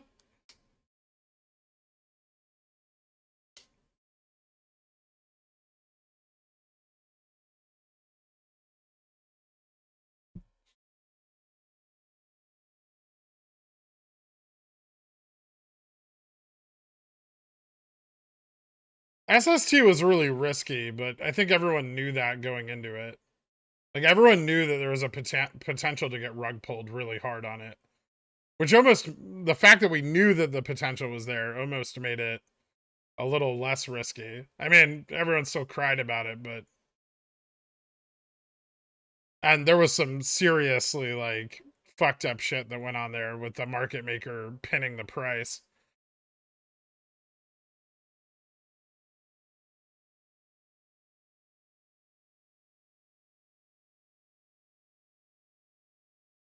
But it did go up a bunch first. Some people made money on SST.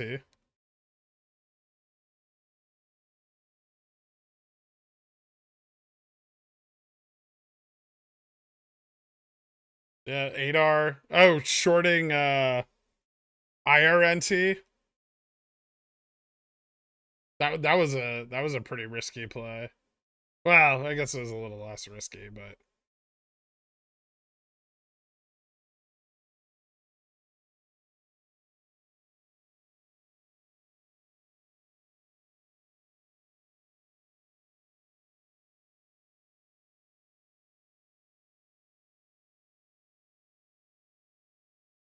any chip manufacturing stocks I should look up?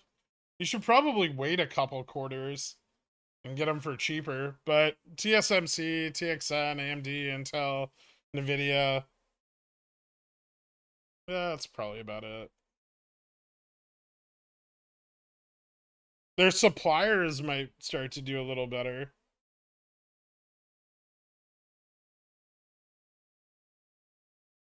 Eidos? I don't remember that one.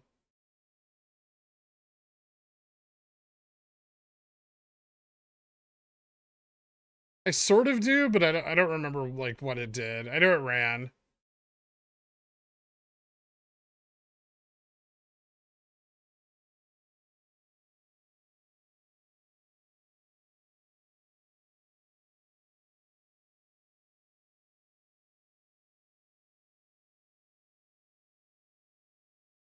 Let's be honest, the rev is literally going to 15 or 0 by mid-November. We have no idea of which way it's actually going, but if I'm honest, it's like 55-45 to me. I think it's a little more bullish than 55-45. But yeah, the risk is enormous. 15's pessimistic? I don't think so. I think 15 would be fucking crazy. If it hits 15, it could go higher. But it's got to hit 15 first, right? 15 is not super conservative. Nobody's bought a single fucking call between $5 and $35.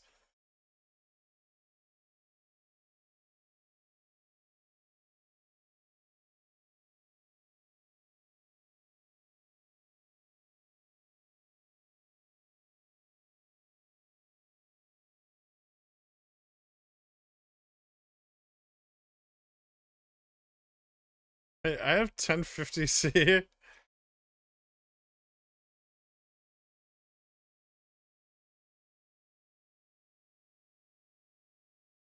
Yeah, I did. I played the run on SPC when it ran. I scalped it. I wasn't there in the beginning of it though.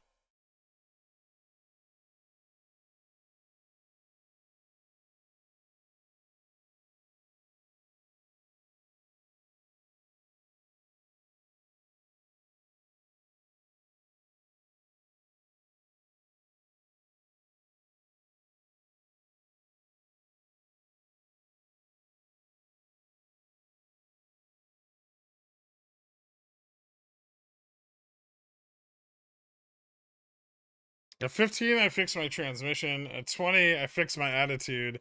At 25, I fixed my income with CSPs on other stuff.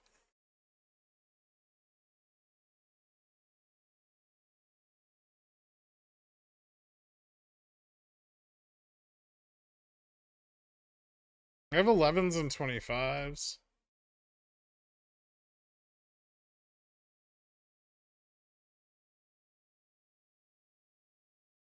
Do I remember that time Bobby intercepted the ball and his pants fell off and he ran for the touchdown bare-assed? Yes. We're talking about the stock, right?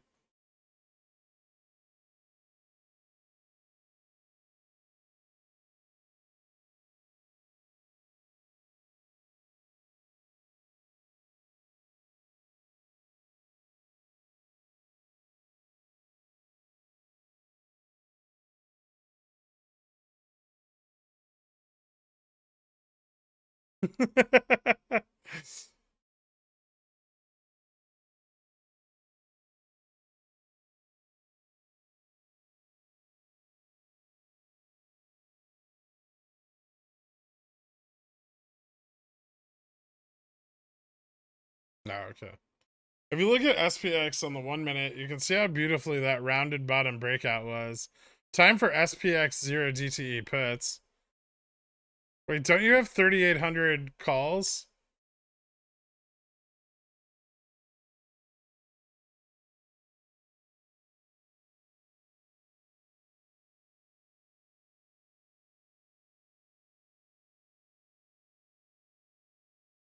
Because right now it looks like we're recovering in the higher range. Puts seem risky, unless we get another end-of-day sell-off.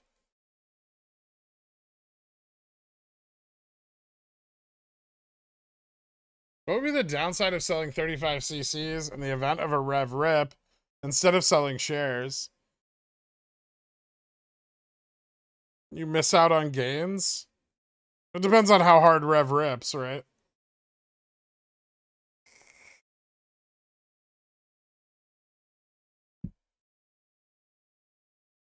If rev hits 10, I'll apply lipstick on my only Dans. If rev hits 15, I'll recreate the Buffalo Bill scene from Silence of the Lambs for pigeon whales only. Expensive lotion required. Jesus Christ.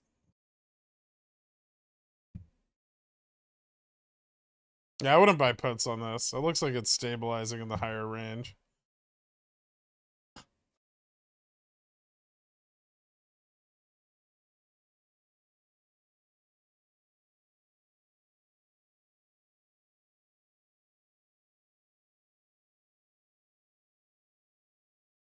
Bought 374 0 DT when it was at 372. Sold at 30%. They're at 400% now. Not complaining, just toning the skill. Yeah, I mean, you'll get better at that. You got to learn to. I mean, you're probably setting your stops a little tight, maybe.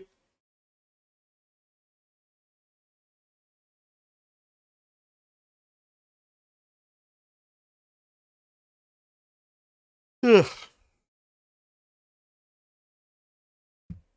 Spy 300 end of year next year. Bipolar Bear. I feel like you're just saying that because you want the SPY to go to 520 end of year.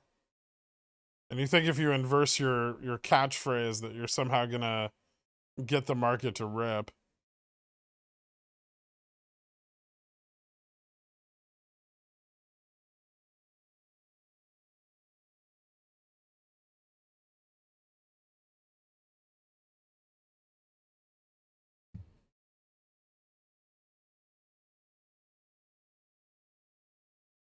No, there's 1,000 people.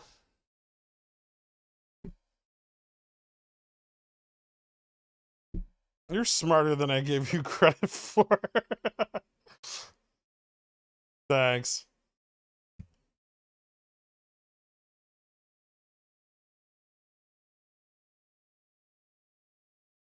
Yesterday said being a swing trader has been more profitable than day trading. That was music to my ears. It's been great soaking up this edutainment, and I appreciate you keeping this real. Thanks, Dave's not here, man. I appreciate it, dude.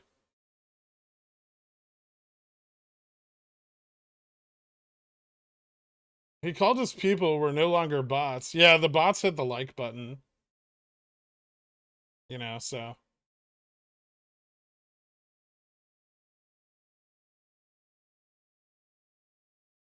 It always drops down to around these levels in between cycles. And Jimmy's less interesting now.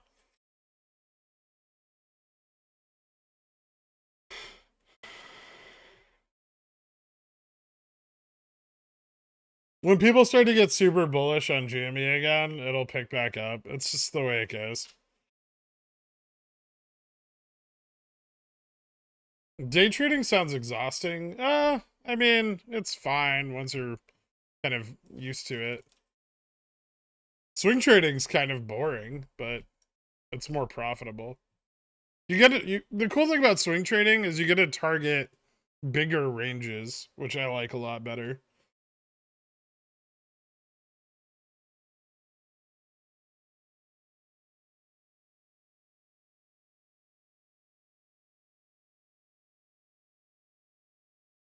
Yeah, this is my favorite part of the cycle because it's just like It's mostly like people who've been here forever, which is cool, or it's, people who are really interested in learning more, which is also awesome.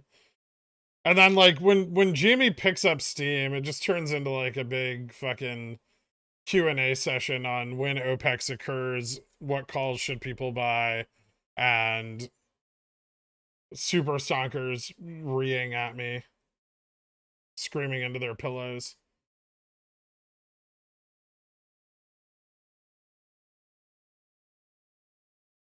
But I've had a job. Would you prefer mentally exhausting? I'd rather do a day of physical labor than this. Like at least after that, you feel fine. You just go about the rest of your day. After 9 hours of this, I'm just like a zombie.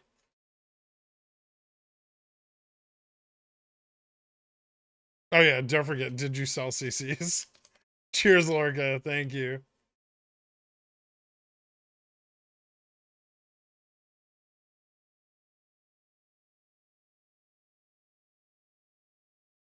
See, everyone comes in here and they think we just lose money on NOPEXs, but they miss the part where we refill our ports in between.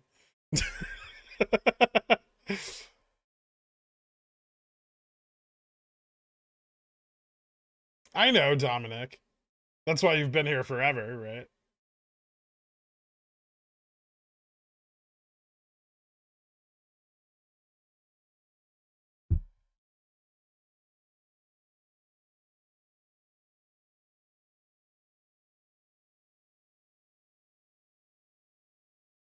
I have a work from home desk job for 8 hours a day. My body is crippled by Friday.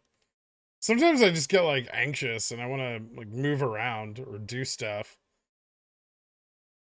I'm just like locked into the chair. I mean, it was that way before I started streaming too, right? Like you've got to manage your positions. You can't walk away. You can't not pay attention. Like I've had real jobs. I sat in my office fucking like picking my nose for like 6 hours. Sometimes I like go to the bathroom, playing games on my phone. Like most of my time at a real job was wasted, but like when you do this, you can't do that. You have to be on top of everything all the time.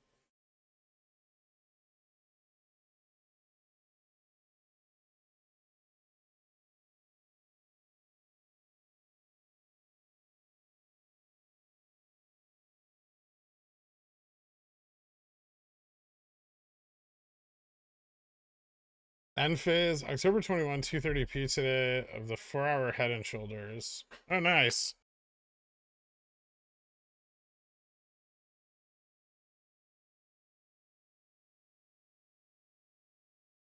What do you do if you're really sick and can't manage your port? Manage your port. I've been on stream like sick as fuck.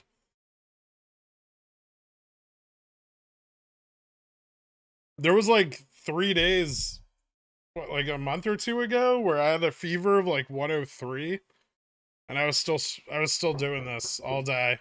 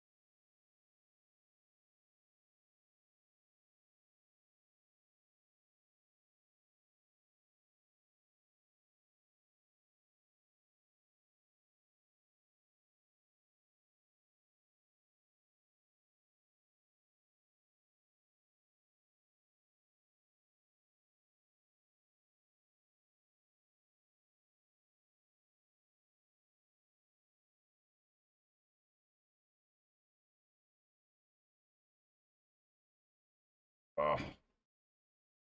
No, not an FBI raid, but just so you guys know, I may have to. Well, I may have to leave my apartment. Yeah. So remember that fire like a few weeks back? I guess they're going to be starting to clean like the hallway, but they're doing the apartments also. So they said they're starting at the other end of the hall, so it'll probably be okay.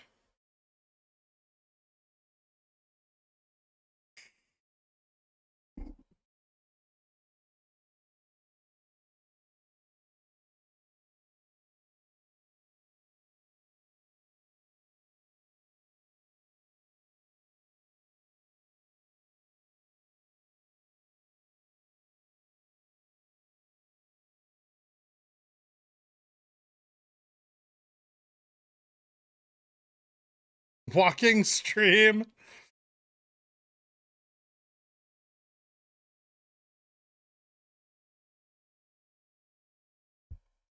Yeah, I have to leave for like, they said like 6 to 7 hours it could take.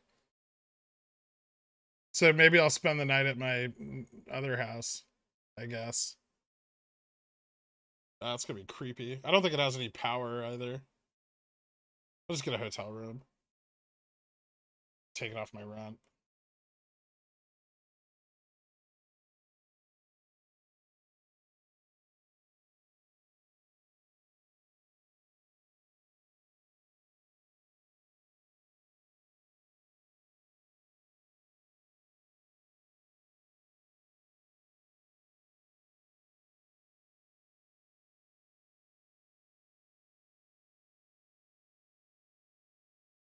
Retreat to your summer home in the Hamptons. It's not in the Hamptons.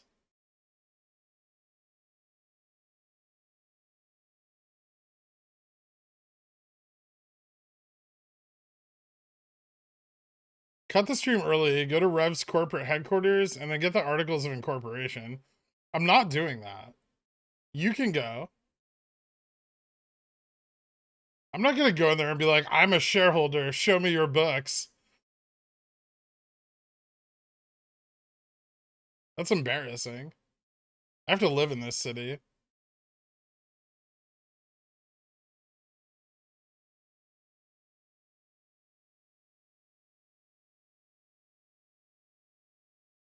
not getting evicted. They're just cleaning the fucking apartment.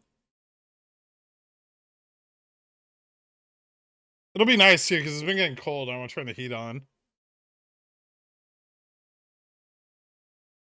What are you guys worried about? I'm an AI. They'll just power me off for the night.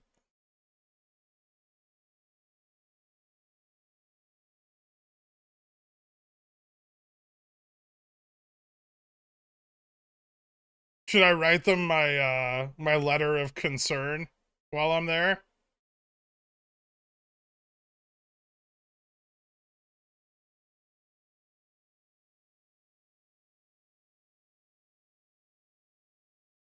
There's no body parts in my freezers. That'd be disgusting.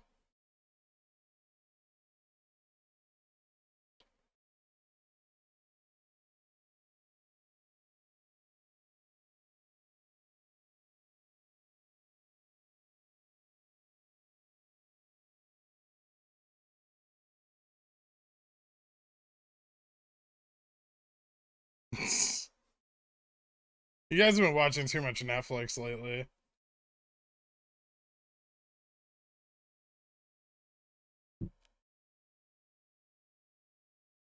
Would you consider to do a chapter, 5 minutes a day at some time to teach on how to read and use the data, where to find IV, FTD, what it is, what it's good for, etc.?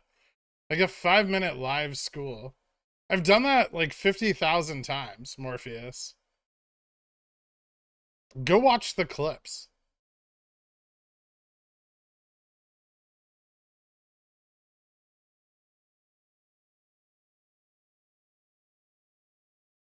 Popcorn Trader is a phenomenal lawyer. It's just the legality of his degree is questionable at times.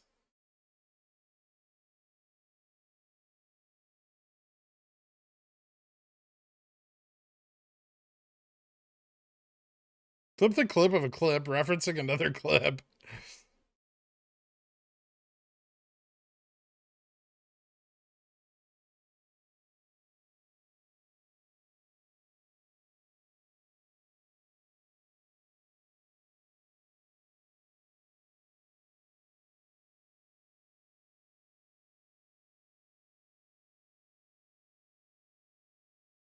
Will you please consider a perm now that your hair is long again? I'm gonna cut my hair now that it's long again.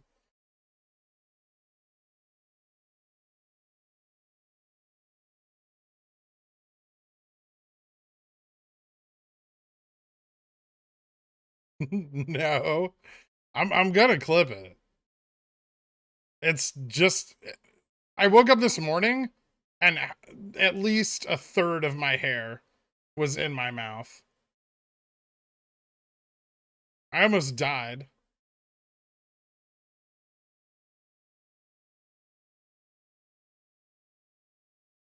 It just grows back. I've cut my hair before.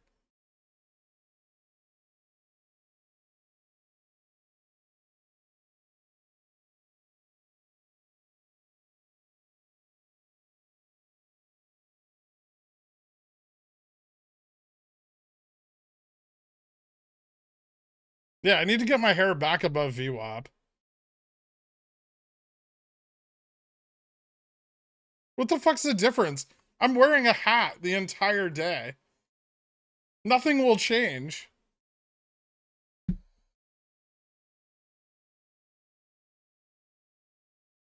Shave your head, leave the beard. Are we doing a charity for Carl?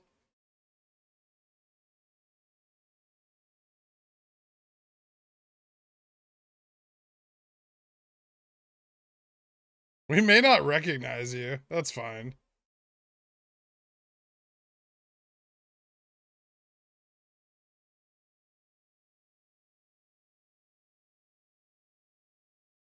Please.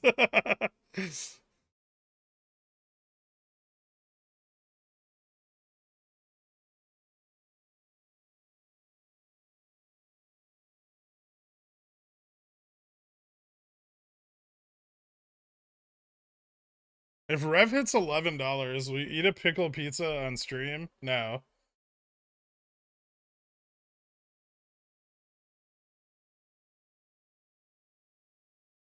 I'm gonna get it cut high and tight, like perfect finance bro hairstyle.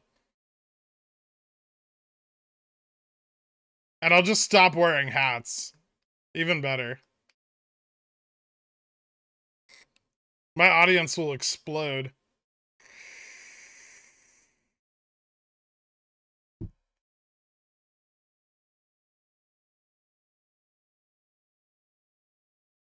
I mean, you guys will all leave, but new people will show up.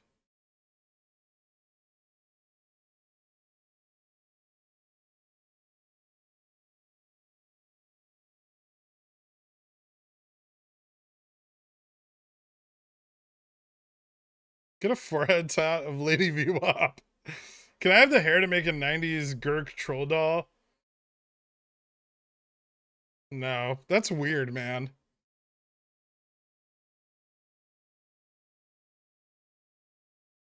Is there another style of Hankanashi that smooths? Fidelity doesn't have it.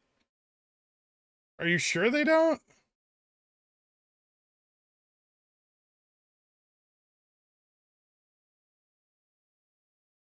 You could use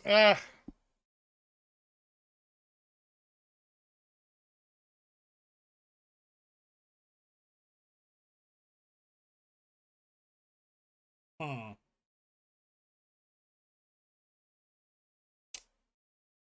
No, Spy has ATP has something. Oh, they have it on the web app, but not ATP. That's lame.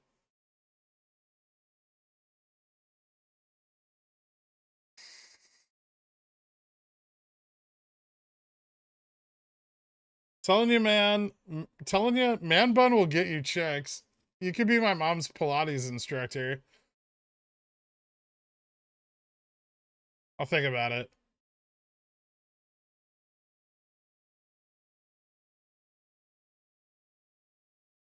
Want to crash at my place for 6 to 8 hours? Are you gonna call me a shill while I'm there?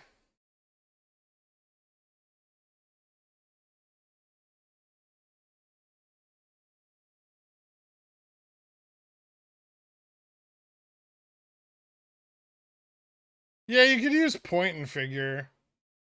It's not as good. Renko's irrespective of time, so that's not ideal. I'm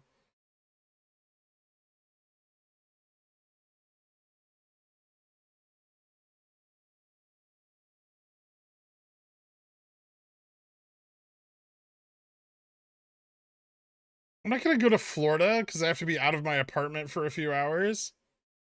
I'll just wander the streets.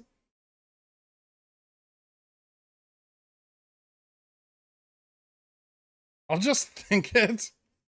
What's up, Twin Peaks? What are your thoughts on Tesla for the rest of the day? Still looks like a big pile of shit.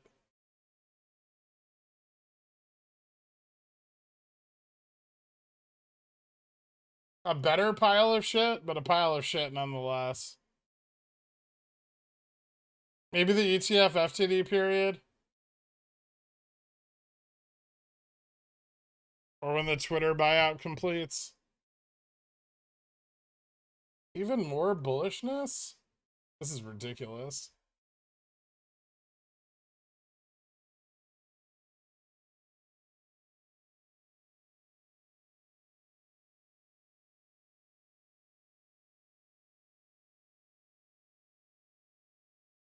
Did you just see Gurk in Lululemon yoga pants?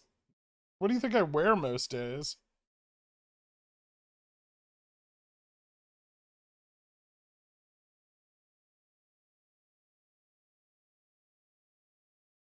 Why is everyone becoming obsessed with megaphones all of a sudden?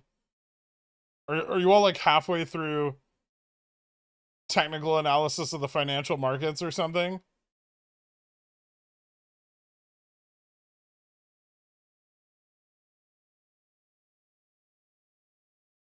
How thick am I? I'm only fat in the middle. Really. I have a lot of middle fat right now.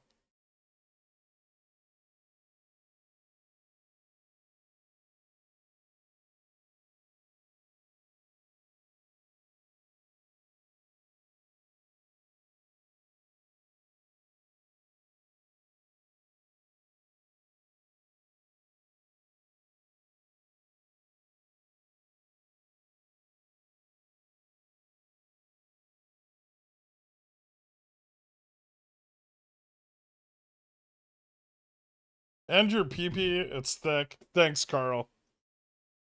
What a lovely compliment. Fidelity legit doesn't offer Hankanashi. I'll just use regular ones.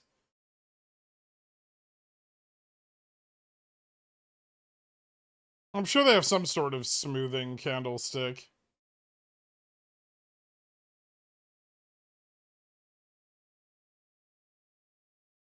That sounds awful, Pirate Angel.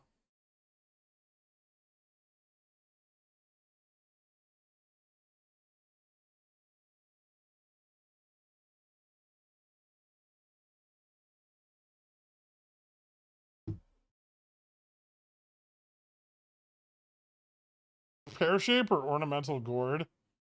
Uh, yeah, like more like ornamental gourd.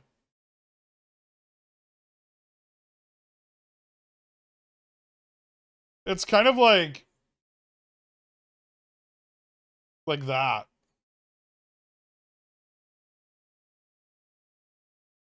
You know?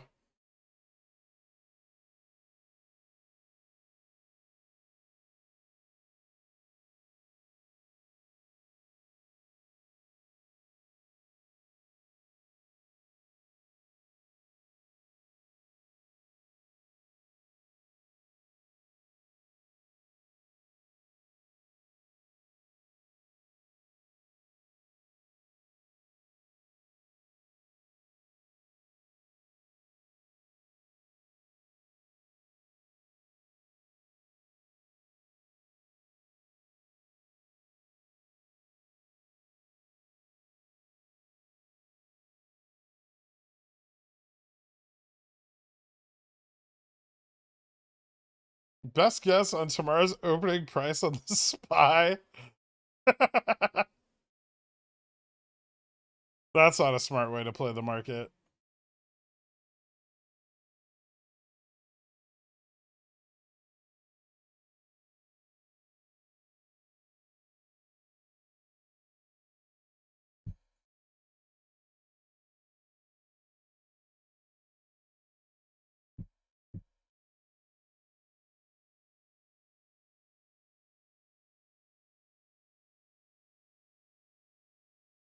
Cat equals insanely low volume today. Is this significant? No.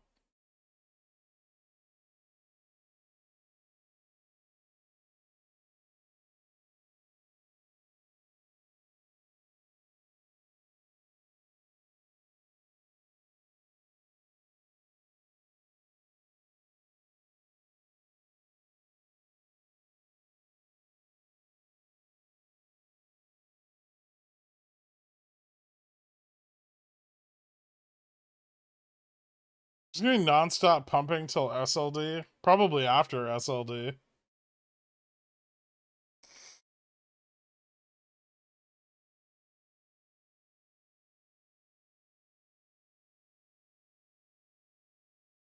Looks like you were trying to smoke the SPX's candles.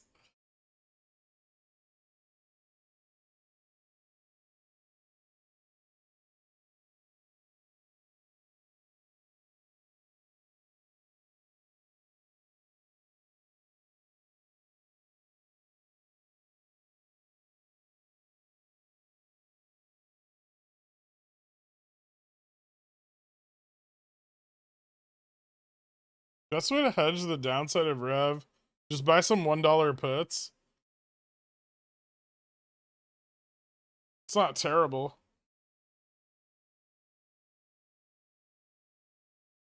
SLD the 13th to 15th of this month? No, SLD is the 19th, 20th, and 21st.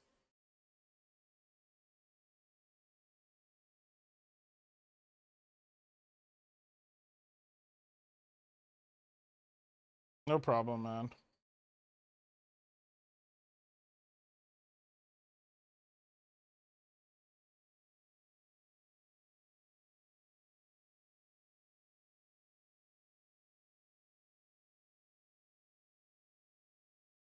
Until CPI, then maybe death. Yeah, that's true.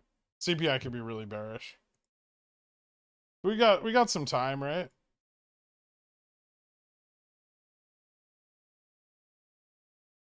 We've got till next Thursday. Technically red. Weird. Yeah. A little bit of a pullback in the run. It's not a big deal.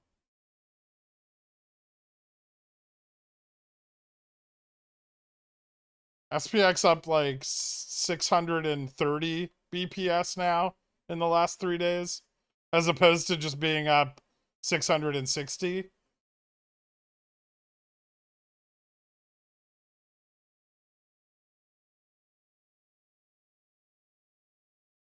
Has Cat held up against SLD periods? It gets hit a little bit. I usually use it for like a re-entry. October 21st is a big expiration though. A lot of the longer dated SPY puts are on the 21st. So I wonder if there won't be like a battle to eke a little more profits out of those like 4100s and 4000s that haven't closed yet, like the hedged positions. So probably slammed pretty hard through SLD, and then those will get closed out, and then that really opens up potential to move up, as long as CPI doesn't just destroy everything. Next CPI report's on the 13th, I think.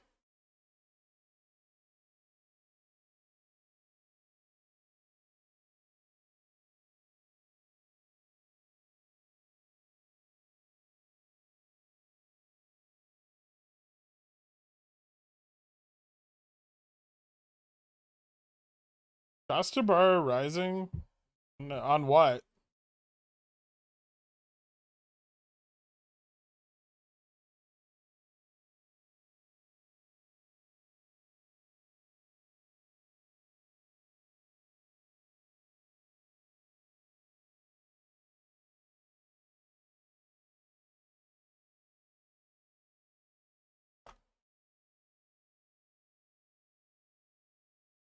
We only care about the GME cost to borrow. Really? You think you'd care about Revlon, Upstart, and GME cost to borrow?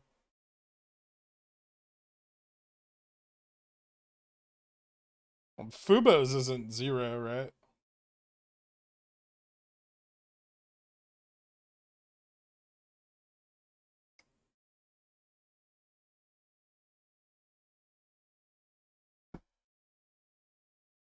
What is Revlon's cost to borrow right now? I haven't looked in a long time.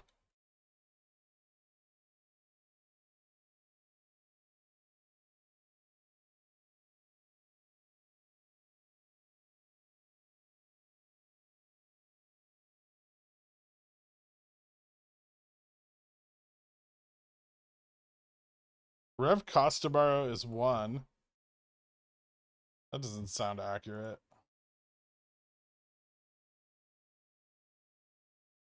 It's 28.45% short.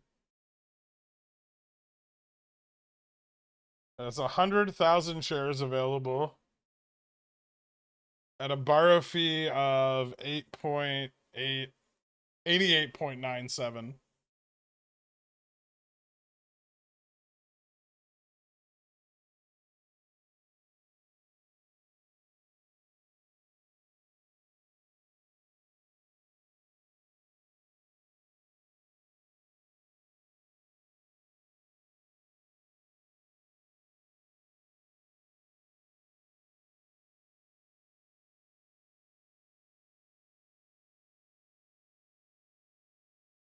Surely there's been a lot of GME internalization. Probably. It'll probably go back up again today. We'll see. There's been a lot of drops, right? They don't have to internalize as much when there's intraday sell-offs. Right? Because they build up internalization, dump it, build it up, dump it, build it up, dump it. So net over the day, you know, there's a small increase in the amount of internalization. But periods like this where it chops, like moves sideways, are great for them, right? Because they don't have to really worry about this. And the low volume helps them kind of shed what internalization they have carried over from the day before. That's when the market like rees up into the stratosphere that it creates a big problem for them.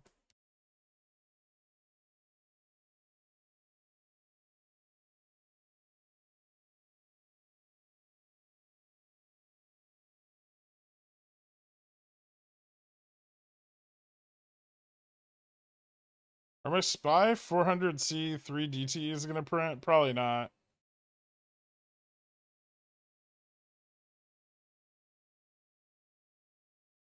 That's pretty quick, Pirate Angel.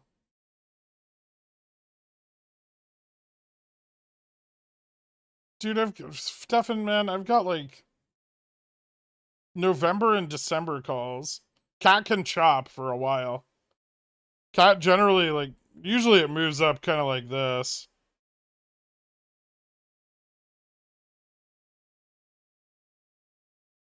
If we get a crazy run in the market where the market rockets, then it'll kind of just keep climbing. Like it'll just move up, test, move up, test, move up. Like much faster. But usually it stalls out for like a few days. And it'll stay like right against resistance, either right above or right against. What's your thesis on not cutting the rest of your cat? I'm in the money. It's not gonna like drop $20 overnight. Dow's strong right now. It can move up much higher than 82.50.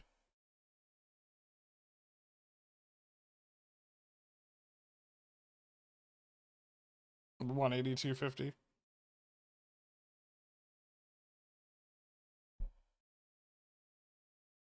Are you looking to write in my name for New York midterms? Oh, I already filled out my ballot. I got you on there.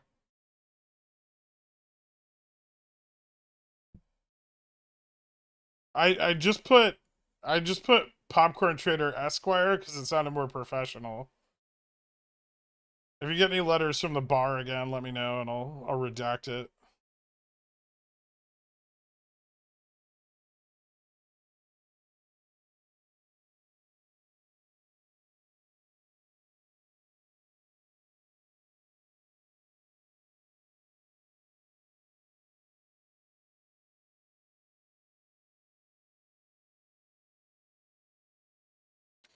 Just to confirm I understood, currently seems like the market will chop, grind its way up until SLD, outside a crash, then expecting SLD to drop hard, followed by a rebound up as puts close. Yeah. I mean, rebound up too, because once SLD settlement is over, they buy back into all their equities, right? So you get even more upside.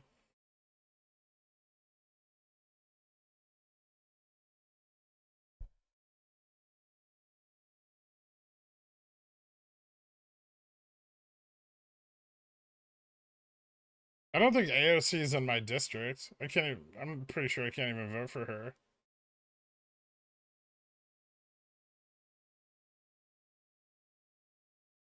I wouldn't either. I don't like her, regardless of her political platform.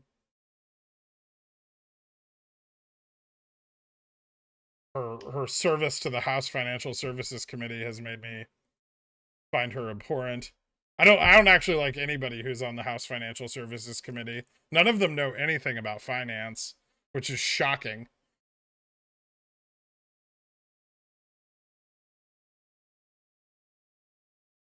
You know he can't be called Esquire without passing the bar in a state, right? I did it anyway. Come what may. Can you talk a little bit about IWM underperforming so much today? Just as the others playing catch up after it overperformed. Bill's moving into more speculative stuff? Yeah, I think so. I think we're going to start to see, like, as the market climbs higher, tech is going to get more attractive. So I'll probably be positioning more towards, like, QQQ now as we approach, like, the 3,800 level. I think some district in Brooklyn.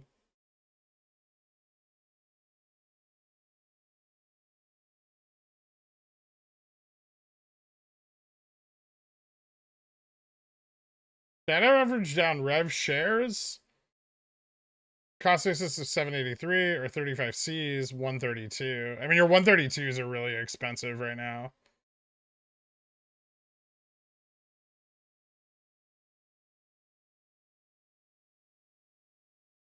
Thanks, Moondog.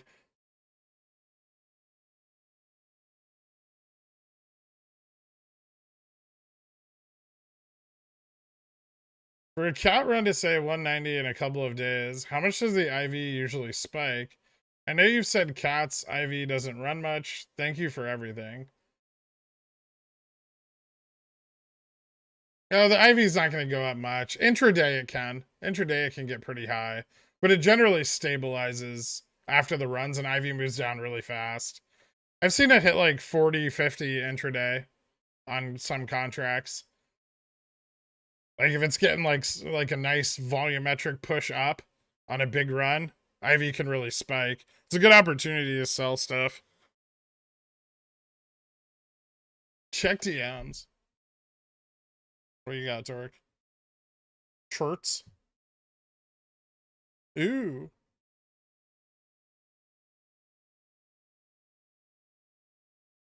Uh-oh.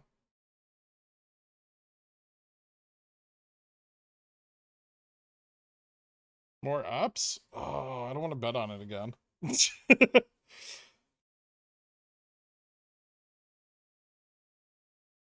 200K volume candle on Upstart. Yeah. That might just be more ETF fuckery.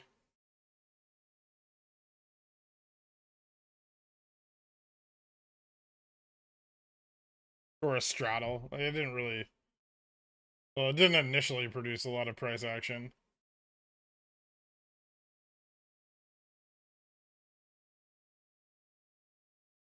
It's definitely an options position, right? Because like it didn't spike on the volume, it spiked after.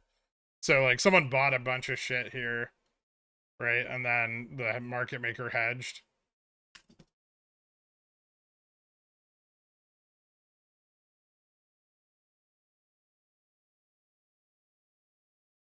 Never, dork.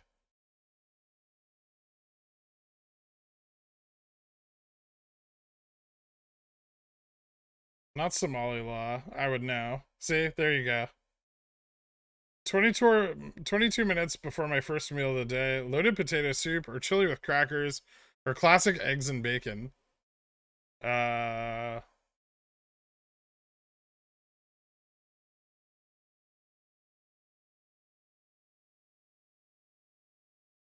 You know, chili sounds good. I might make some.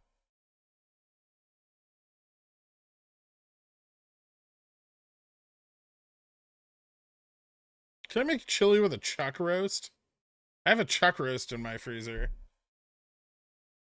I'm not putting bacon in the chili. Of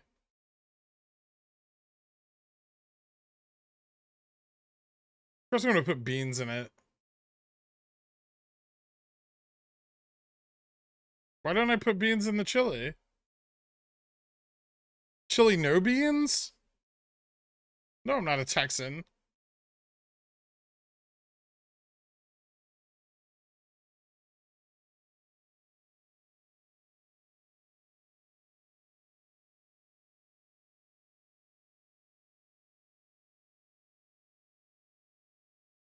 Oh, then bean it up. Did Upstart IV bump on that? No, not really.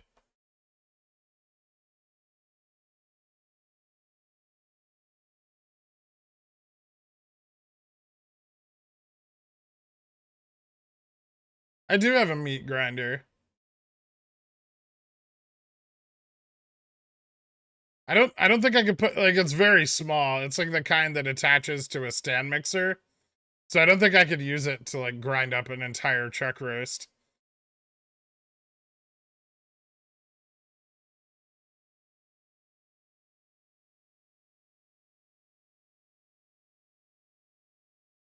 No, I don't add macaroni or spaghetti.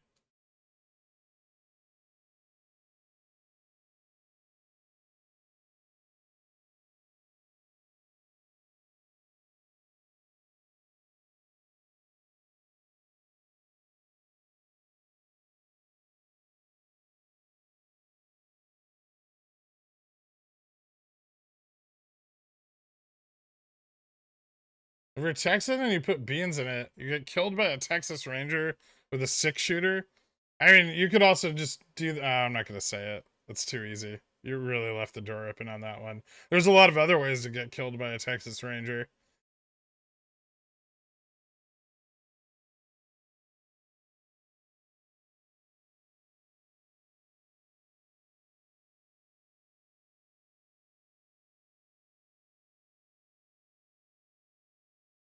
Well, that's what I'm trying to decide on, Mike Zero. I don't know if I'm going to use beef chunks or ground beef. Do you have general rules about how much you put towards each play? How much cash you keep on the side? Yeah, I do. They're pretty flexible, but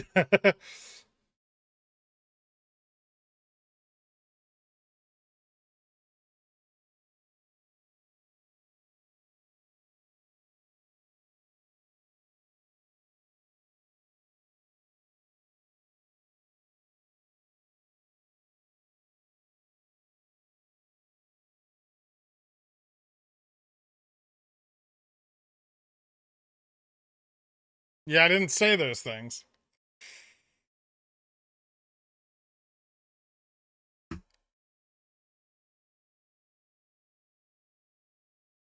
I heard going to school is another good one. Too soon, man. Too soon. Even I know that one's too soon.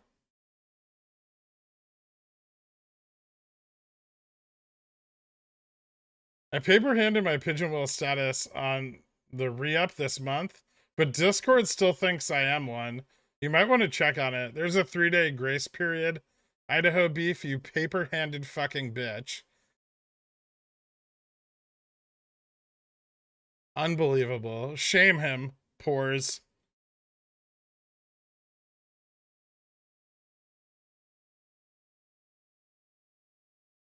On a run like this, you paper. What are you trying to kill the market?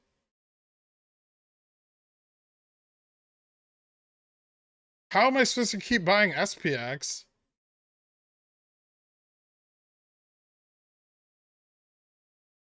We haven't had a good shaming in a while. Where are the Dans?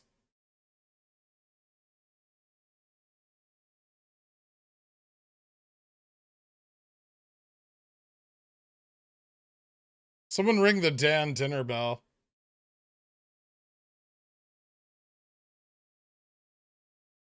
I hope you've been working on your forearm strength. You're gonna need it trying to beat off all the Dans behind the dumpster. You can't time him out while he's being shamed.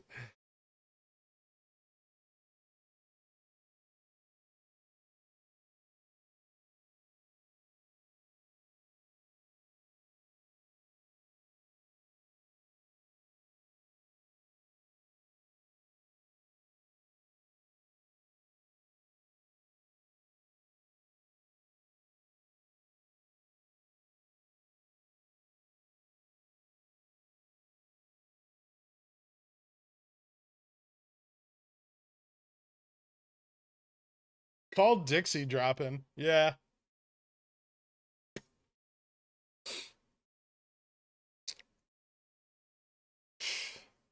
Imagine being the guy buying puts last week. Like Danorama.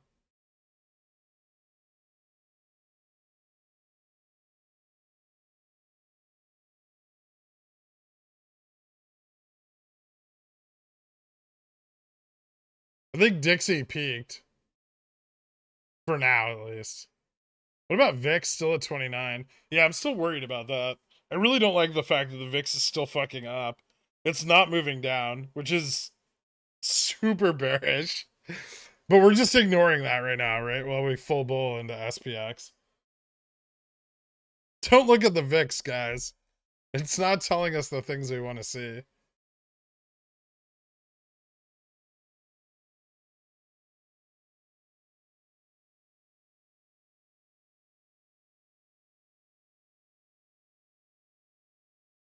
Come on, the dumpster will set up a payment plan for him. It's like a firm, but for Dan's.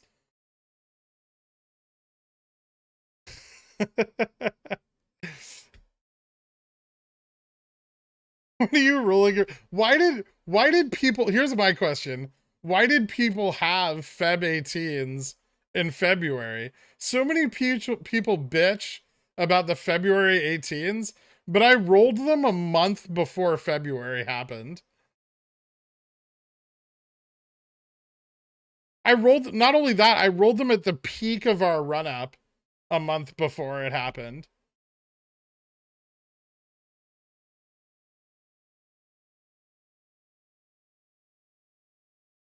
Under what circumstances would you look to go long VIX at 29? Very few.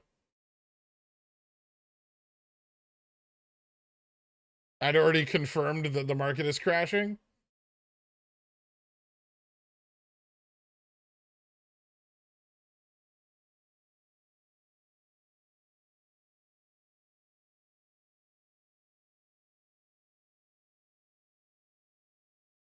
I hope one of these days, gains I build up between OPEX will not go to waste during OPEX.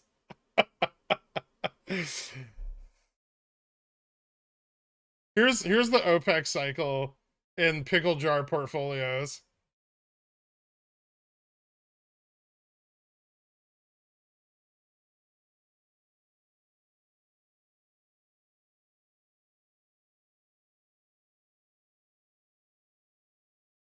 This is the P&L.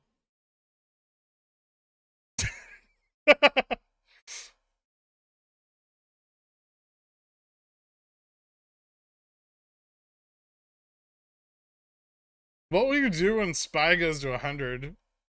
Sell everything and full port into it.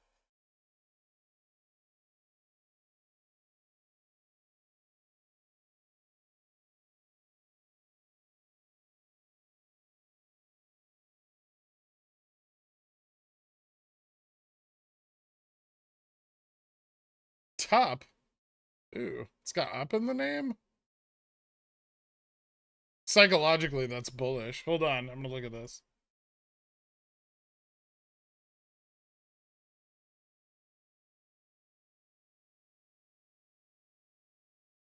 This is atrocious. Dear God.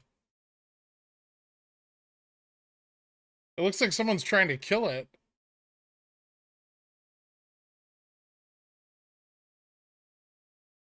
Does nobody need plastic containers anymore? Did they just peak during COVID or something? No, COVID's killed their business. Ooh, their last earnings was good too. And they've got earnings coming up? Maybe after earnings.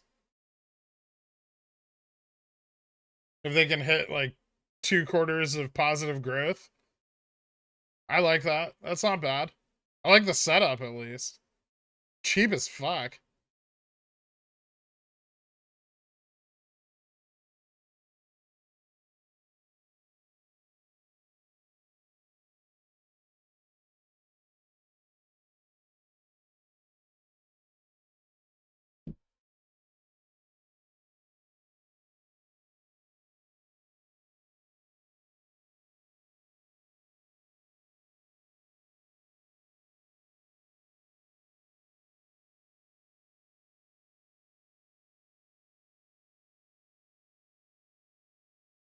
I know a ton of people use glass instead of chemical-ridden plastic, myself included.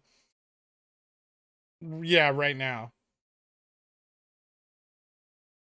Don't worry, people will get poorer and they will throw away these frivolous ideas.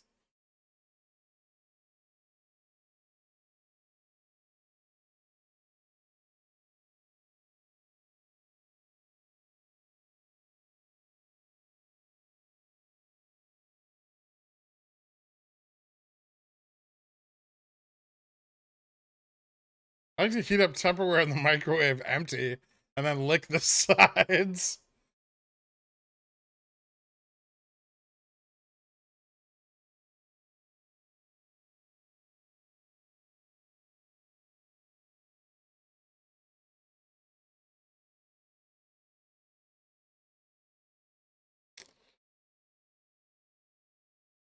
Yeah, so here's what's gonna happen over the next like 6 years when when recession hits its peaks.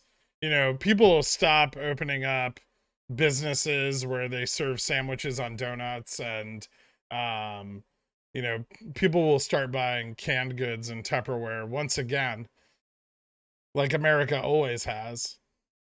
Why? Because we'll be too poor to be concerned with our near-term health.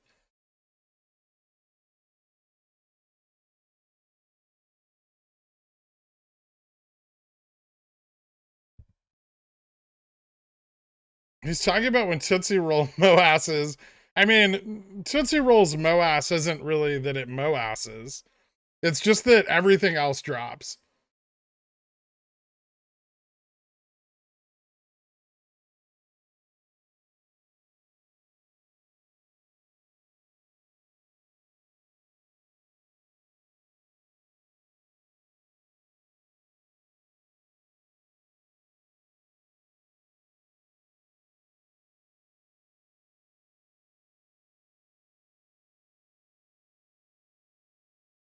No, I don't own any Tootsie Roll. I can just put the cash in my account. I don't need to not beat inflation year over year.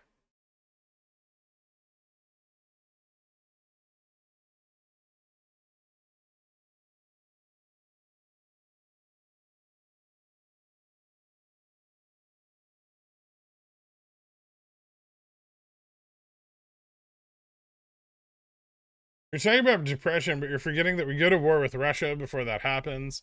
We're not going to war with Russia. China, maybe, but not Russia. And not a real war, like a proxy war, like funding Taiwanese rebels. Tupperware, Revlon, and Tootsie Roll. Is this my grandma's portfolio? Now you're getting it.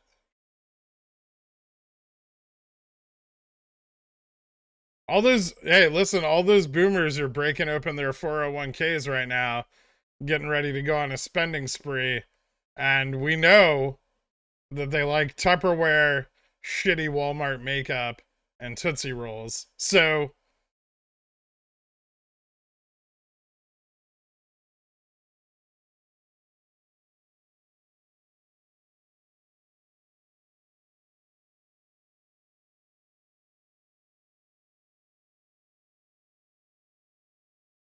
who doesn't like cat? I love cat. What do you mean cat hasn't been stable over the past year?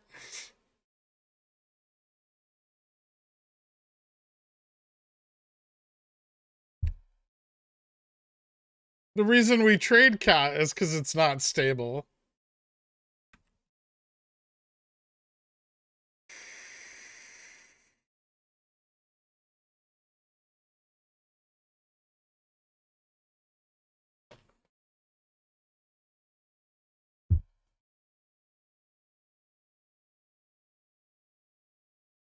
Hmm.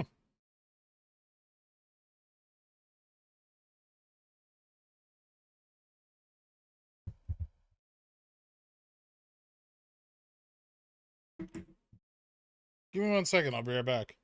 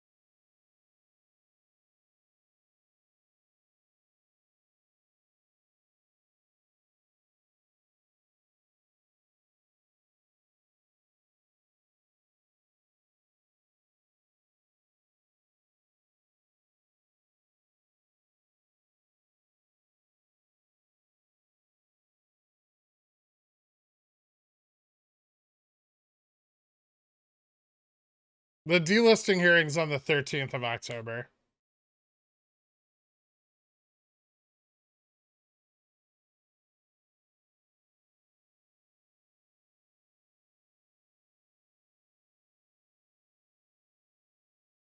Top went from 17 to 6 in May after an earnings miss and withdrawn guidance. Bruh. I know.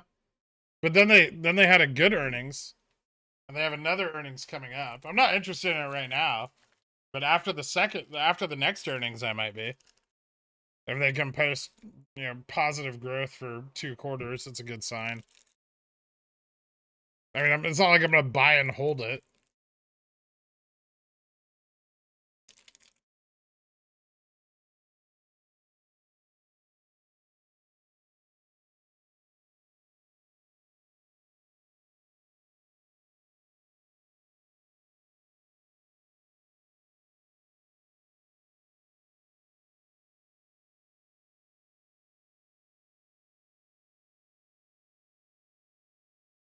Delisting, CPI, and SLD. SLD's not next week, it's the week after.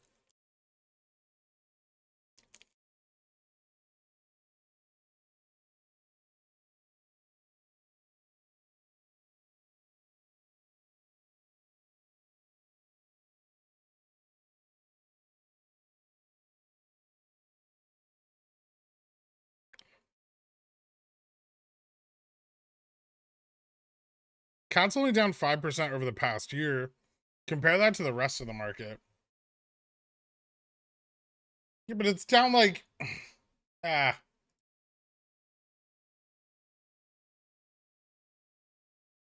Even right now, Cat's down 93% from last year's high. Right? Or no. Sorry, wrong stock.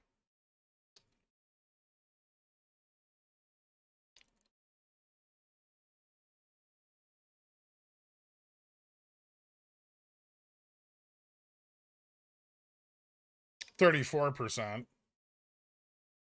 The low of before this run was 34% from last year's high. It's only down 5% over the year because it started the year pretty fucking low already.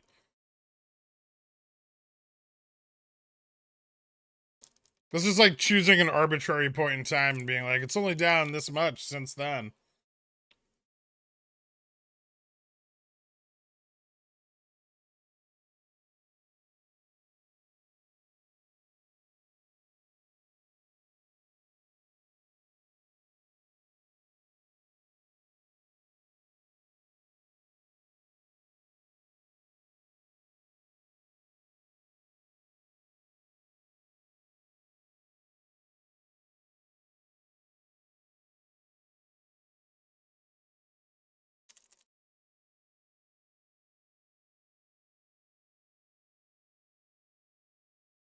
And I think that's because at the beginning of January, yeah, at the beginning of January, cat was still pretty low. It was at like 205.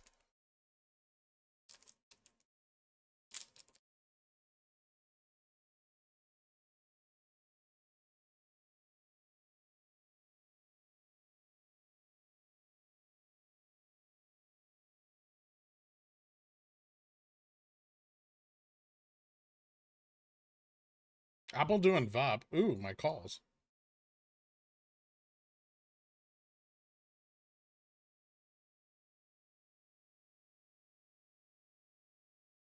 Nice.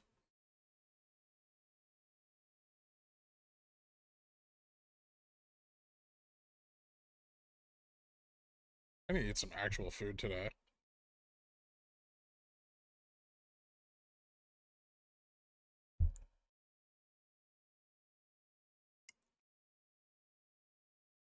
That same SPX contract you sold is up 500%. Really? Because I sold it like right here, man.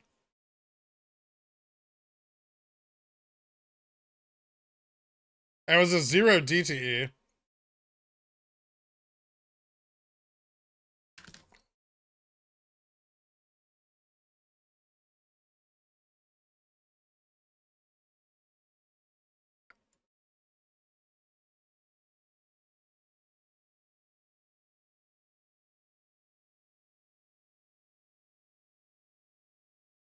You mean 500% from the entry price? Or from like where I sold it? You must mean the entry price. Don't really forget that the US is fundamentally a warring country. War sparks the economy, helps politician approval ratings, and builds a sense of pride in the country. This is what this country does. We will go to war, whether it's Russia or China is the question. Eventually. And we've already figured out that like wars with superpowers are not beneficial long term, right? It's much better to have proxy wars intermittently and keep constant like economic stimulus going rather than have big wars every few decades.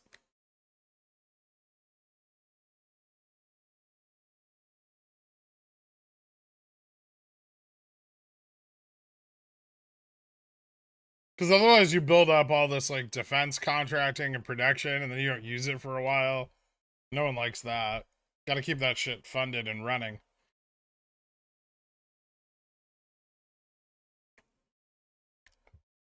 That's why we jumped on the Ukraine bandwagon so quick, right? Because we can just pump Ukraine full of vehicles, missiles, shit, and just grab up bonds, right? Forever indebting them to us.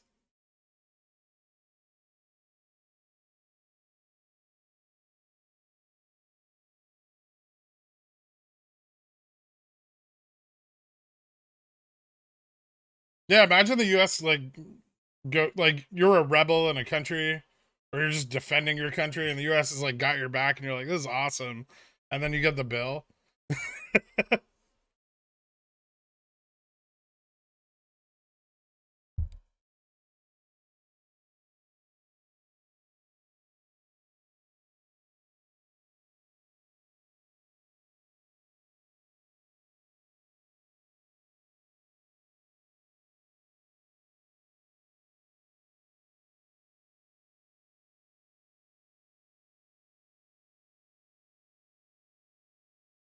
Isn't Apple under VN? What happens when it goes back to VN? Bullish shit.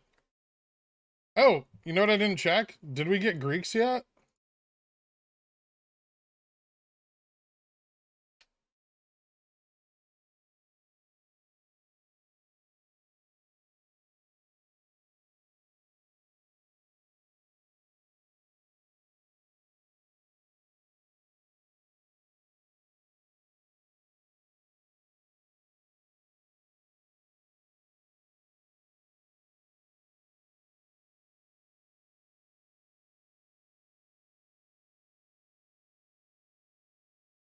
XPS SPX resistance above 3800. $38.12.69.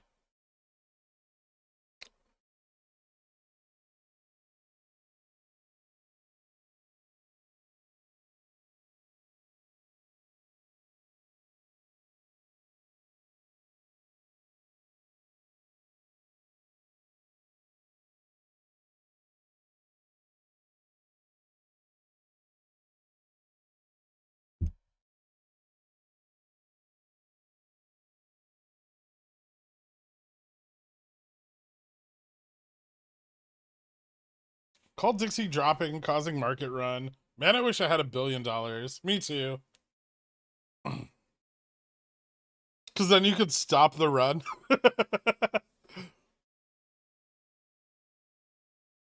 Or just buy the dip on Dixie.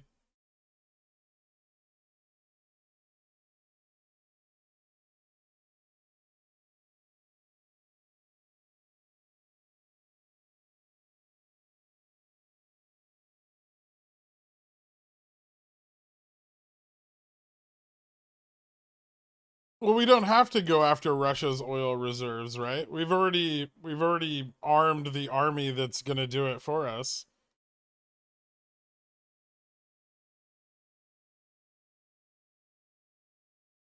Ukraine is a very large and corrupt bureaucracy from Soviet times that requires reformation. Yes, we will free them from themselves.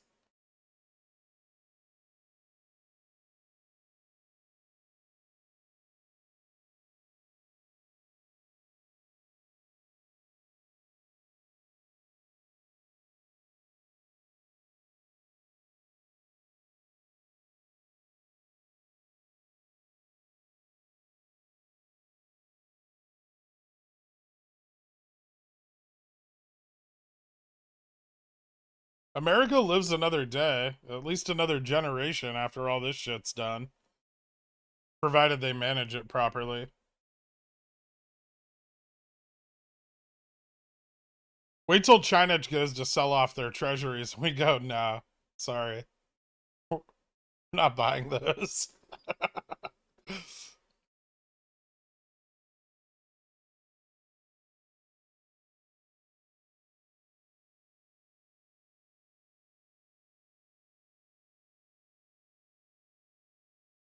Bringing democracy's democracy, whether they like it or not.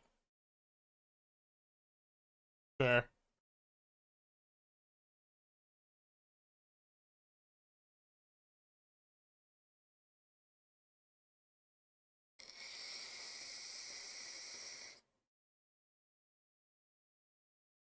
Ah, somebody's doing our strat. Get out of our stream, Kenny.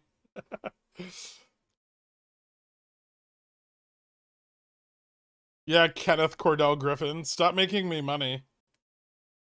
Please.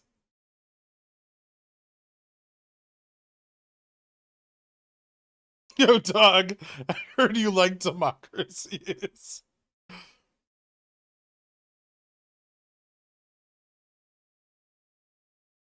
You're never gonna perfectly time every run. Chaku. You got out with profits, you did a good job. It's a win. Leave just that's it, right? Leave it behind. You can't let that follow you.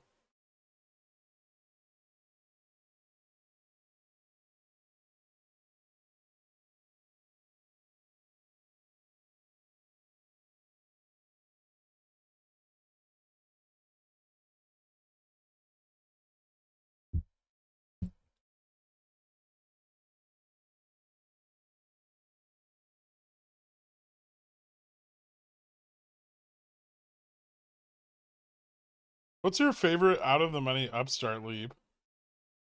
God. I'm not answering that. Just because it's you, Subway Cup. Not because I can't tell you what calls to buy.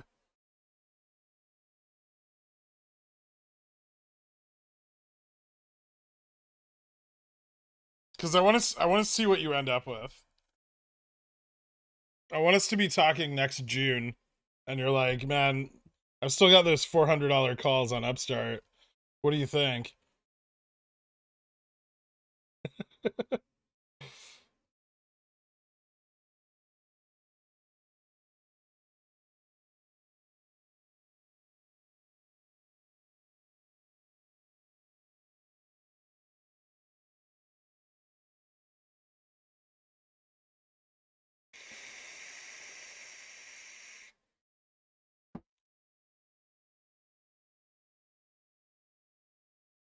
Does a perfect entry even exist?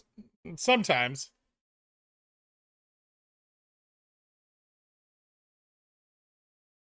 Sometimes you perfectly time a reversal. I did it earlier today on SPX. That was like fucking sweet.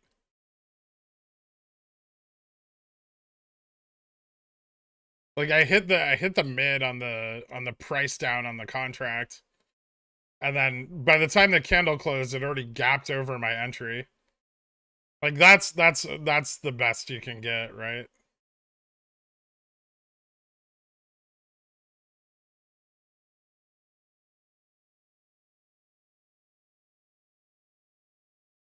I have CSPs out on Upstart, but they're at $20. I don't think they're probably not gonna fill.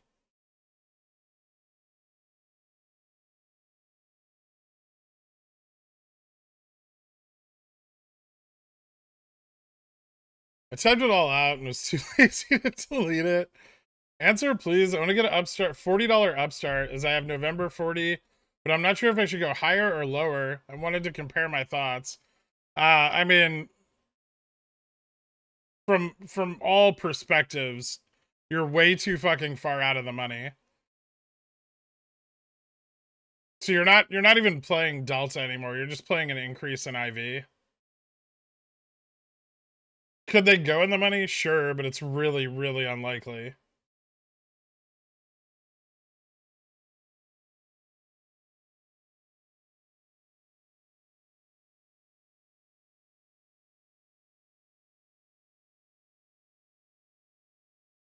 What? I traded that contract on stream.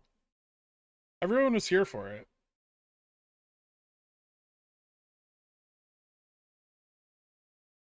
Just break 180? What the fuck?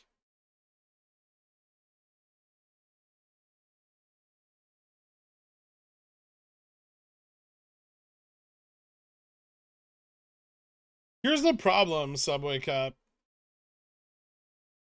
You can't buy volatility plays and then hold them after the IV spikes. You're supposed to sell them. And your position in metamaterials tells me that that's not how you roll. I feel like you're buying out of the money calls, hoping they go in the money. And I've seen you make that mistake too many times.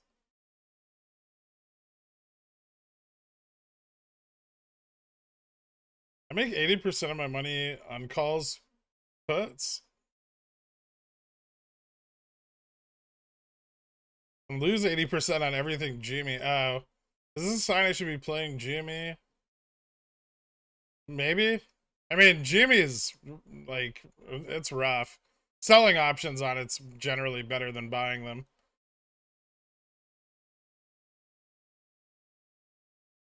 We did it. 3,800.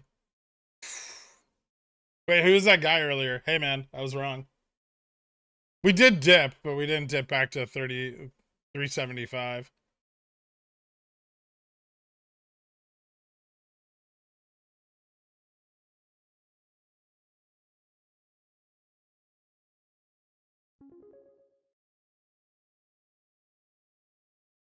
Pull for new cup names.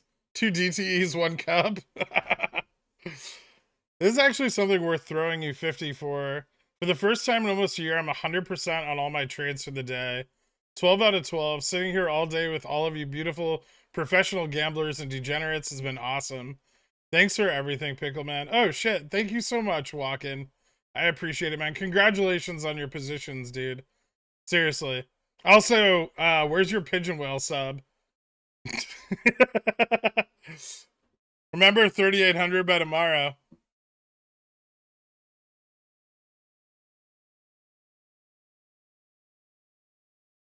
I'm just fucking around, man. Thank you so much.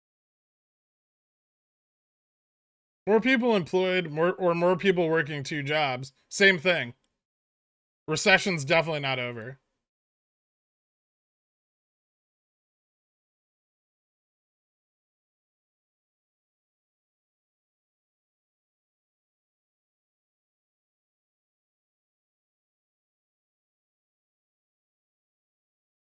CBI is next week.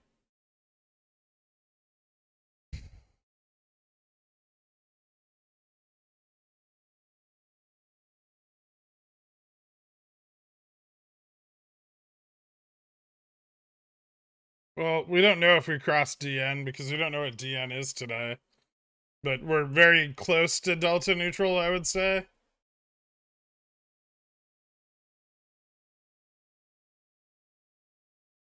Can we call it something other than recession? A regression? We're in a progression. No.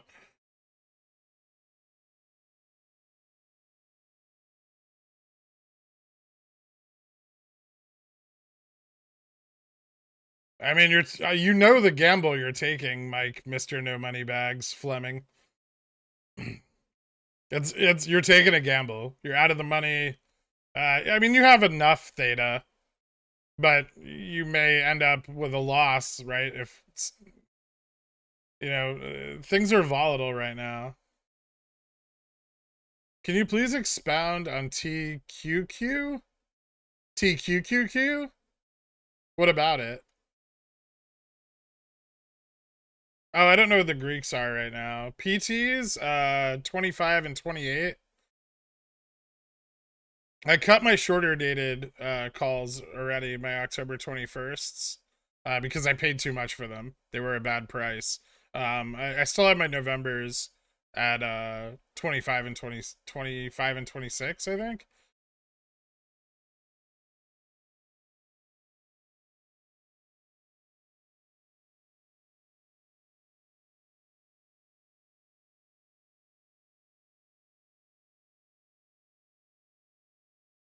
Well, so what happens is when the dollar is really strong, other countries have to become more reliant on it, right? They have to do more transactions in dollars because if they're using their own currency, their exporters and stuff like are going to do okay, but importing anything from the US is going to suck, right? So it diminishes their ability to trade internationally, and that puts more and more reliance on the dollar from those countries, and they become dependent on it, more dependent on it, right? Meanwhile, the US gets a lot of buying power internationally.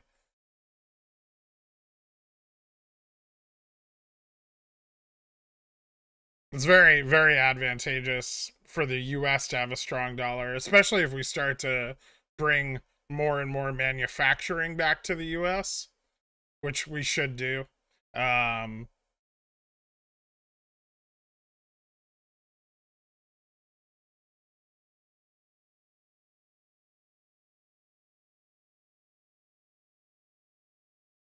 That's on Visa price target. I'm in the money, but I wish I'd gotten even more theta.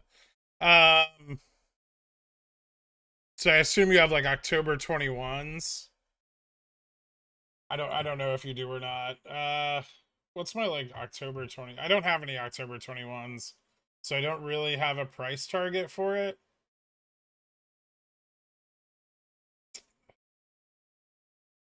Hold on. Well, the next big resistance on Visa over the next couple days is like 190. After that, the like next big horizontal is 193. Usually if it breaks, usually when Visa breaks like a big resistance, it picks up some speed, like because there's a lot of calls there, right? So at a break of 190, I would say 193 is possible. If that continues, which is crazy, but it could, you'd be looking at 200. 190, 190, 193 could happen in the next like 3-4 days.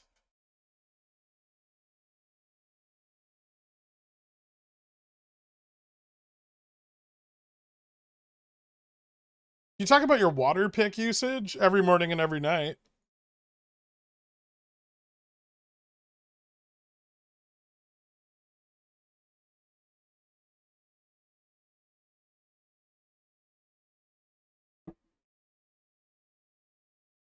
Are SPX November 18 4,000 calls silly?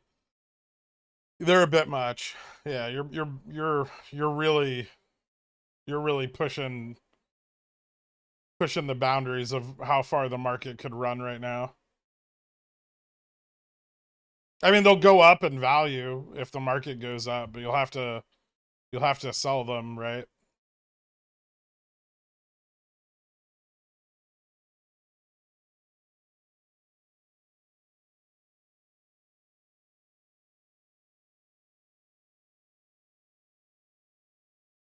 No, this is like the beginning of the run. We're just breaking into the good part of the pimento. Like we're getting into the olive right now. And you guys are like, is it over? No. No. This is the good stuff. Now we get to taste the delicious olive flesh, which has all kinds of fun potential.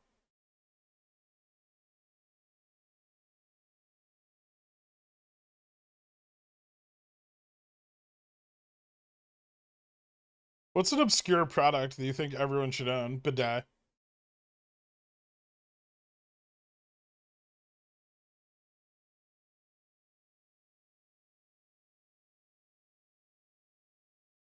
Flesh. Buckled up Jen. Also, hello, buckled up Jen. We're gonna taste the sweet, sweet nectar of this olive.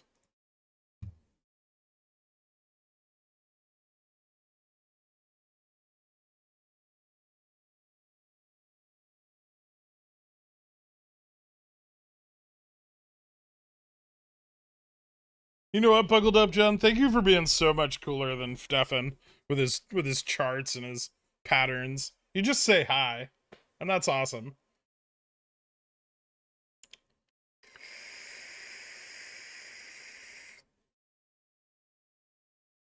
Are you planning to hedge with puts overnight?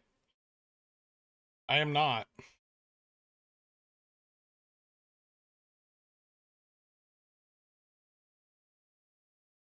Not unless it goes up to like 38.06. I'm not paying in the money prices for puts.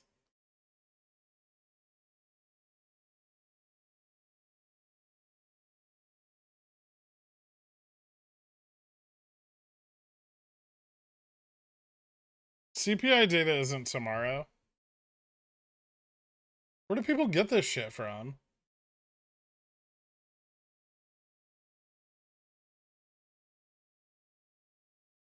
CPI data is not even this week. It's next week.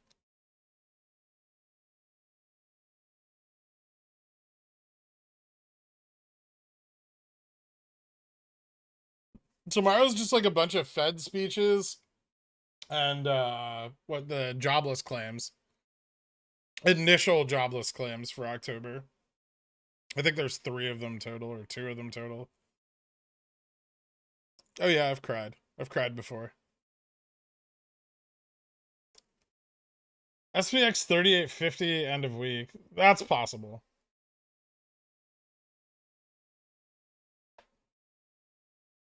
Any updated price targets for cat? Yeah, 182, 50, 180,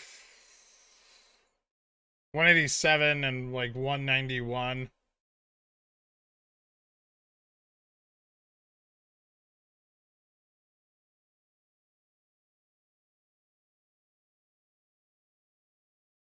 No, I don't still have a put position.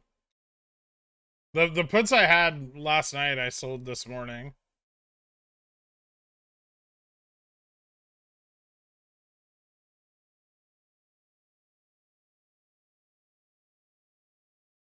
Cheers, Kid Godfrey.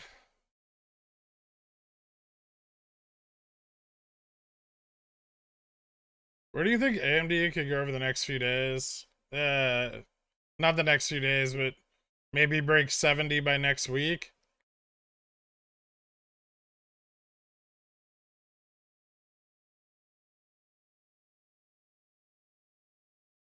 I just want to say that you called the bump and run on the pimento this morning Stock got confirmed. I know. Thanks for recognizing.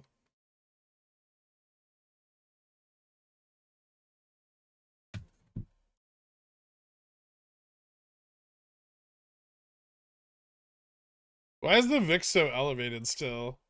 What did I say earlier about we don't talk about the VIX right now, okay?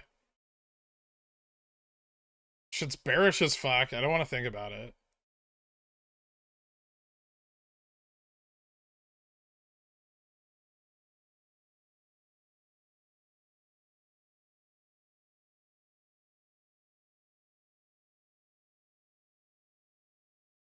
I know you're not Danorama. I assumed you were fucking with me. Did Fred go back to Warden Elite's channel? I don't think he was ever there.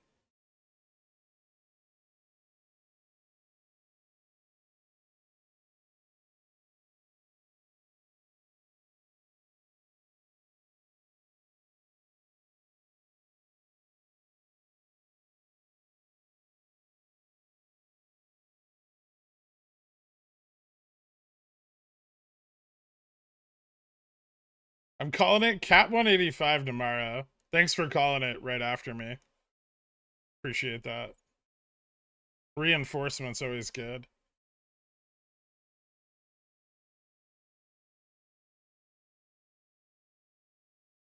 West Coast update. I catch the close of the market at lunchtime, listen to the stream a second time right after at 2x, then start it up for the third time when I get home to ignore my wife. All right.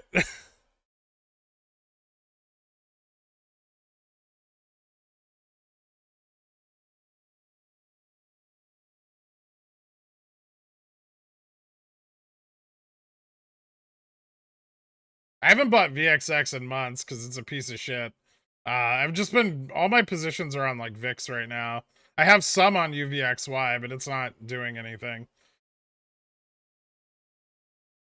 But yeah, I try to buy it when it's low, obviously.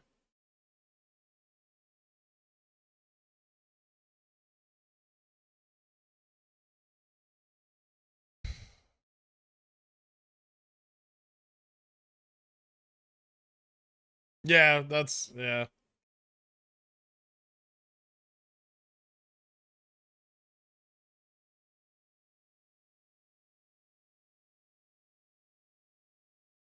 Yeah, buy low, sell high. Right? VIX is down on the day, below 30. Where do we need it to be? Back to 25, at least.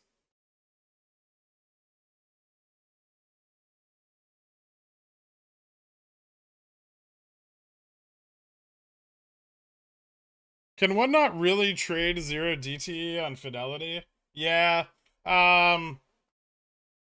You can trade 1 DTEs, but not 0 DTE.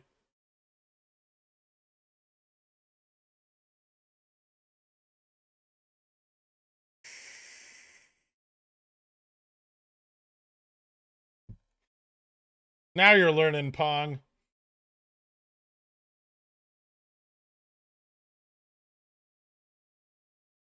Did Idaho Beef leave after the shaming? That's the best part about paper handing Pigeon Whale.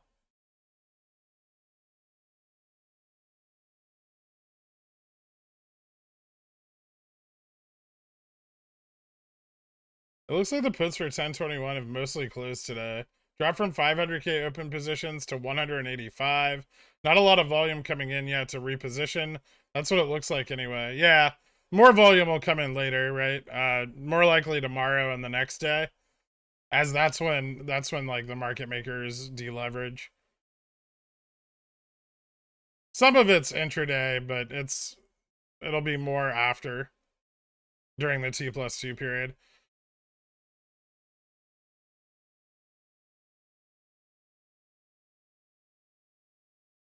Shame me more for Rig or Popcorn Trader for CERN.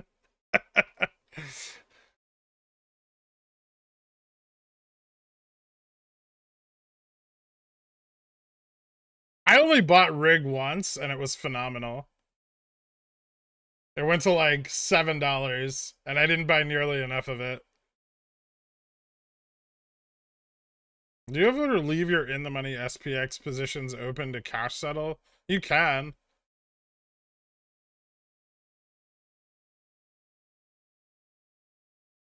I bought 0 TTE SPX call on Fidelity 2 weeks ago and immediately lost 1.6K. So it's 100% possible. I think they let you buy them on indexes, but not on individual equities. I'm not buying Pigeonwheel until my credit card debt is paid off. That way I can put it on credit when my weeklies get rinsed. All right. T+2 from Tuesday on SPX means good action tomorrow rather than chop. That means, yeah, that means the end of the week's probably going to be pretty bullish. I usually don't look at the intraday OI, so I'll want to confirm that OI is closing on the SPX. But it has been. I mean, I'm sure the trend will just continue.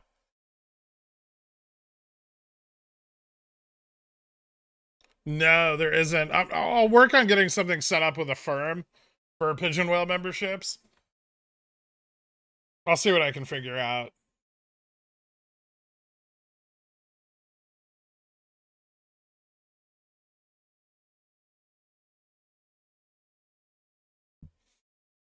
I've been trying to get positive compliments instead of constant trolling.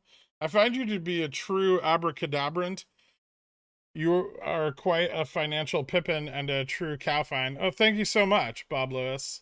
You're gonna make me blush.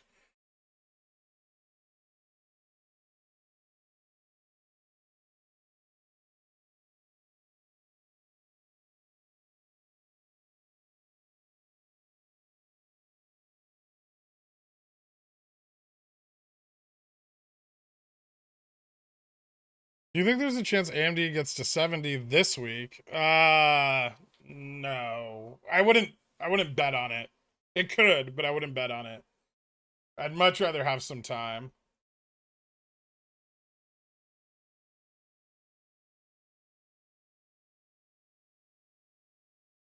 No, thank you so much, Jim.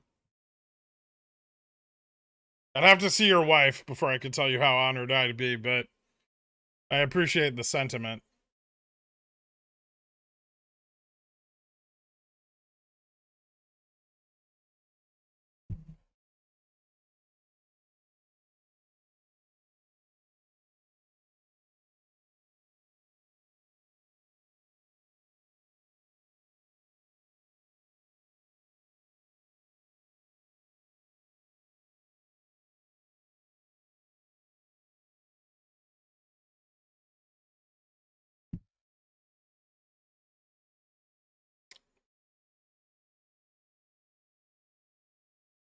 Spread is tight, but it's not trading. I thought MTV was talking about Jim's wife. No, well, I don't know.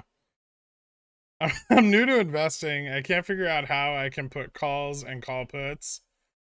You mean short calls and short puts? Like selling options versus buying them?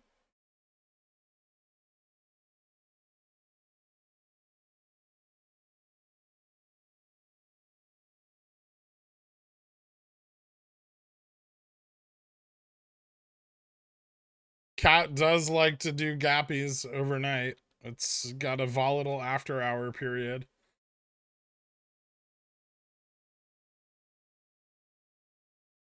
Here's what you do. Get naked. Sell covered calls. Right? That way you get all the thrill of being naked, but the call is, you know, collateralized.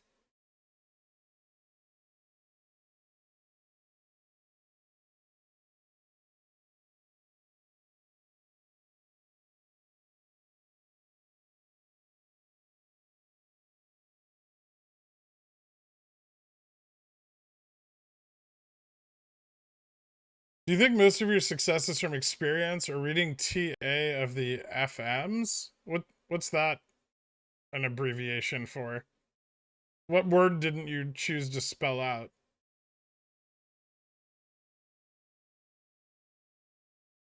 What's your question about M? M's up 1.36% today. You should be fucking super excited.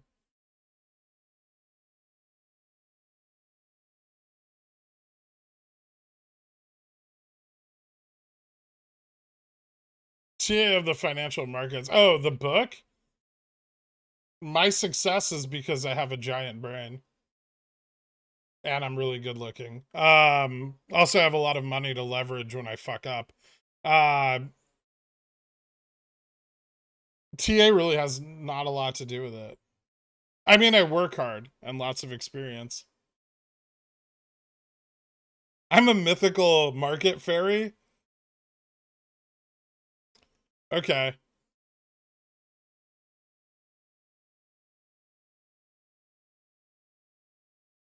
No, they're shedding their hedge. They're shedding short hedges, so they want to shed them.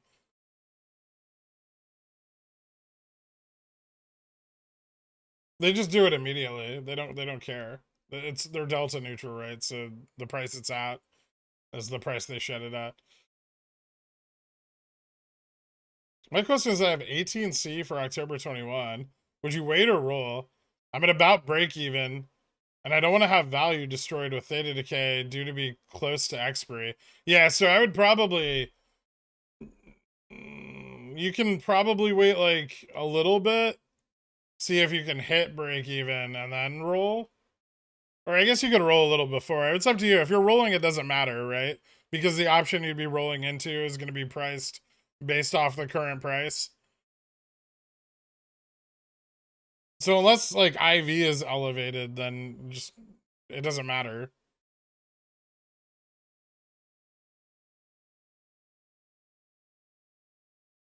Shut up. It's all luck and money. Believe what you want. Spy finna rip into close? I don't think so.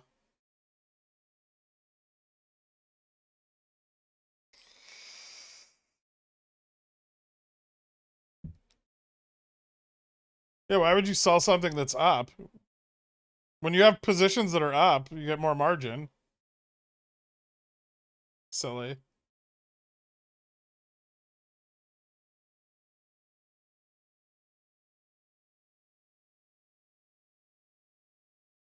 Did you trade a bunch at your last full-time gig, like on the job, paper trading to sharpen your skills? It's pretty much all I did at that job. Frankly, I was a terrible employee.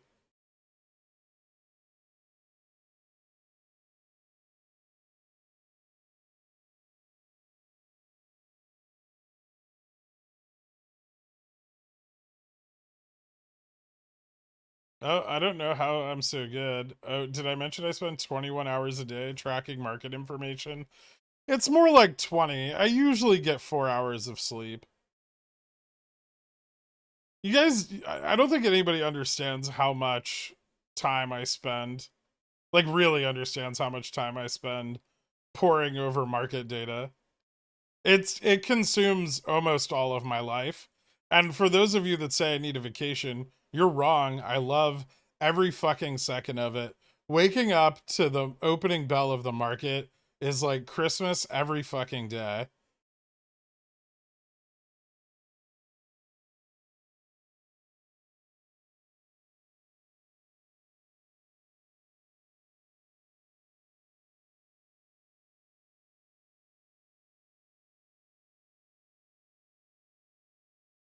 Where I was asleep, I don't know. It's just what I sleep.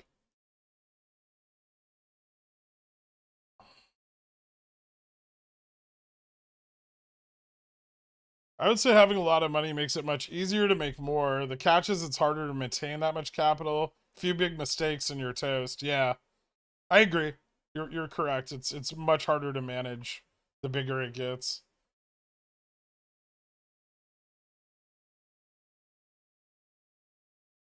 You say oversleep, but usually on days when I show up late, it's because I've like barely gotten any. Like this morning, last night I slept like 2.5 hours.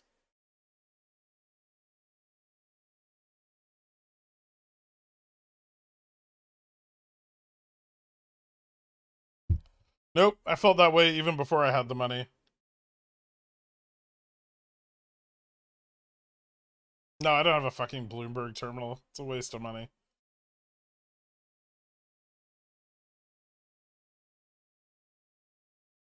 Thanks, Lorca. Don't forget to get some vitamin D on occasion. Yeah, I just stand naked in my window when the sun's out. Is that good enough, or should I do something else?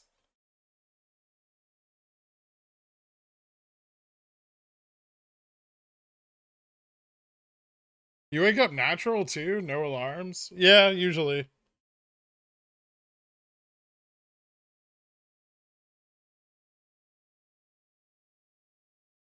I mean, me and Dork are up till like 4 in the morning, like pricing options. And that's just a good time.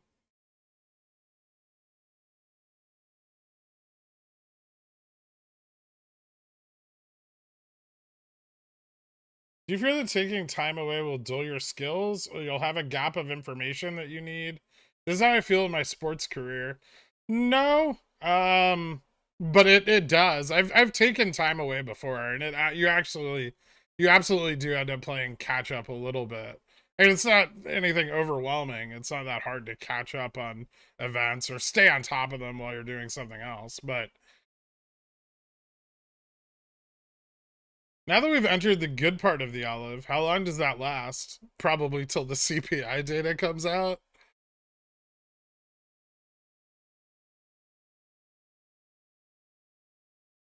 Hmm. You have to suntan your balls. I should just get like a tiny tanning bed and just lay. I'll figure it out. Like a novelty tanning bed.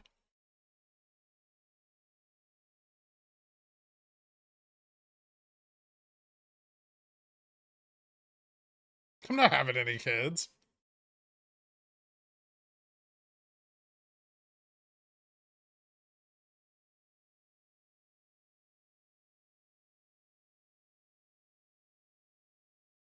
What PTs are you looking at? I'm not playing QQQ directly, but I'm gonna play TQQQ.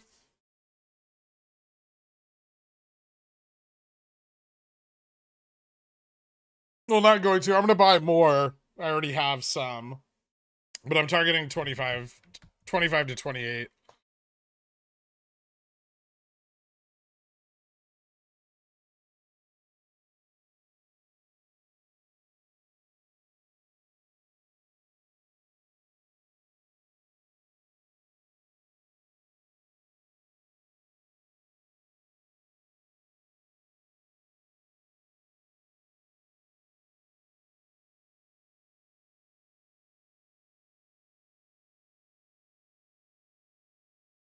Do you have a vid on how to calculate gamma flip points and stuff of every stock? No. What's the difference between QQQ and TQQQ? One is QQQ and one is 3x the performance of QQQ.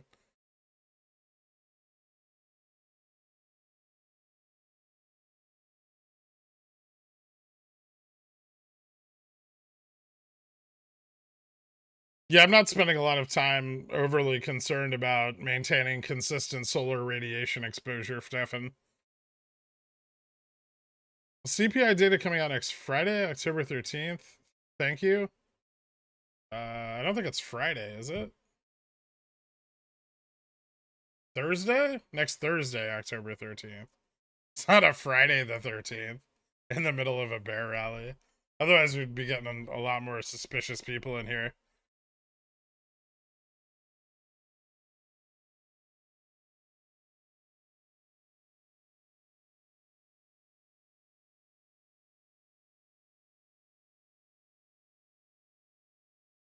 Of course, we didn't use it to pay off debt.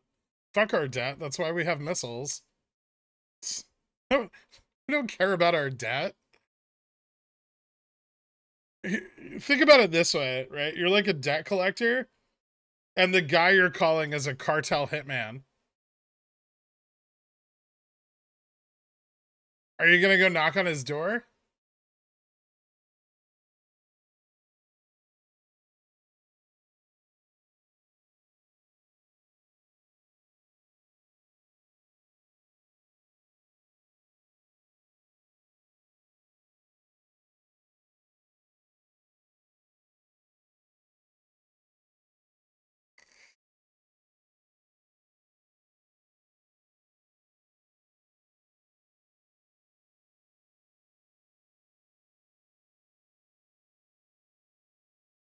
I'm not gonna have a remote show. They're gonna do the apartment cleaning tonight.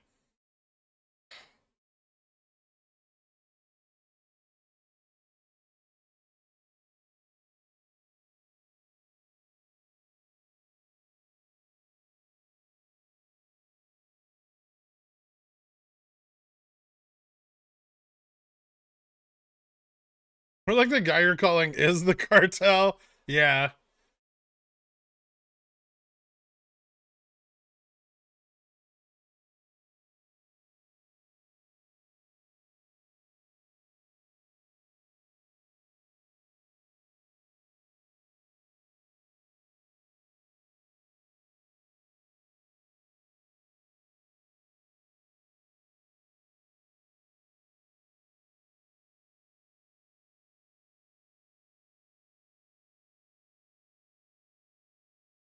I take vitamin D supplements because I don't get outside a lot. Also, you just don't get very much sunlight in New York City anyway.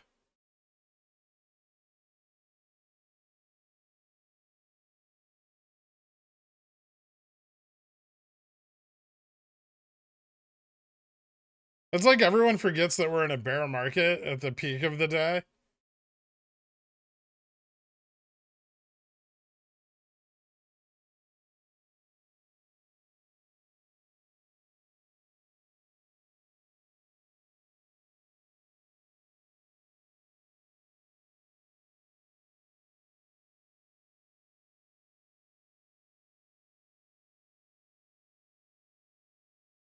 No, they didn't. That's bullshit, Champ of Roses.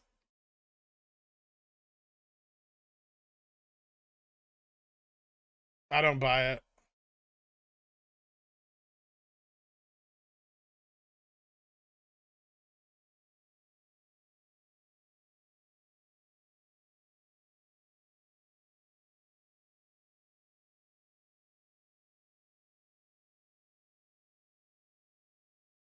Well, you said that your zero DT puts were fucked back here, and then you're saying they went up 100% here minutes before market close when Theta's already like basically destroyed them.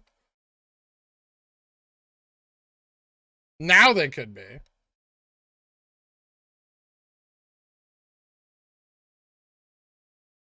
Gonna buy back calls on Cat? No.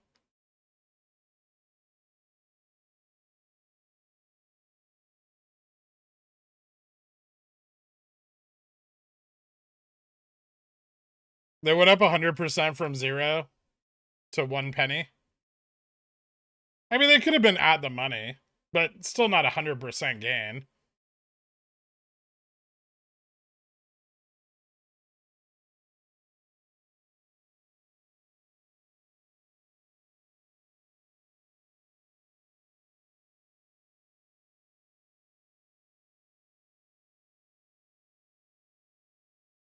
Jesus Christ, what is wrong with you people? It's just a sell off into close. Relax.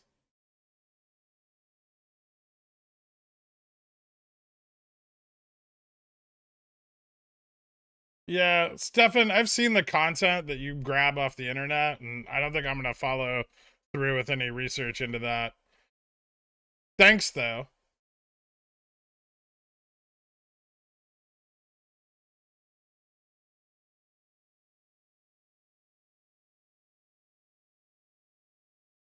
First replaced at 0.26, second bought at 0.12, sold them at 45. All right, I'll give it to you.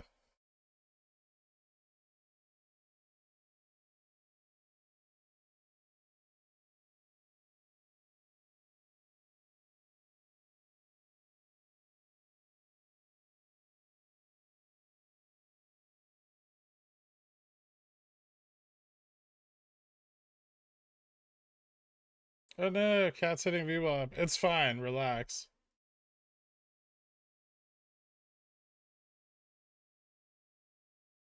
You gotta give the times for bulls to build up their confidence. See how you guys are reacting? That's how they're reacting. They're like, oh shit, someone sold. It's not gonna rip into close, and they sell. And then 2 more guys are like, oh my fuck, those guys sold. I should sell too. And they sell. And then they all sell, and then it goes back up.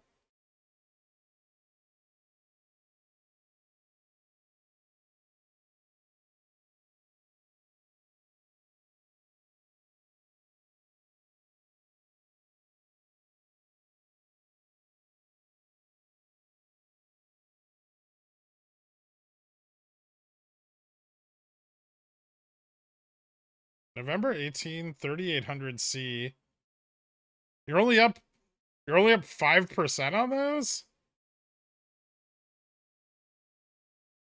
Oh, okay, P. Sorry, I thought they were both calls. I was like, that doesn't make any fucking sense at all. Both up about 5%. Both up? I mean, you have a short dated put there that's up in a climbing market. It's up to you, man. Do what you want. I feel like that whole situation is very self-explanatory.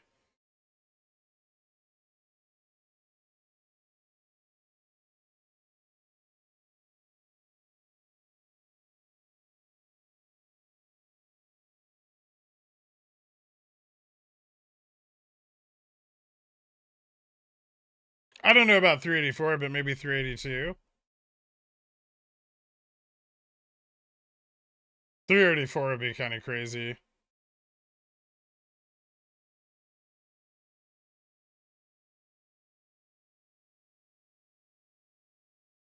I mean, yes, OG rules. I've already gone over the pimento so many times.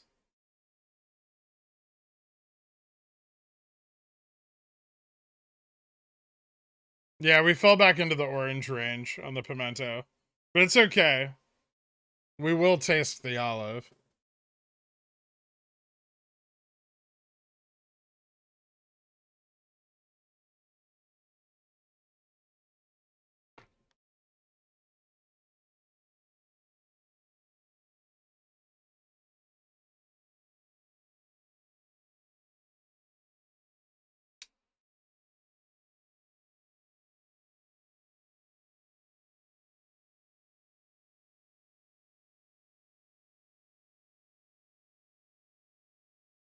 I timed that perfectly today. Bought SPY calls at the low at open, sold at the high for today just before it fell. Nice, man. Congratulations. Are you still hedging every night? What's the point now? I could. 37.75. I'm so bullish. All right, fine. You've convinced me. Can I do it before market closes, though? I have like 20, 40 seconds. Okay, I got it.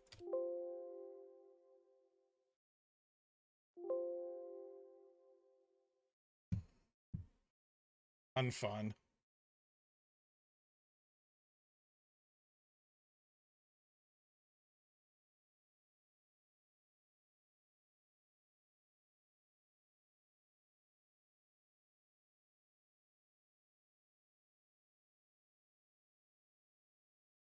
I got a personal loan offer from Upstart. Should I use it to buy Upstart calls? Same like doubling their revenues.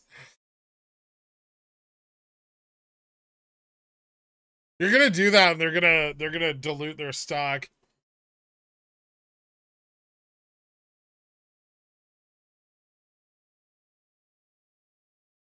Lol, if they just saved your port. Ow. Alright, ding ding. The day is done. Well, everything looking pretty good. Getting dragged up by the markets. Probably not as much to say about today as I do yesterday. Remember, GME, still risky to sell covered calls. Still right on that gamma flip. You know, same with Upstart. Same with, you know, Macy's, whatever. You know, the AMD, Tesla, those are all going to continue to be suppressed.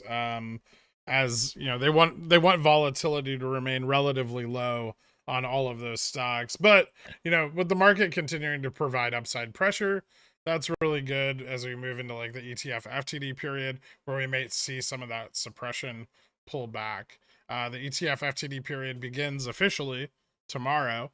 Is the first day and carries out through the 14th. So 6 trading days starting tomorrow. Yeah, that's about it. Everything looking pretty good. Market pulled back after its test of 3,800 down to 3,780. Could dip a little lower overnight, but probably more recovery into the morning. just a slow grind up as long calls reposition. You know, remember a lot of long calls they're scared to hold overnight, right? Which is slowing down the buildup of long positioning. But out of the money calls remain cheap. VIX is still relatively high, and these dramatic drops at the end of the day aren't helping it drop. So you know, it'll be a little bit. It'll take them a little while to really get going. But once the momentum is actually, you know what, I would say that the momentum's already pretty strong. So we're looking good on just about everything right now. Yeah, that's it. I'll see you guys tomorrow morning. Have a great night, everyone. Bye.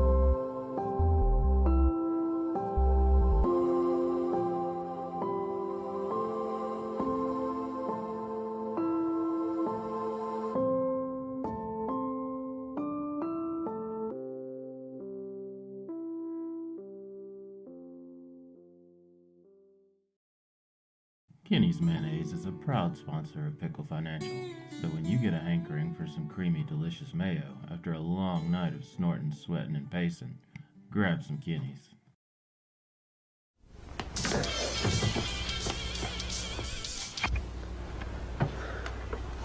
It's yours? No, My mother said she found it in your closet. I don't know. One of the guys must Must have what? Look, Dad, it's Where not. did you get it? Dad, Answer me. Who taught you how to do this stuff? You, all right? I learned it by watching you. Parents who buy weeklies have children who buy weeklies. We're not a cult, yo. Just some pickle fiend fuckers, not a cult, no. Like them AMC suckers, not a cult, bro.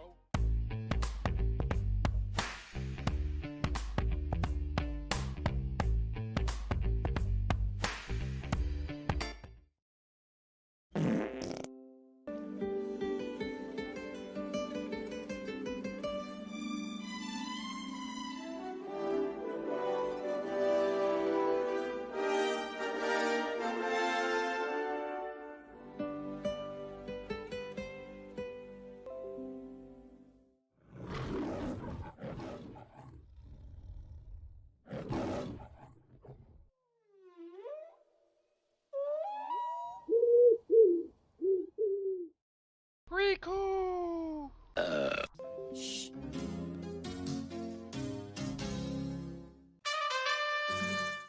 Sit, Krian, sit. Good dog.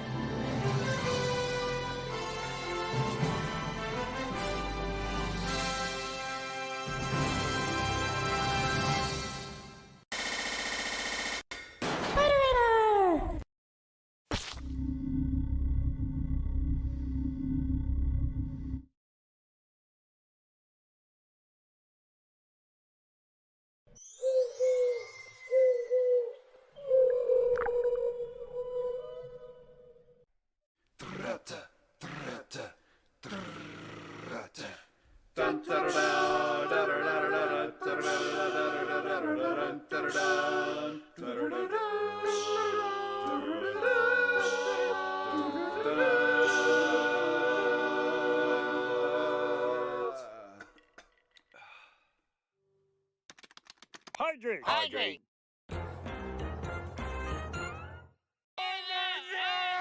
Did you get any of that? It's a good show! Not an advisor. Frigulon.